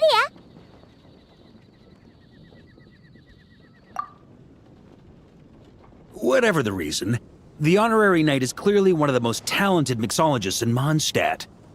Considering how short a time he's been doing this, I believe that someday he has the potential to give the legendary bartender at the Cat's Tail a run for her money. I fully support your decision, Grandmaster. The Honorary Knight has really put in the hard yards. The drink stand will remain open for a little while longer to provide a proper welcome to our returning expedition members. Then, once we locate suitable premises, we also plan to look at operating a permanent service. Hooray! Everyone in the Knights of Favonius will get to drink all the delicious cocktails they like! Nothing short of what I'd expect from a true disciple of Hertha. You've really considered this thoroughly, Glenfidia. Also, if I may, Honorary Knight, regarding the special cocktails you've developed, would you mind leaving the recipes with us? We'd like to add them to the official menu. Paimon feels like there's something you still want to say. Let Paimon have a guess. Based on your personality, you probably want to introduce the origin of each different cocktail. That way, customers will know who inspired you to create these amazing drinks.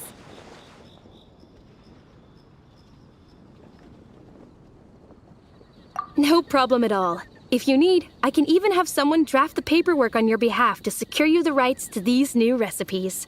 I hope when we recruit some new bartenders, they'll be able to learn from your incredible skills. Even if they can't quite match your work, if they could be 2/3 as good, that would still make them industry leaders.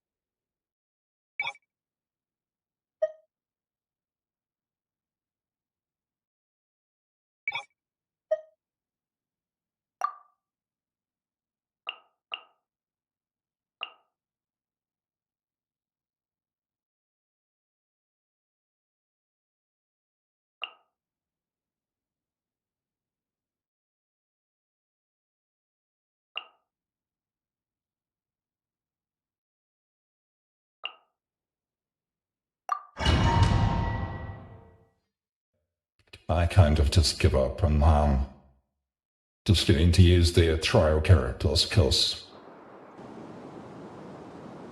my plans are just trash, to be honest.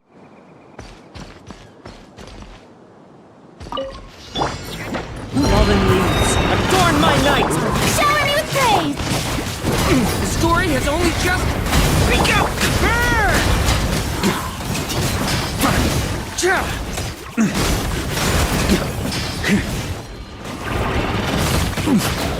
Thunder!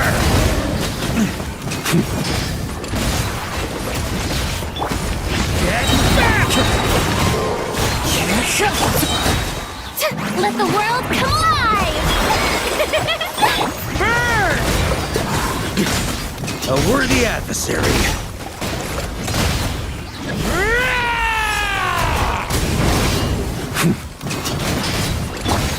Devouring claw! Element? Clouds high. The birds. Yoo-hoo! Burn!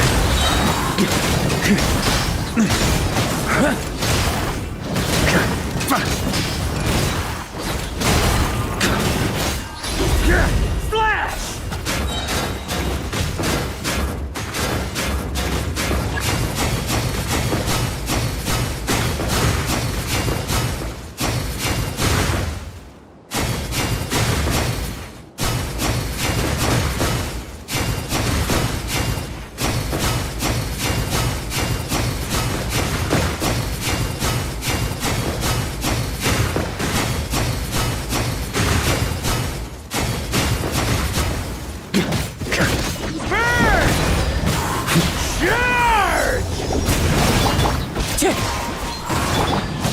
Devouring claw!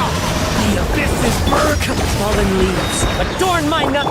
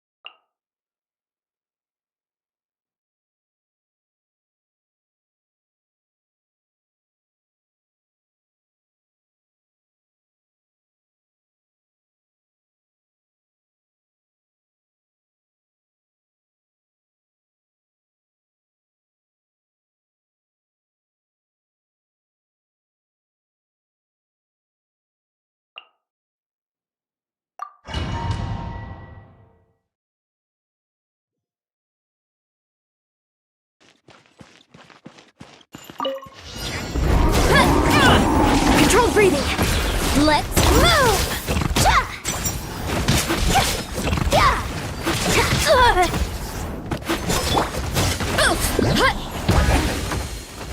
Hero incoming!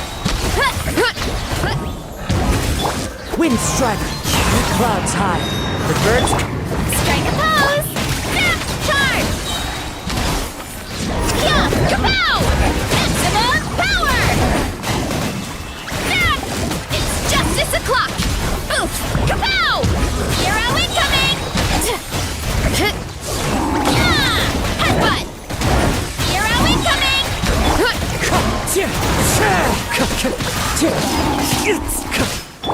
Oof!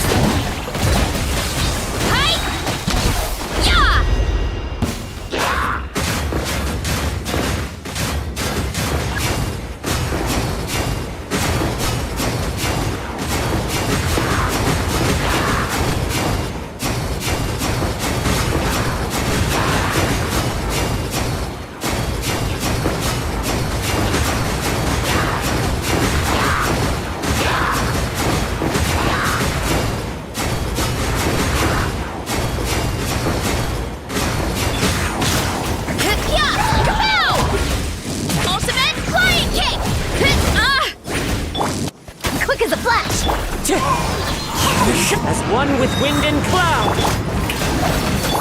It's justice o'clock! Headbutt! It's justice o'clock! Yeah! Look out below! Right! Yeah! Headbutt! Look out below! Faster! Stronger! Wind strike!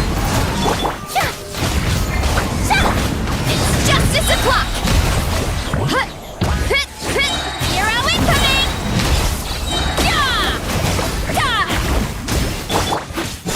Start the clock!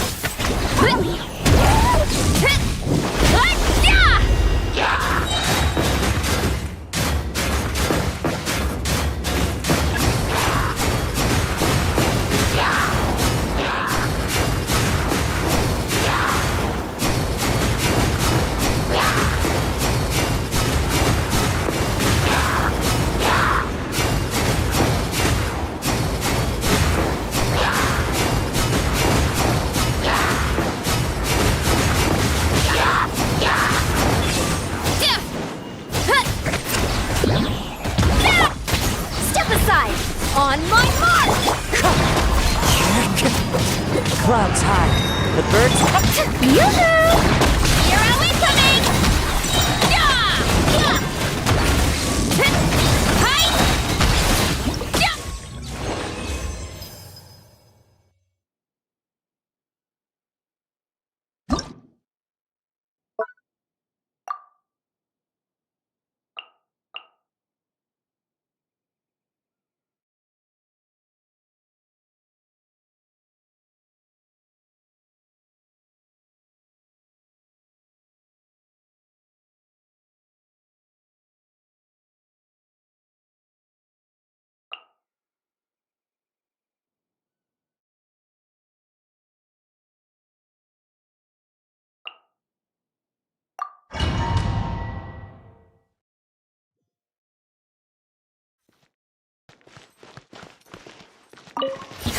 Yeah!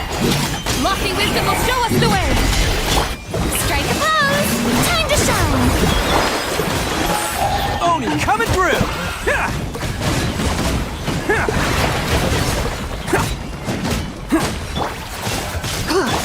Go get him, Aiden! Be going, Shadow of Darkness! Without further ado! Smite the dust! Attaboy! Who wants some of this? It's just a scratch, I swear!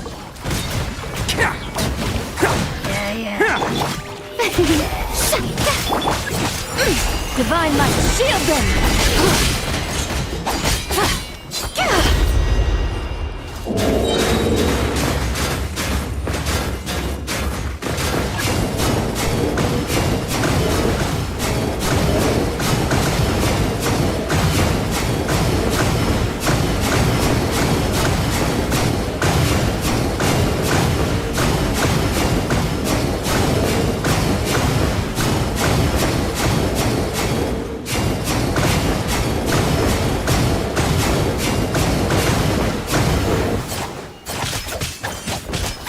Lofty wisdom will show us the way! Arrogant first be cleansed! May I present? Let's roll! Oni coming through!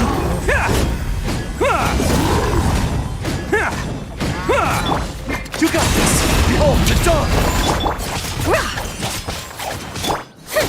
Let my name echo in song! Without further ado! Bam! Cha!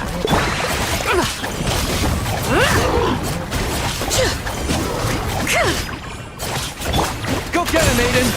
Light compels you! Divine light, shield them! Let's roll! Who wants some of this? Bam!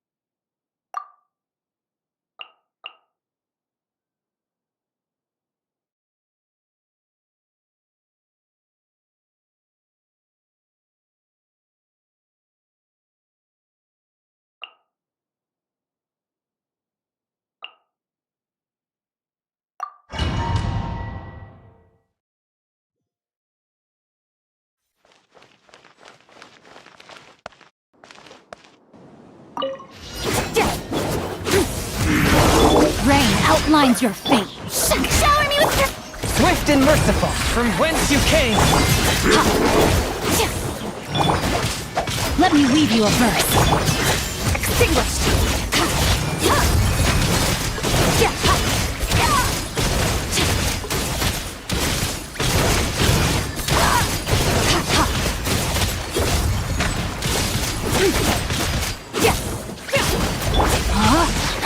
Rain cutter. Spirit blade!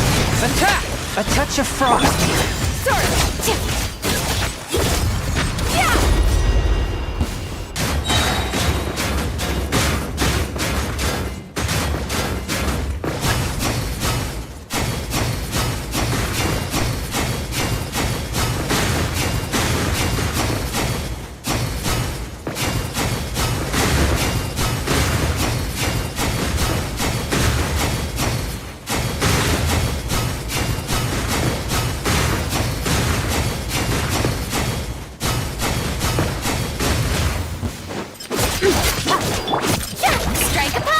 Rain outlines your fate. Witness the power. One with my blade! Extinguished. Mine to wield.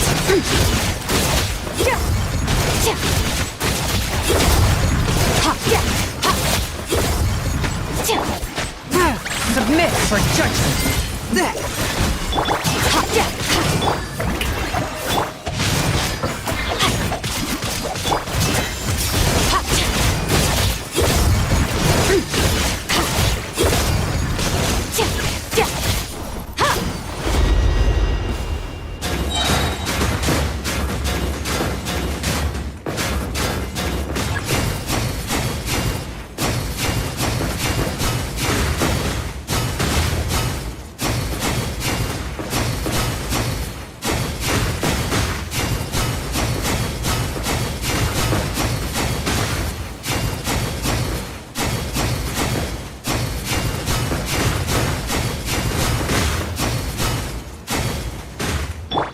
No, my sword! Let me weave you a verse. Forth, my blade!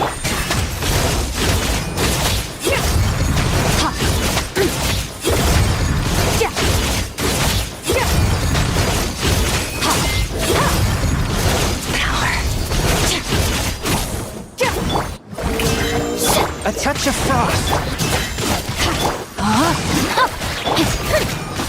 Time to shine. From whence you came!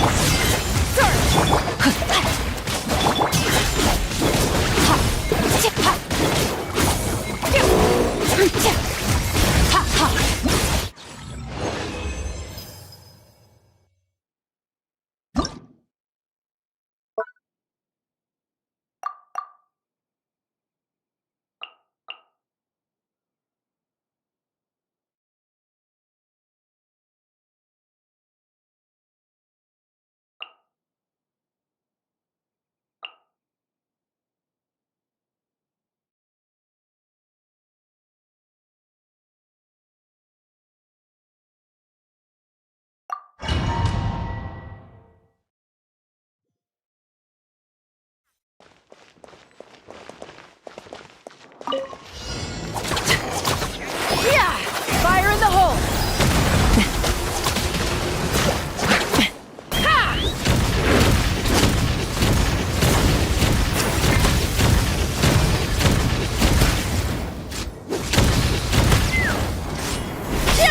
Not too far now. Time to say hello. Fire! Well, yoo-hoo! Hey there! Coming in. Coming in.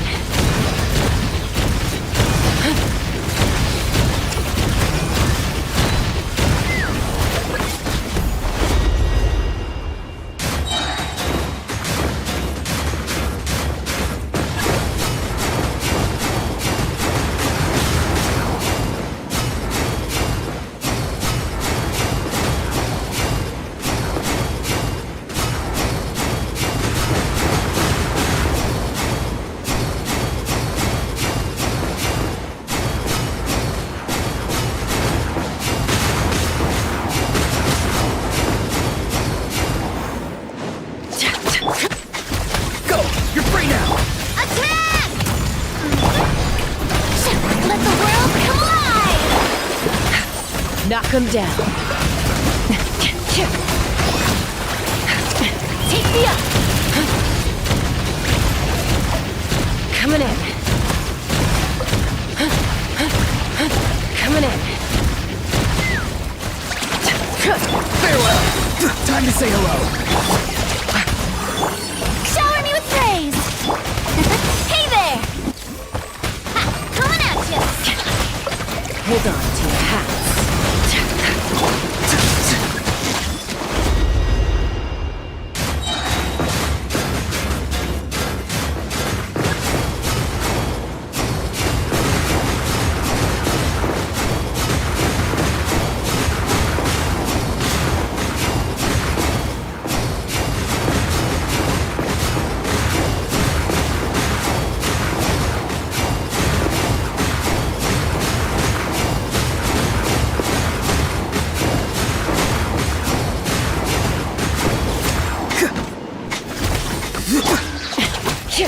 Tell me what you see. Strike a pose! Time to shine! Knock him down. Watch out! Ha! A proper send-off! From the Cena with love! Ha! Watch out! Hiya!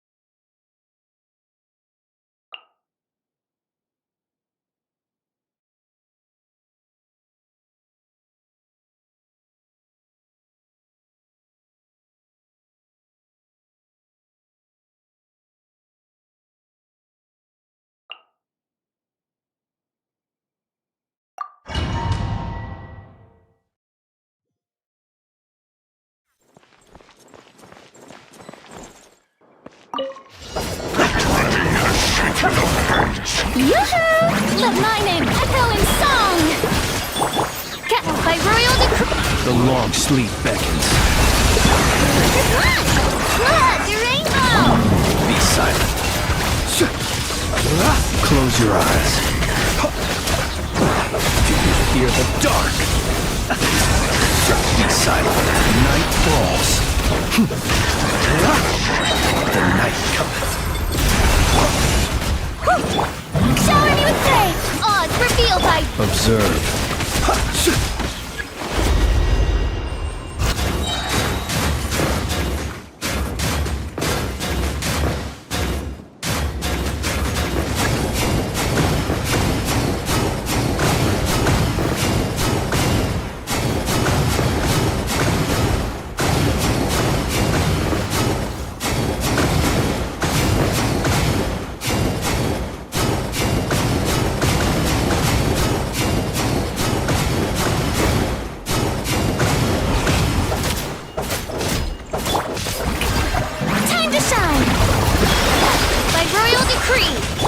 Close your eyes. The long sleep beckons.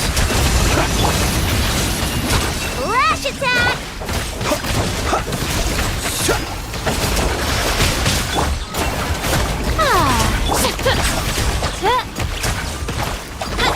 You on this? Are you burned? No more.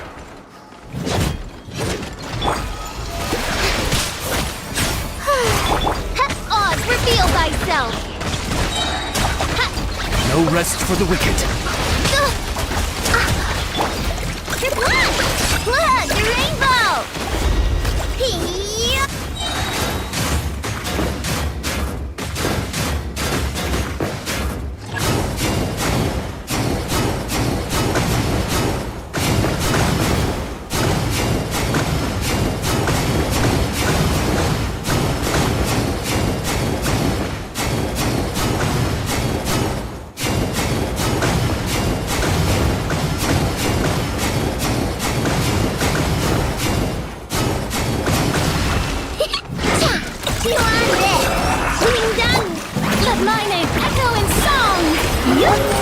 my root.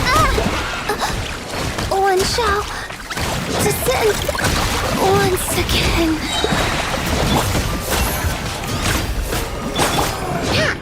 Look, the rainbow!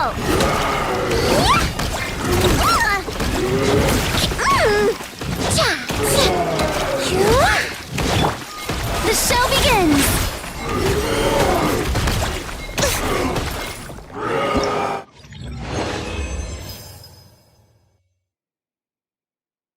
Well, anyway, that's probably all. The initial time I cleared those events. Shadows county bottled, but smart as my teams are not properly broke.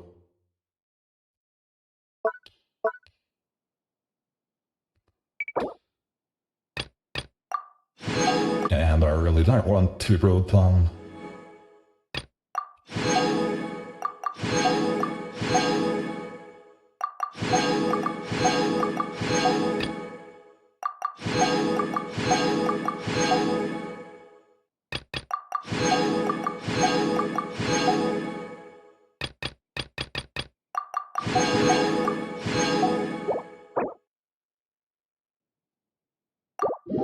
I think that was the whole event now. But man, those mixing drinks took a long time. Alright, that one last thing I got a friend.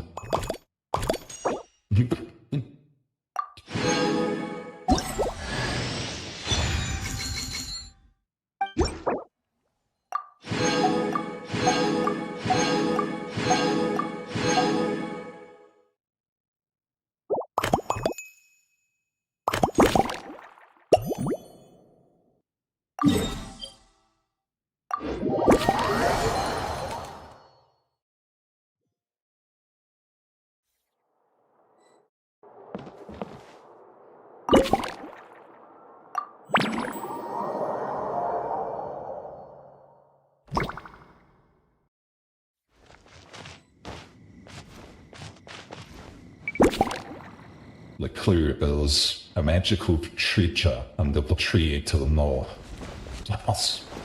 That's very helpful.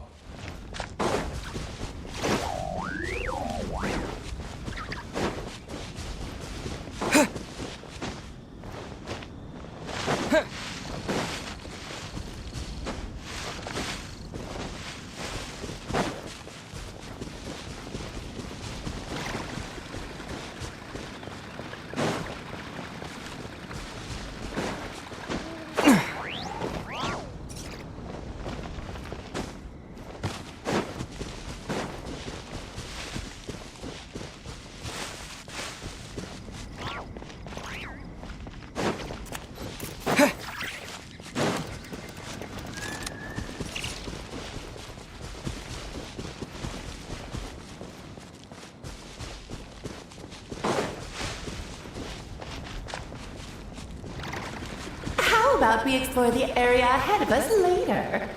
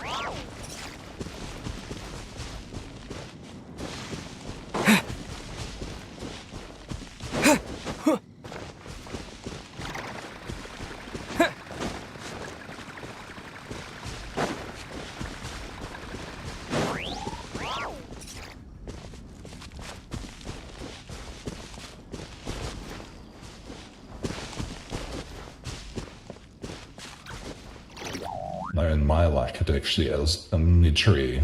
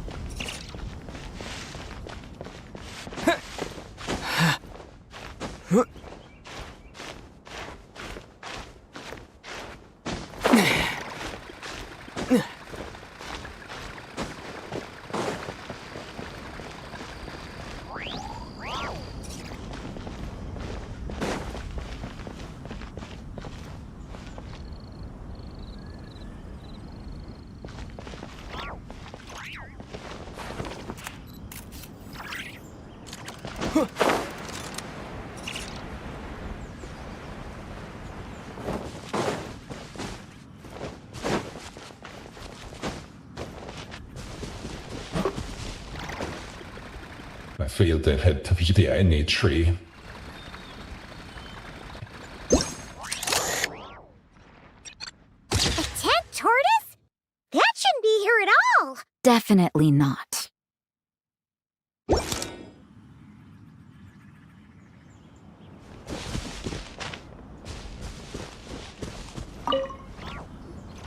Wow! I've never seen such a large turtle in my life! There was a time, back when I was little, when almost every child in Mondstadt had a turtle as a pet. It was quite the trend. Oh, yeah! Gene and Dialog mentioned that a long time ago. I had one too, of course. Quite the hassle to take care of. Small pets like that always are. Wait, you had one too? Is that so strange? Oh, no, of course not. I could bring it back to the church and raise it. It can stay behind the cathedral. I'll even build it a pool. Can't be too hard to raise, right? It looks like a tough cookie. Not happening. The next thing you know, you'll have an invasive species on your hands. Just tell that mage to put it back where she found it. Guess that's for the best.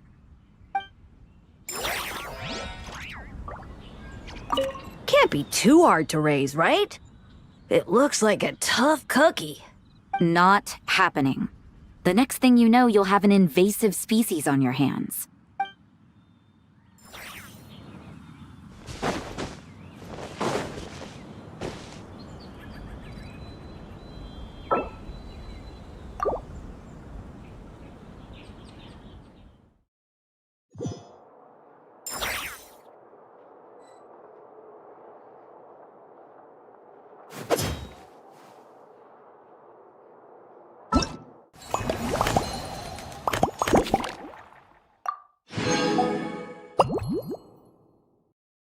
I will just go through and check quickly.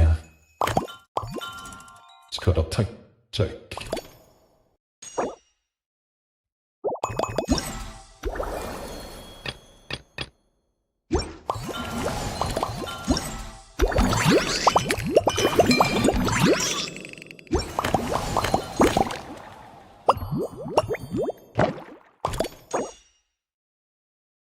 I know I checked that twice, maybe 3 times, but that seems all clear, so I am going to stop here.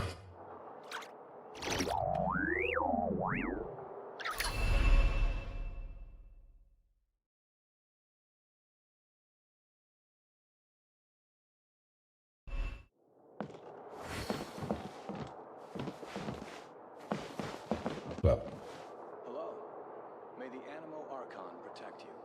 that.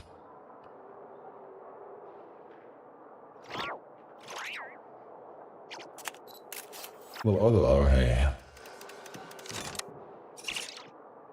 that took way too long with the Mixologist. My potted plant on the porch has died again. I was watering it every day. Ugh, don't tell me I overdid it this time.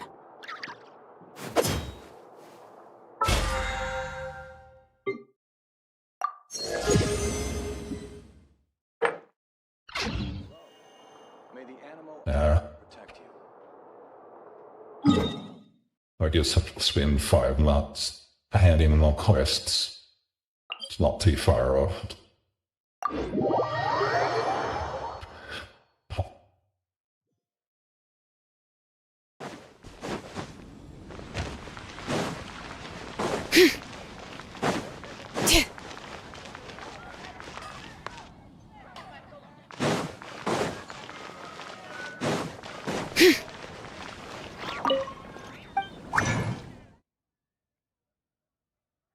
There, maybe I can't.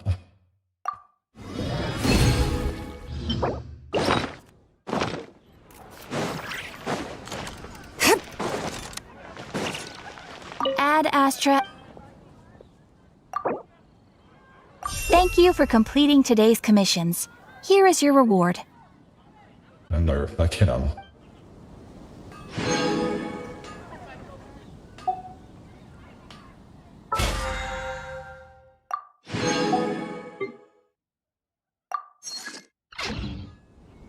Ad Astra Anyway, I decide we'll have to some shit later. What? Yeah. Daily commissions. Yay.